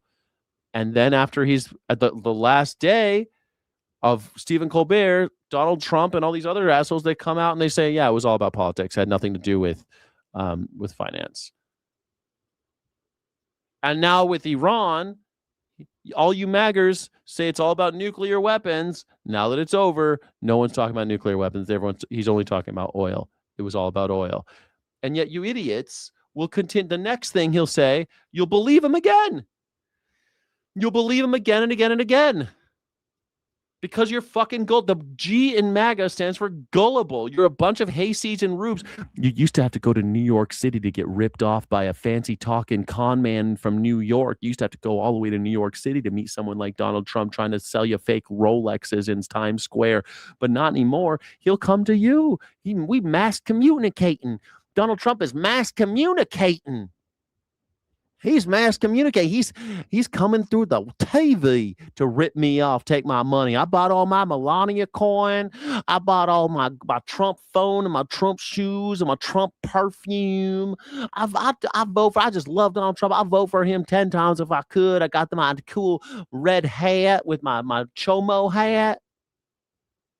You guys, it's no different than getting ripped off by a goddamn New York hustler. You're a bunch of hayseeds, suckers, marks, and everybody knows it. America has fallen victim to the worst and possibly biggest, most successful con man in history. Fucking Marco Rubio warned us about this, said that he is the worst con man in the history of America. Fucking J.D. Vance said he's America's Hitler. Nobody listened. Lindsey Graham said he was America's Hitler. Nobody listened. Said he was a liar, a compulsive liar, a pathological liar. That's what Lindsey Graham said. Now Lindsey Graham, Marco Rubio, and Vance, they're like, well, if all you idiots are going to believe this guy, I guess we'll join up with them. Shit, we like power. I guess we'll join. Can't beat him, join him. Jesus. Joining us now, Fox News contributor and former Utah Congressman Jason Chaffetz and pollster and strategic communications expert Lee Carter. Jason, you ran oversight. You know the boondoggle, we've talked about it, that boondoggle USAID. And to suggest that basically busting corruption, and there were people charged criminally with bribery and fraud, that busting that starves what 4.5 million children is just, well, deserves to get sued over. Yeah, Congressman Khanna is not protected under the speech and debate clause as if he were speaking on the floor. He's doing an interview like that. He runs the risk, even though Elon Musk is clearly a public figure, to suggest that thousands upon thousands of people died and that it was murder. It pales beyond comparison. And there's pretty much an endless funnel of legal fees that he could bury the congressman under. And in this case, I think it's warranted because there is nothing to suggest in our Constitution or anything else that there is a legal obligation to continue to fund these countries with USAID and to do the type of yeoman's oversight work and get in there and see the fraud that was going on under USAID and others. I love that they're in damage control right now, because USAID, the thing is, if you build this whole network and you've created a situation where people are relying on you, and all of a sudden you withdraw it out of nowhere because of political points, you've discovered no fraud. There's been no fraud. Minor shit that nobody gave a shit about. Doge did not save anybody any money. That's all lies. We had covered fraud, abuse. They were ripping us off. Then how come we're not saving any money? How come nothing's cheaper? How come I haven't gotten my Doge check? Where's my Doge check then? Where's my $5,000 Doge check? Remember that? Where is it? If you uncovered all this fraud, where's my fucking check? You're sure talking a lot for some motherfucker owes me a bunch of $5,000. You owe me $5,000. You just got your mouth moving a lot, but fucking motherfucker owes me $5,000. Where's my money? Oh, you lied. And a bunch of people are dying because the system that we created over years so that people depend on us, you destroyed it. You obliterated it. Obliterated. So you murdered people. I mean, we should be doing more Doge, not less Doge, and the congressman is totally wrong. Lee, the trillionaire and the billionaires of America have been getting a lot of heat lately from the left, and I kind of see this as Elon Yeah, we're going to cut these fuckers' heads off. Musk saying, wait a sec, we're not going to just take this. We're going to fight back. If these guys are going to say crazy things, and we're going to take them to court, and they're going to answer for it. Keep doing that. Keep fighting back, trillionaires. Keep doing it. Do think that's a smart move with voters who are trying to decide what they think about wealth in America and the wealth divide and all these issues that the left want to bring up? Well, I think it is time that people fight back with some of this useless rhetoric. Words are weapons, and you say things like these. Words are weapons. Okay, libtard crybaby. What is it with guys? Words are weapons. Words are violence now, says MAGA. Hold on. Hold the phone. Let's get that. I want to get that. 69% of you say no. Wow, 69% of you are saying no. The president does not need the most luxurious plane in the world. 31% of you think that the president, rather than wearing jeans and rolling up his sleeves and actually working for us, should be flying around on a fancy jet plane. Wow, 31% of you guys. That's incredible. I just love him. I wish that he could have the most fancy jet in the world. He deserves it after all. He deserves it. Are words weapons? Are words violence? It seems like MAGA keeps saying they are. Jimmy Kimmel is violent. 8647. That's a violent phrase. It's threatening. How dare you say 8647? Oh my God. How dare you make a joke about Charlie Kirk getting fucked in all 3 holes in hell? How dare you? How dare you make fun of Charlie Kirk leaning to the left in the end? Oh my God. How dare you make fun of Charlie Kirk going to Halloween dressed as a Pez dispenser? How dare you? How dare you say that Charlie Kirk was killed by a fentanyl overdose? Oh my God. Oh no. Oh no. Words are violence. Fucking crybaby maggers. Responsible for the deaths of 4.5 million children. That creates an environment that's really, really more hostile, where people feel that violence is justified. When you look at the polling, when you look at all of the things that have happened and how people view the ultra wealthy, the successful, the CEOs, 40% of young people will look at it and say it's okay to perform an act of violence against someone you disagree with. Well, yeah, it is okay to do an act of violence against someone like Elon Musk, and I'll tell you why. He took $2 billion of us of our money, saying that he was going to go bankrupt if he didn't. Back in 2000, what was it, 4, 6, 8, whatever, a while back, 2009 maybe. He took $2 billion because he was bankrupting SpaceX, and he took that money, and he gambled it, and he made trillion. He made it $1 trillion. So since we put the money up, we should get a piece of that back, right? That's how investment works. No, you're a customer, America. You're a customer. Me and my friends, we're going to keep the $1 trillion. You, the people who put up the money, the people who funded the risk, you get nothing. Sounds like a cause for violence to me. Sounds like a cause to violence. Where's my fucking money? You stole my money. Where's my money? You took my money. And then you killed a bunch of people with Doge. And you're supposed to pay me my money. You killed a bunch of people. Where's my $5,000? Where's my money?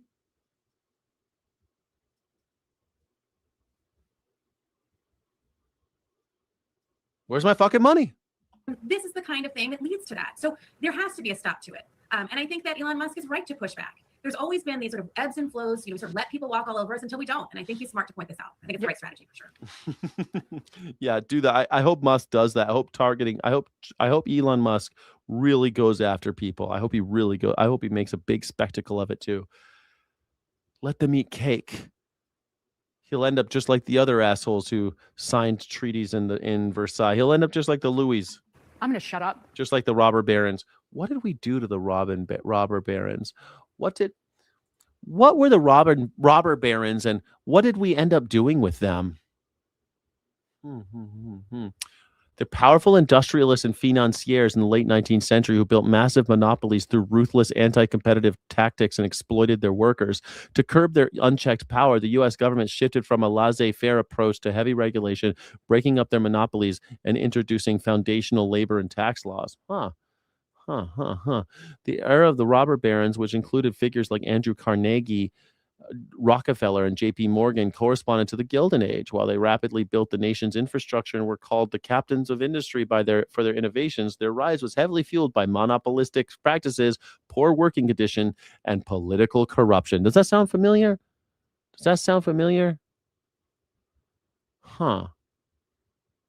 Interestingly, Many of these industrialists essentially handled their own wealth distribution in their later years.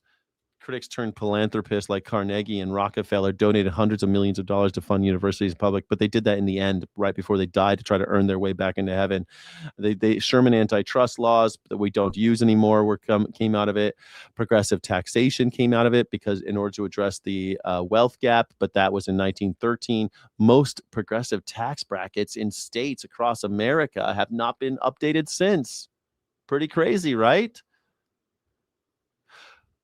Minimum wage, labor rights, safer working conditions, and the legalization of labor unions because labor unions were illegal. Was any violence carried out against the Capitol or against these robber barons?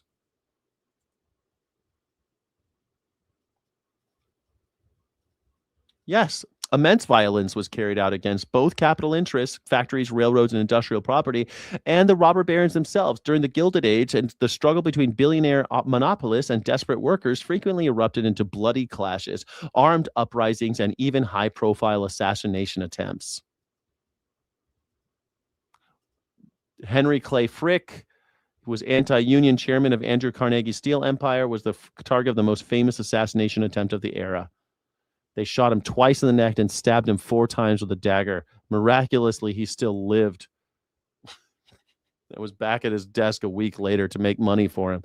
J.P. Morgan, though slightly after the peak Gilded Age, financial titan J.P. Morgan was shot twice in his home by a radical home invader angry over corporate war profiteering. And he still survived. You can't kill these fucking devils. Yes, we've been here before. It's cyclical. The Gilded Age this is a second Gilded Age. 100 years later, we're doing the same shit again. And it's going to lead us into another war if we don't do something about it. Because I'm going to curse, because that's just so insane. Moving on. Tomorrow's primary races. I'm a curse. In New York, present a major test for New York City Mayor Zohran Mamdani as he aims to push a new wave of socialist candidates into Congress. With a fascist in the White House, with a climate denier in the White House, we need to send people to Congress in this moment. You will stand up against the war machine. You will take on the billionaires. I've been very clear that I think all deportation is wrong on principle. It is a form of punishment that only people who were not born in this country are subjected to, and that is inherently something that creates inequality in our society. We've got a fascist in the White House. We've got rogue ICE agents in our streets, and we've got billionaires trying to buy our elections. Yep. Fascists in the White House, billionaires, rogue agents in the street, billionaires buying our elections. Sounds about right to me. Evil never dies, says Parallelish. Ding dang do. Billions of fraud now exposed. You stupid cunt. You're so stupid. You make my fucking eyeballs bleed. Jesus Christ. Where's my check then? Where's my check? Where's my $5,000 they promised? All that Doge money. You just don't believe any evidence. Go look it up. See how much Doge really saved us. Stupid asshole. What do you think, Jason? Billionaires buying elections. They need to look in the mirror on that one. Billionaires buying. Fucking, he literally went on TV. Elon Musk went on TV and gave people big checks for $1 million and shit. Oh, and look at the George Soroses of the world. Give me a break. George Soros, though. Look, it's the value of the content of your communication to suggest that there should be no border, that we should get rid of ICE, that everybody has a right to be here equally. No, I'm sorry, but that's not enshrined in the law anyway. No, that's just America. You just described America. You're not supposed to have to enshrine it in a law because we kind of thought that everyone would be on the same page here. But now we have fascists like you who are trying to build a new white Christian nationalist movement in this country. Where they are illegal aliens. And if you're here illegally, you've got the restitution that you do is you have to leave the country. And if you have to do so forcibly because ICE needs to take you down, that's the job and the role that they have. So they painted. That's the job. If you're Jewish in Germany, you got to go. That's the restitution you have to pay. You're Jewish. You got to leave. That's the restitution. You got to pay. And if we got to do it forcibly, then fine. That's what we got to do. That's the role. Pretty picture and do have a lot of glossiness trying to attract people, but the practicality of their policies fundamentally don't work top to bottom. Oh, Daria Liza doesn't even want illegal aliens who've committed crimes here deported. Right. But go ahead. Lee, is the left winning America's blue cities and losing the rest of the country here? Well, I think it's a really interesting question because on its face, you would think so. On its face, you look at this and think, I can't believe that the party is going this far left, that socialism is winning. But here is what's happening right now. 75% of Americans right now believe that our system is broken, that the way that we've been doing things isn't working. The system is fundamentally unfair. Donald Trump has his version of talking about that, and Mamdani has his own way of talking about it. And you're seeing the people are repeating back his message right to you. Billionaires are buying elections. Billionaires are all unfair. We have to have more equality. Things aren't right. And it's working because the problem isn't that people are gravitating towards socialism. They're saying the way things are does not work for me, and I want someone who's going to break it and fight back. And that's the message that's resonating. And I think Republicans need to be really careful not. Yes, I'm way worse than a liberal. In fact, I hate liberals, and I'm not progressive. I'm an anarchist. I'm not progressive. I don't want things little by little is the way we could go. No, I want revolution. I want it now. I want to seize the means of production. I want to go into every factory that makes clothing, every farm, everything, and start giving away whatever anybody wants they can take. You can have it. Whatever you need. And the most abundant things you can just have. And the things that are really scarce, then we need to figure out a rationing system for those things. But the abundance, you can just have them. All the empty apartments in New York, go in and take them. Take them. Go move in. Move in. Why are we then? The revolution would just mean that the cops aren't coming for you. They're not. Go move into whatever. You find an empty apartment, move in. There you go. To fight against socialism, but rather say we're willing to break the system too for you in order to give you more opportunities in different ways. It's not just about talking about how the far left is crazy. It's about saying what are we going to do to be the fighter that's going to fight for the American people and the American dream. And I think that is where we really need to be focused. And I am concerned about the move to the left. But I think that's really what's underneath it all. What is the American dream again? Do you think the American dream is still alive? What is the American dream? Wow, you guys, 60. Oh, you're still voting. 65% think that words are not weapons or violence. Wow, I'm surprised. 65%. I'm surprised. So many liberals watch this, and I thought all you liberals were the crybabies, right? Weren't the liberals like words are violence? I was so sick of that shit with the liberals. Words are violence. But it looks like MAGers are the ones. Look at that. 35%. The MAGers all think words are violence now. Incredible. Incredible. We're going to end that poll. Last poll, I think. I think this is the last one. Yeah, last poll. Is the American dream still alive?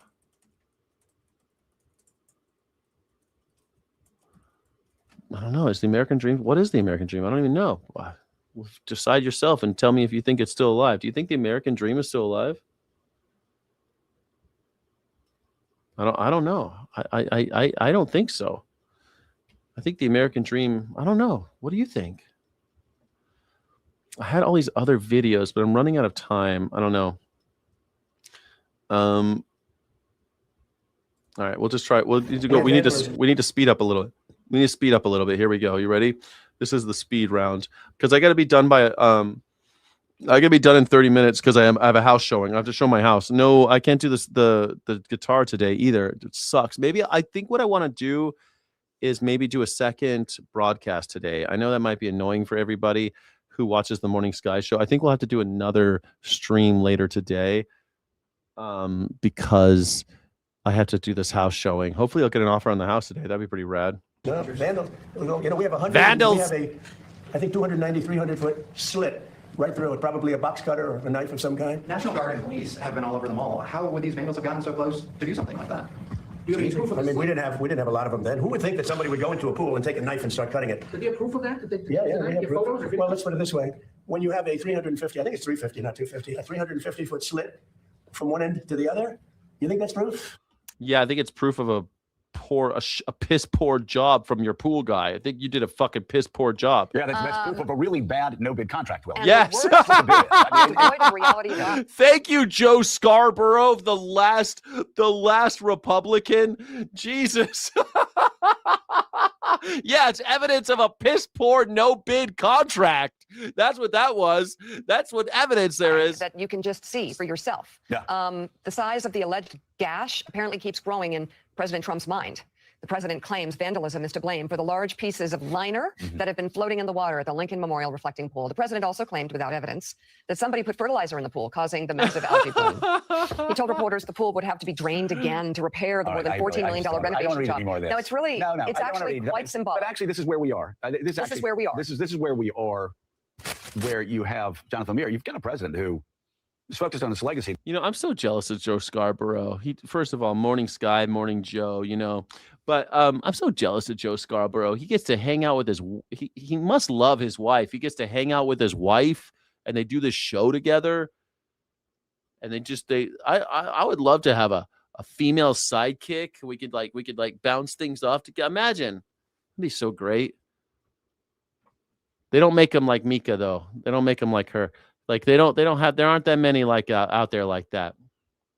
Must be great to have a woman you love that shows up for you and she's on the show with you and she's respectful. They respect each other and they show up every day together and they do the show. I love it. And they got that other, and then she's not really a sidekick. Like this dude's the sidekick. This fucker, this guy's the sidekick. Joe and Mika, they're the main event. And this guy's the sidekick. Now, but so much of his legacy has to do with changing things in Washington, D.C. It's like Donald Trump, the contractor, is coming out and sort of this. Oh, the other guys. Anyway, these other two dudes are the sidekicks. Next phase of his presidency. And he really is. He's obsessed with it, whether it's putting gold on anything that doesn't move in the White House, whether it's tearing down, the east wing of the White House, whether it's this reflective. Yeah, they got married. They were, I don't know but they might have already been fucking before the show, before she was on the show, right? They got married after having been on the show for a while together. How'd they meet? Hold on. Let's see if they met before the show.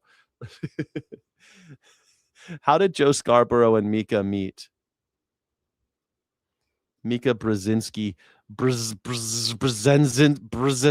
man, no wonder. Brzezinski met in 2007 at MSNBC when Scarborough was putting together a new morning show and needed a co-host. Their initial meeting during a test run was famously confrontational.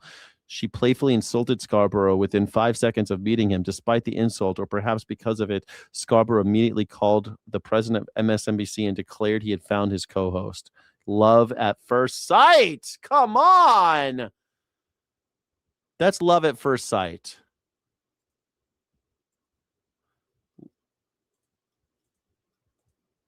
Great to see you again. Joe, great seeing you. Thanks for having us. Yeah. Mika, pleasure meeting Yeah. you Thank finally. you.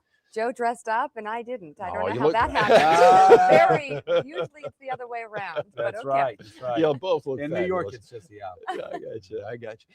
Tell me how the two of you came together from a television relationship standpoint. Well, we met on the air basically.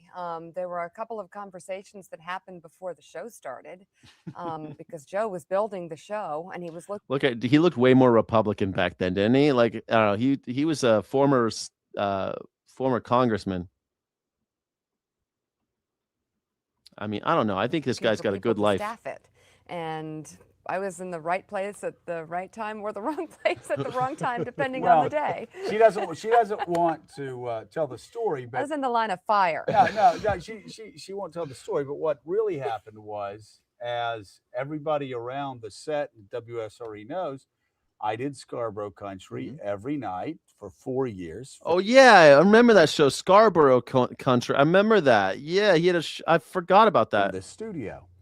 And so I would do the news for 30 minutes and wave my arms around. And then 30 minutes into the show, I'd say, now let's go to New York for all the news you and your family need to know. And there would be Mika. She would do the 30-second broadcast. And at the end of the broadcast, she would say, and now back to Scarborough Country. And so the next day, my good friend Rich Santos said, hey, I think that girl's making fun of you. I need to make her mine. So, oh, she's not making fun of me. And sure enough, the next night I heard the same thing. And now back to Scarborough Country. And I said to Rich the next day, I said, I think she is making fun of me. So fast forward 6 months, Imus gets in trouble for talking about women's basketball. I go up there and I've got to do the show the next day, but I see Mika Brzezinski across the newsroom up there. And I say, I'm going to go over and introduce myself because we never met. Introduce myself. And then I said, by the way, I want you to know that I know you're making fun of me. And she said immediately, how can I make fun of a show that I've never even seen? And with that, I picked up the phone. I called Phil Griffin. I said, I found my co-host. She went on the show the next morning. And it's so funny. By that afternoon, she was getting calls from all of her friends at ABC and CBS where she had worked and all the local stations where they said, how you two been working together? And she said, couple hours. I didn't know him until yesterday. And it's just one of those strange things. As you know, when it works, it works. And when it doesn't work, it doesn't work. Man, I'm jealous. I need to find a girl like Mika. Someone that gives you shit, little bit of attention, still respects you. It just, why can't we all find a Mika? You know what I mean? Can't we all just find a Mika in our lives? Joe Scarborough, luckiest man in America. The guy, luckiest man in America. I mean, just having like that dynamic and having everything, like what a great show too. Hey, you know what? Maybe I'll find someone one of these days, and I'll have a woman on the show with me, and it'll be the same show, but somehow we'll figure it out. I don't know. It'd be so cool. I'd love to be able to figure that out. It'd be rad. When did you start staying on so late? When I went full-time YouTuber, when I quit my last, well, technically we parted ways. When I left my last job, I started staying on later. Yeah, because I'm trying to make a go of this YouTube thing. Please become a channel member or hit that subscribe button, like button. Please drop a penny in the pot as a super chat, or you can Cash App Skyjack Morgan or Venmo Skyjack Morgan if you want to support independent media, which is more important than ever, or the Morning Sky. So if you find some value in what I do, if you like spending the mornings with me, please hit that button. Also, like, because most streamers and stuff, they do the late night thing and they play more video games and stuff. And like, I like the mornings. I like doing the stuff in the morning. I like being up really early and getting that first take on the news from the night before and the shit that just happened in New York and stuff. I think it's cool. So, Thanks for being here, everybody. Thank you, Steffelson. You bought Melania a coin, and now I'm rich. You're welcome. I told you it's going to the moon. Sent from my solid gold made in America Trump phone. Way to go, Steffelson. Thank you so much. Can I get some jubilation in the chat for Steffelson and Veg in the Woods, who not just promoted but powered this today's broadcast?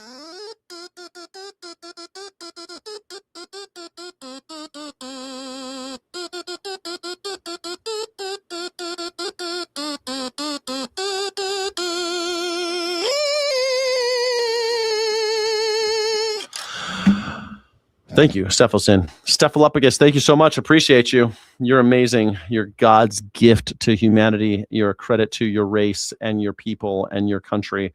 Thank you. You're a credit to all of humanity. Keep on keeping on, Steffelson. You're a scholar and a Jenna. Oh, Jenna X-Ray Dragon. Thank you. Appreciate you, Sky. Wish I could give more. No, don't apologize. Every penny is helping me move. I'm moving to New Mexico. I'm broke right now, so every fucking penny matters to me. I'm trying to be a full-time YouTuber. I'm living off of old spaghetti and shit right now. So thank you.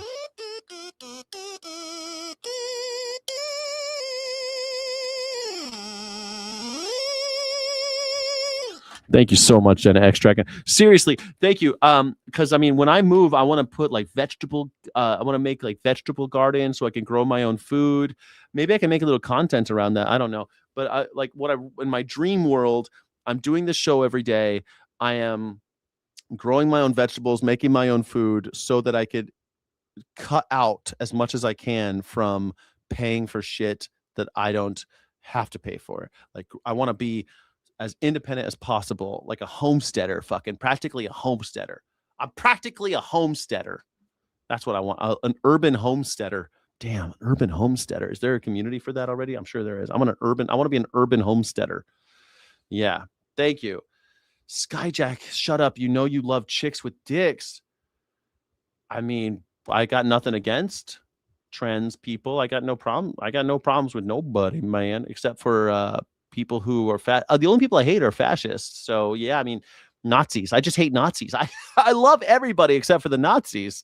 So, because I'm American, you see, everyone could be whoever or whatever they want in America, except for a Nazi. You're allowed to be whatever you want to be in America, except for a Nazi. That's what a free society is. A free society is that we allow everyone to be free. We're all free to do whatever we want, unless you're one of the assholes or trying to keep us from being free, like a Nazi. We're not allowed to be Nazis. So I'm against fascism. I mean, I think that's pretty self-explanatory. I used to think that was self-explanatory. Turns out we got a lot of Nazis in America still got a lot more. Gold on anything that doesn't move in the White House, whether it's tearing down, the east wing of the White House. putting gold on everything that doesn't move in the White House. It's just reflective. He's obsessive about it because he's Donald Trump, the builder. And the focus on it is, if you're she and you're looking at this, you got to be thinking, my God, he's lost. Can I get some jubilation for X-Ray Dragon? Sorry, I forgot. Can I get some green hearts of courage and jubilations? His mind. Yeah, I mean, more power to him, he probably would say. I mean, yeah, and it's not just that. It's also the Kennedy Center. And of course, he was dealt a defeat there, and his name has come off of it. It's trying to build this, what I would deem a blasphemy, like this arch that would obscure that sacred view between the Lincoln Memorial and Arlington National Cemetery. And now there's this. I mean, this is pure fiction. This is pure fiction. And he's all over Truth Social claiming that it was Antifa, that Obama played a role somehow, that the former it was President Antifa. Obama, something to do with the algae bloom here in the pool. He's provided no evidence of this slash, the 300-foot slash down this side. We even had a dead duckling in the pool, reflecting pool, Willie, because of the whether it's toxic algae bloom or the chemicals they poured into it. It was definitely the chemicals, not the algae. Try to turn it blue, which that didn't work either. And let's remember, this is because of all the celebrations coming in the mall in the coming days for the 250th. No, not the dead duckling again. The Trump rally, and he's afraid of what that backdrop's going to Does that make you want to go to Chick-fil-A? Does everybody see that? Want to go to Chick-fil-A? You see that dead duckling? Want to go to Chick-fil-A? This is a snapshot of the whole administration. You have incompetence, doing a bad job. You've got corruption, No giving a no-bid That's contract hydrogen. to the pool guy in Can you imagine just dropping? Palm Beach who lives near Mar-a-Lago, has no idea how to do this. Look at that guy just yelled at his kid to not go near the water. Don't go near the water! Like you don't want your kid going anywhere near the reflecting pool right now. Don't go! Don't touch the water! It's evil! Kind of work. And then when it fails That's because of wrong the the way to do it. incompetence, you create a conspiracy theory, you tell lies about people, you detain American citizens for questioning who put their hands in the water, or you suggest that reporters who pick up a piece. This looks like the cleanup at Chernobyl. You ever see the movie, the TV show, whatever, of Chernobyl, that limited series Chernobyl? This is what it looks like. These people, they rounded up some poor people who were like, who wants to clean up the reflecting pool? And everyone's like, for America, I'll do it. You're all gonna die. For America, we will die.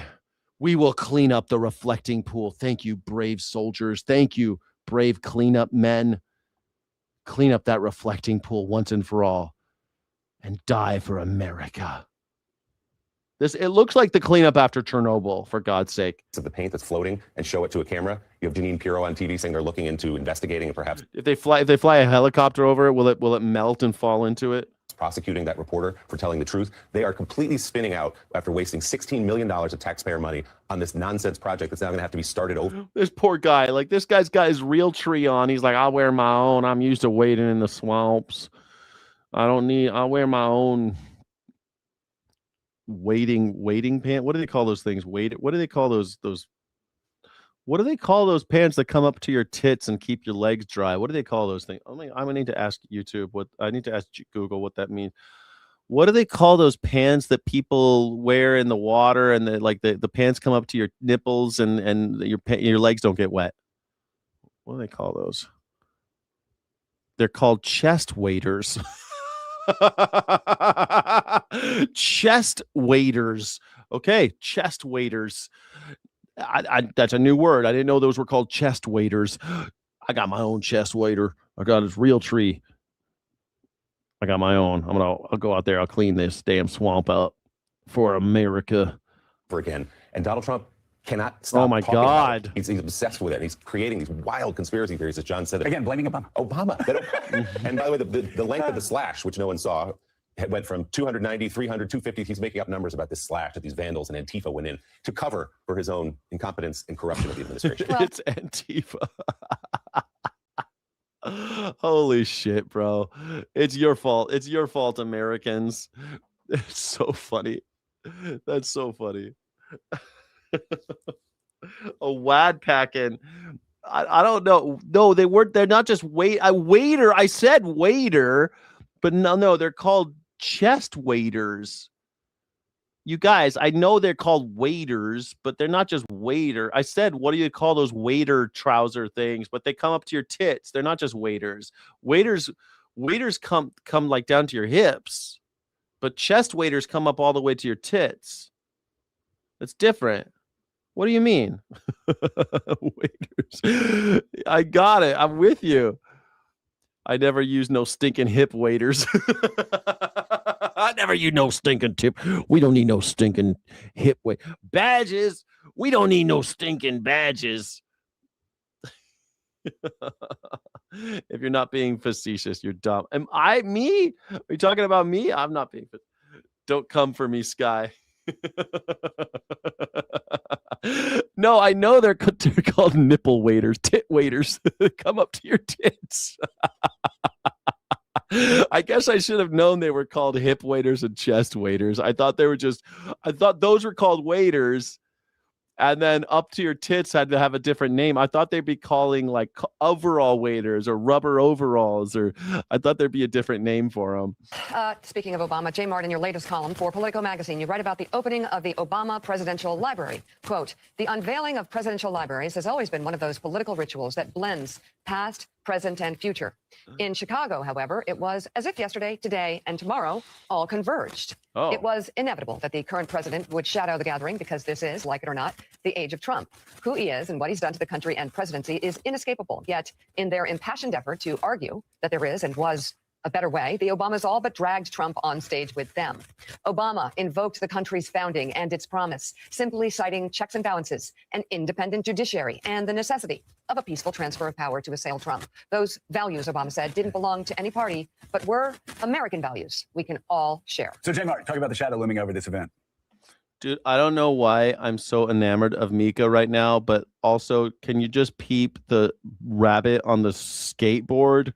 Like, she's got a Bartleby on a skateboard. The only difference, he's not blue. Look at, she's got a rabbit on a skateboard as her iPad or whatever, her tablet fucking case. Look at that. Come on. I hope I'm as I'm not attracted to Mika, but I hope I'm as lucky someday to find a woman as wonderful as Mika. That's what I hope. Are the contractors who did the initial work with the reflecting pool, are they to blame for the current condition, or is it the vandals that you mentioned? Vandals. Man, I tell you what, these reporters are starting to not take this shit anymore. I like it. We have I think 290, 300-foot slit right through it, probably a box cutter or a knife of some kind. But we had people lifting up the basic, some of the, it's not a lot of damage, but we'll probably have to let the water out and we fix it. They went in there with a knife. I was just told by the people over at Parks. Can you imagine something being so cheaply made that one dude with a knife could fuck it up? Give me a break. They have 5 people are arrested and 5 people are under investigation right now. And it's a sad thing. In addition to that, we put brand new, beautiful grass all around. They put these massive letters on the grass. You probably know about that, right? And they said 8647. They probably got that from the dirty cop, Comey. You know he's a dirty cop, don't you? Dirty cop. He's a crooked guy. They destroyed the grass. So that's a big thing. But that's Luca. Hello, my name is Luca. I live on the 2nd floor.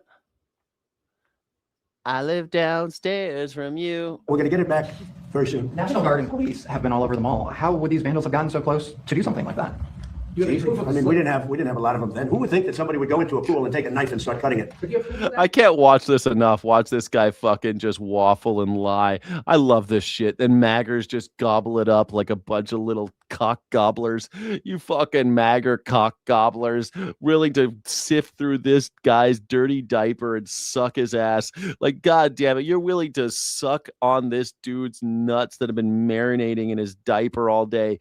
Jesus. This 80-year-old man just telling lies. He's already told you he's not going to heaven because of all the horrible shit he's done. Like, if you talk to an 80-year-old man, he's like, I ain't going to heaven. Not after everything I've done. And you're like, I want him to be president. I trust him. Your photos or videos? Well, let's put it this way. When you have a 350, I think it's 350, not 250, a 350-foot slit from one end to the other, you think that's proof? Oh, because you were there? Dude, if there were a 350-foot slit, it'd be all over the fucking news. You know what we got on the news? Dead ducklings. Dead ducklings is what I got on the news.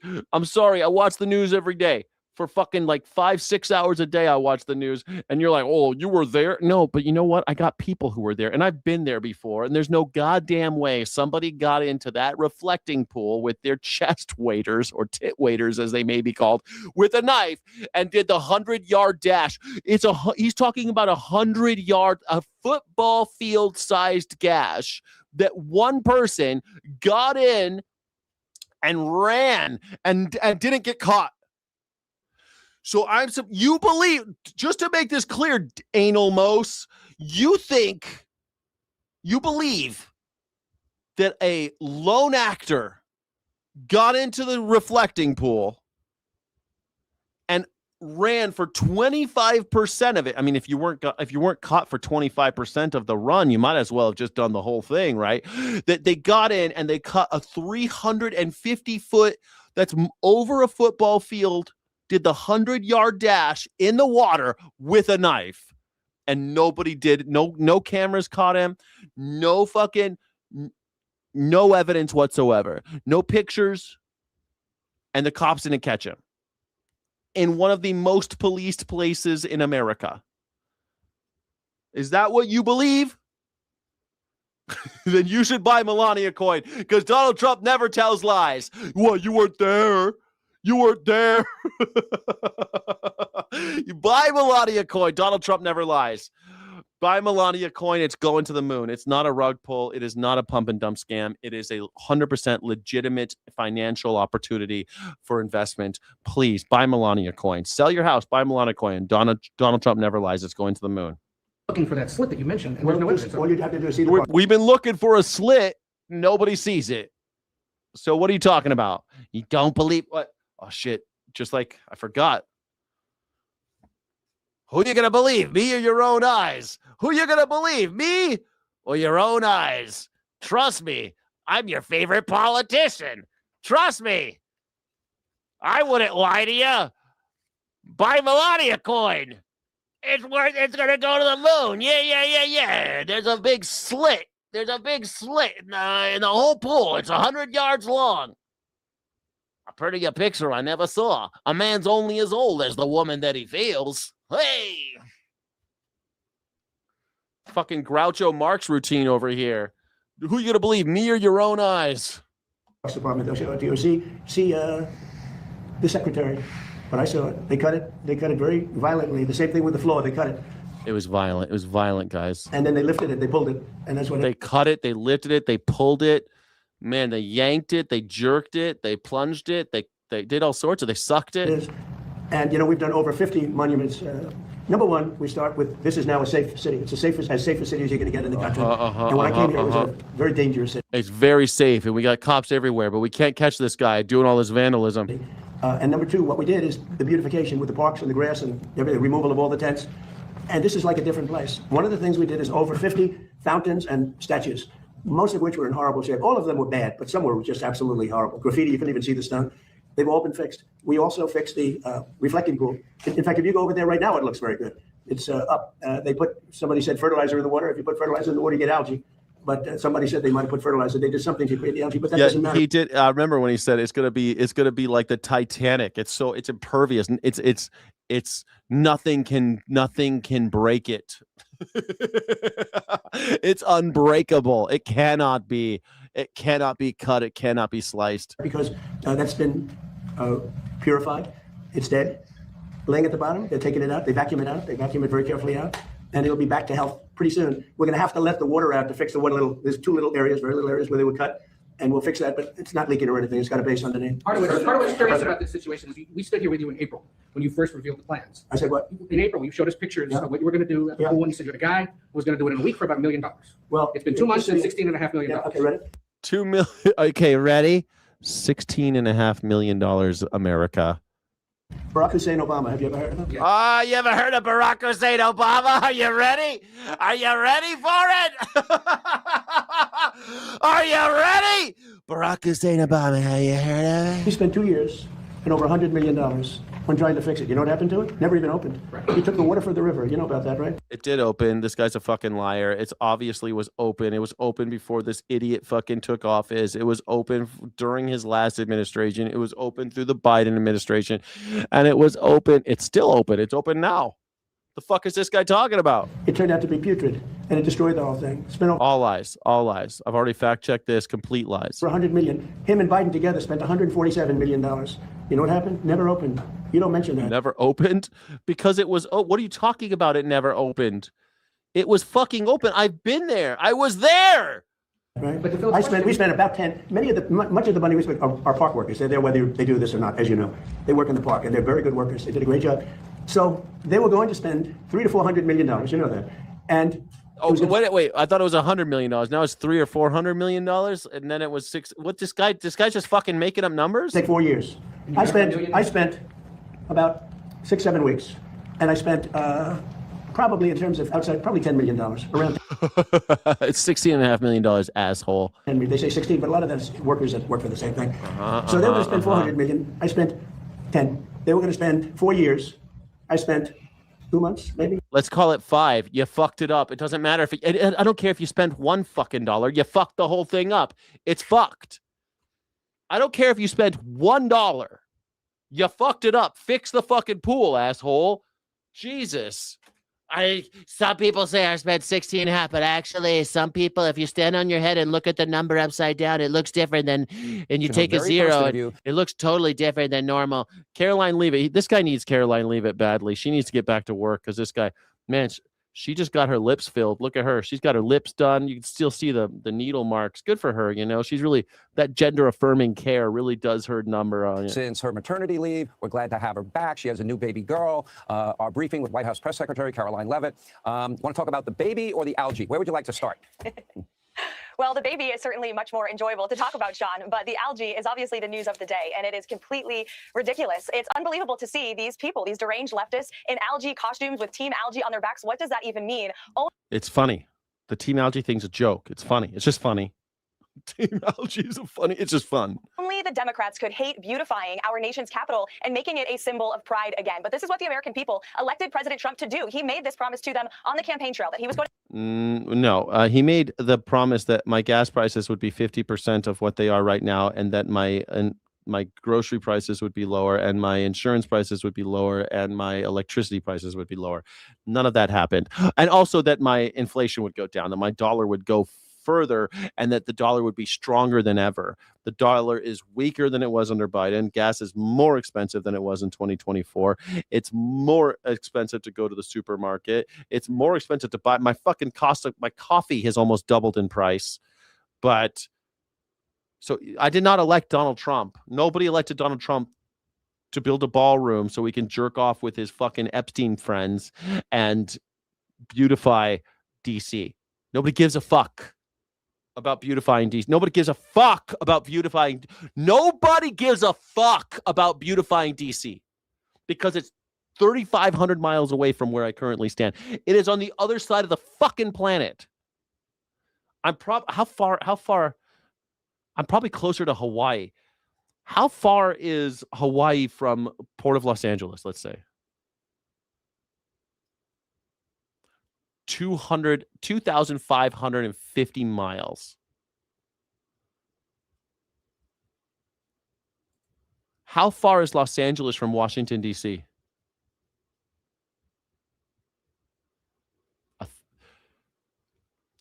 2,600 miles. 100 miles. So it's almost the same. I am about the same distance from Washington, D.C. than I am to some fucking island in the middle of the Pacific. I give no shits about Hawaii's beautification projects. I have zero shits to give for fucking Hawaii's whatever they got going on in Maui or whatever shit they got going on in fucking Honolulu. I do not care because it does not affect me. Washington, D.C., I give zero fucks about what is going on with the beautification project. I did not elect the president to beautify Washington, D.C. He should have never been involved because everything he touches turns to shit. He should have never been involved. He should have gotten somebody else to do it. That would have made sense.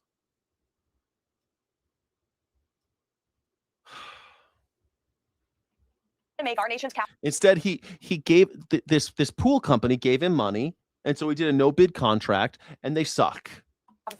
both safe and beautiful again, and it is a promise that he has kept. With respect to safety, violent crime has plummeted. The city is the safest it's been in generations. No one fucking cares about how safe Washington, D.C. Nobody fucking cares. Just like I don't give a shit about the safety of the people of Memphis. That's got nothing to do with me. That's what their mayor is for. If they can't figure their shit out, that's on them. What do I care how safe Washington, D.C. is? That's the mayor's problem. I don't care. I mean, I care in like the great, I care about my fellow humans and stuff, but it's not my business. Murders are down 40%. Murders are down 40. Fuck you, Caroline. Leave it. Go to hell. There is a new explosive report investigating now former Director of National Intelligence, Tulsi Gabbard's ties to a religious sect called Science of Foundation, raising questions about whether a spiritual guru had extraordinary influence over her policymaking, her politics, and virtually every... So remember people, I remember people like, you should like Tulsi Gabbard because she's a vegan. First of all, she's not a vegan. She's a crazy Hare Krishna Hindu cultist, and she has a guru that tells her what to do. I knew this. Did you know this? That she's a fucking cultist? Did you know? That Tulsi Gabbard's a goddamn crazy cultist move she made on and that's why she's got weird feelings about different types of Muslims. Camera for years. Washington Post investigative reporter Don Swain obtained hundreds of confidential memos detailing guidance allegedly sent to Gabbard from 2011 to 2017, including when she was in Congress. Evidence, Swain says, points to the memos coming from a man named Chris Butler, head of a breakaway sect of the Hare Krishna group, someone Gabbard has called her guru. The Washington Post compared Gabbard's remarks in 32 TV interviews between 2014 and 2016 with talking points allegedly sent to her and found that on 24 occasions, Gabbard used language sent to her in those memos almost verbatim. Other times, Gabbard used different words, but promoted basically the exact same ideas. A chief of staff for Gabbard told the Post in part, quote, the attacks on Director Gabbard's faith and loyalty are not only false, they are a blatant example of anti-Hindu bigotry. Anti-Hindu bigotry? Do people hate the Hindus? I thought everyone loved the Hindus. I thought everyone loved Hindu people. And a PR firm connected to the religious sect also told the Post, quote, Hindu phobia, anti-Hindu religious bigotry, that's all this is. When a Hindu public figure has a spiritual teacher or shares views with a Hindu religious figure, that alone is somehow evidence of sinister control. No, she's in a cult. She's just in a high control environment with, sinister control. Seems like it. That she has now email leaks where her guru was telling her what to say. I feel like they just got ahead of this and that's why she's fired. And now this shit's finally coming out. She got fired for this and now we know why she's fired. Let's bring in Washington Post investigative reporter John Swain. It's good to see you. What an incredible piece here. But I want to back up for a moment. How did you get a hold of that trove of confidential memos and end up tracking down the story? Back when Tulsi Gabbard was nominated by President Trump to be Director of National Intelligence in November 2024, I was looking into Tulsi Gabbard and her relationship with her guru, trying to find out this question, this issue of how much influence did he have on her? And at the time, I kind of struck out. I didn't get anywhere. And someone I spoke with at the time, who's in the same religious group, the Science of Identity Foundation, reached back out months later. And through our conversations, it led to her checking an old email inbox. And why should anybody care? Well, it kind of matters if you've got a religious leader telling you what to do. It's like, are we electing Tulsi Gabbard or are we electing this guru of hers? I mean, this is what people said about JFK and the Pope, right? The Pope is always kind of a scary figure for people who are not Catholics because Catholics are supposed to do what the Pope says. Now you have to come out like JD Vance has about how I care about what the Pope says, but I don't do what the Pope says. And JFK had to say the same thing, where I do care about what the Pope says, but I'm Catholic. I'm an American first and a Catholic second. You have to say shit like that because otherwise it's very creepy. Joe Biden had to do the same thing. Joe Biden was Catholic, and all these Catholics, it gets kind of creepy with Catholics sometimes, depending on how Catholic they are, what kind of Catholic they are. Same thing with Hindus. Hindus got these gurus that tell them what to do. And if you've got verbatim memos going to Tulsi Gabbard from the guru, the cult leader, and then it's going, and then she's repeating these things out in public. It's weird, and we don't like it because you work for us, not the guru. You work for America, not the guru. in that inbox, remarkably, were hundreds of memos that she and others around the guru had received during Tulsi Gabbard's time in Congress, and they contained what appeared to be firm directives, guidance, advice, sometimes verging on orders for things that Tulsi Gabbard should do or say. John, a lot of members of Congress, they have ties to influential pastors around the United States, some of whom are very controversial themselves. Yeah, it's fucked up. So what did you find in this reporting that struck you as different or wholly unusual when you think about the relationships that a lot of politicians have with religious figures around the United States? Sure, and of course, members of Congress have rabbis and priests and imams, and Tulsi Gabbard herself had said that her relationship with her guru was just like that. It was a spiritual relationship. He was her spiritual teacher. She was asked back in 2019 directly, did he ever politically mentor her? And she was emphatic. She said, no. What we found in these documents, however, is that in addition to spiritual advice and advice about her faith, Gabbard was receiving extensive, detailed directives for what legislation to propose, what to say in press releases, what to say in TV interviews, as you highlighted.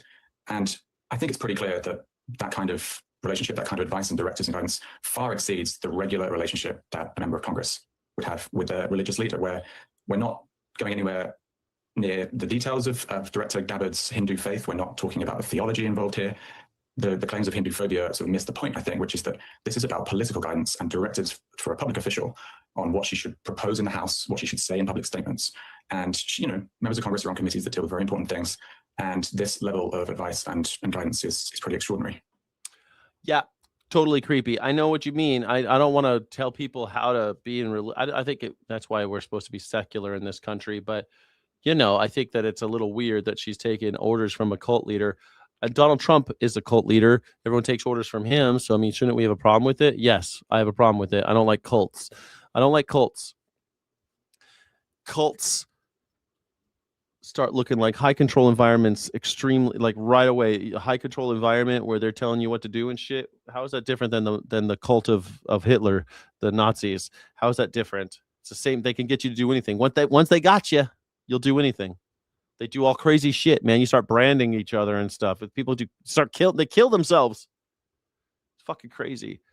Cults, man. I don't like them. I don't like them one bit. I don't know how you feel about them, but I don't like them one bit. All right, so last video. This is it. Then I gotta go. Welcome back, 624 on your Wednesday. Well, we got it all, right? Smart cars, smart homes, smartphones. Well, California now has its first ever smart freeway, and this high-tech pilot project is now live on a stretch of the 50. A smart freeway? Tell me more. What's a smart freeway? Why don't we just have trains bringing people to work? No, we need a smart freeway. Okay, I'm in. Let's strap in. What is it? In Temecula, so just to our north. In today's On the Move report, I'm breaking down exactly how it works and how it aims to reduce traffic without adding brand new lanes. Yeah, how do we do this? If you ever crawled through traffic in Temecula on the 15, you know the frustration. Southwest Riverside County has been growing tremendously over the last few years and decades. And we've seen that there is a lot of congestion building up on the northbound 15, specifically in the afternoons as people are coming back from work or as people are getting off from school. Well, now transportation officials hope to ease some of that congestion with technology that's designed to keep traffic moving instead of slowing down. Why can't we just have carpool? Why can't we just get buses and trains? And can't we fix this problem? Very excited about the Smart Freeway pilot project and the concept. It's no longer a concept. It's a reality. It's real. Ariel Alcon is with the Riverside County Transportation Commission, the agency that launched California's first ever freeway system. So here's how it works. Road sensors are on an 8-mile stretch of the 15's on-ramps between the San Diego County line and the 215 interchange in Murrieta. Those sensors communicate with each other to assess real-time traffic, regulate how many cars enter the freeway, and display recommended speeds on digital message boards. We wanted to look for a solution. Wait, what the fuck? Hold on a second. I got to hear that again. I was reading comments. I don't know I don't get it. Between the San Diego County line and the 215 interchange in Murrieta, those sensors communicate with each other to assess real-time traffic, regulate how many cars enter the freeway, and display recommended speeds on digital message boards. We wanted to look for a solution to this traffic congestion, and it's hard to build our way out of congestion. Which is information. Slow traffic ahead. Thanks. Doesn't my app say that? Doesn't everyone drive with an app now? My app says, it's getting fucking slow up there. There's nothing you can do about it. Okay. Building lanes on the highway system is very expensive and cost prohibitive, but also regulatory prohibitive at times. This technology originated in Australia, and the first U.S. version was implemented in Denver, where... Do we have any Australians watching? Can you tell me if this works? They got this in Denver too. I was just in Denver. I didn't see anything like this. Has anybody ever been on a smart highway? Does it work? How could it possibly work? How could this work? Transportation officials say it improved traffic flow. Here in Temecula, although drivers may now notice a longer wait time to get onto the freeway. We anticipate that their drive will be... Oh, they're keeping people from getting on the fucking... They're just keeping you at the... I get it. They're like, don't you get on this fucking... You're not allowed on the freeway until it clears up. And then they'll just open up different... I don't know. shorter, or they'll have a shorter drive to their destination. RCTC says drivers will be able to track the project's results through an online dashboard showing traffic speeds and traffic flow by the end of the year. This could be the future. I mean, we're testing the system out, so we are looking at ways. He doesn't seem very convinced. This could be the future, or it'll be an app that a Broligarch owns. It'll just be an app. It's just going to be Google Maps and Waze. To maybe adjust it or make even better. Well, officials will monitor the project over the next 2 years and use the data to determine whether smart freeways can deliver shorter commutes and fewer traffic backups. We have more details posted on CBS8.com. Just click on this story in our On the Move section. I mean, couldn't you just meter the on-ramps more effectively? I guess that's all it really is, right? You just the meters on the on-ramps know what the traffic situation is, and they can automatically let people on or off accordingly, or off onto the highway accordingly. Cool. Awesome. Thanks to all for joining. I appreciate you all joining me for the for this Morning Sky episode, and I appreciate everyone who has donated. Oh, only 62% don't. 62% don't believe the American dream is still alive. That's sad. I don't even know what the American dream is anymore. I used to think I knew. Now I don't think anybody can even agree on what the American dream is. Maybe I should have a whole episode about that. What is the American dream? Yes. Call in and tell me what the American dream is. The American dream is obey. Is that what it is, Veg in the Woods? I guess so. Yeah, Trump is the one being treated unfairly. Trump, who's had everything handed to him in his life, never had a driver's license because he's had people drive him everywhere. Yeah, he's the victim. He's treated unfairly. Treated very unfairly, very unfairly, very unfairly. All right, I want to say thank you to everybody, especially Veg in the Woods, NF Coin, Two Dude, Mama, Steffelson, and Jenna X-Ray Dragon, who helped fund this channel and helped fund this hour. Thank you to Sky City Rebels, who are my ride or die. I appreciate you so much. We have extra footage, extra streams, extra content, and extra love in the chat for Sky City Rebels. Consider becoming a rebel today, please, and making a monthly contribution.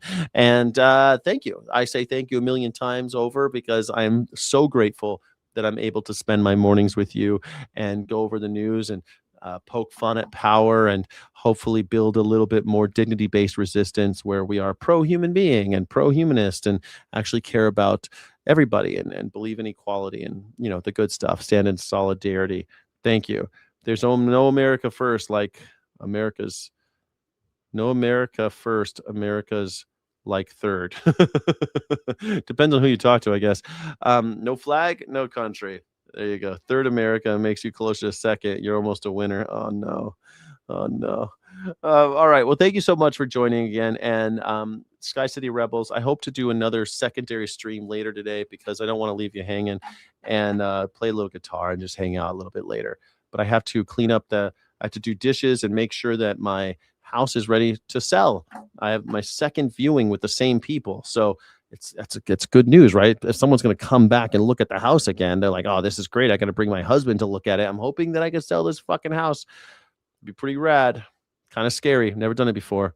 I appreciate you very much. Godspeed, rebels. Illegitimate non-carborundum. Don't let the bastards grind you down because I need you. We need each other. And the animals need us most of all. Thank you so much for watching. Don't forget to like and subscribe. Thank you so friggin' much.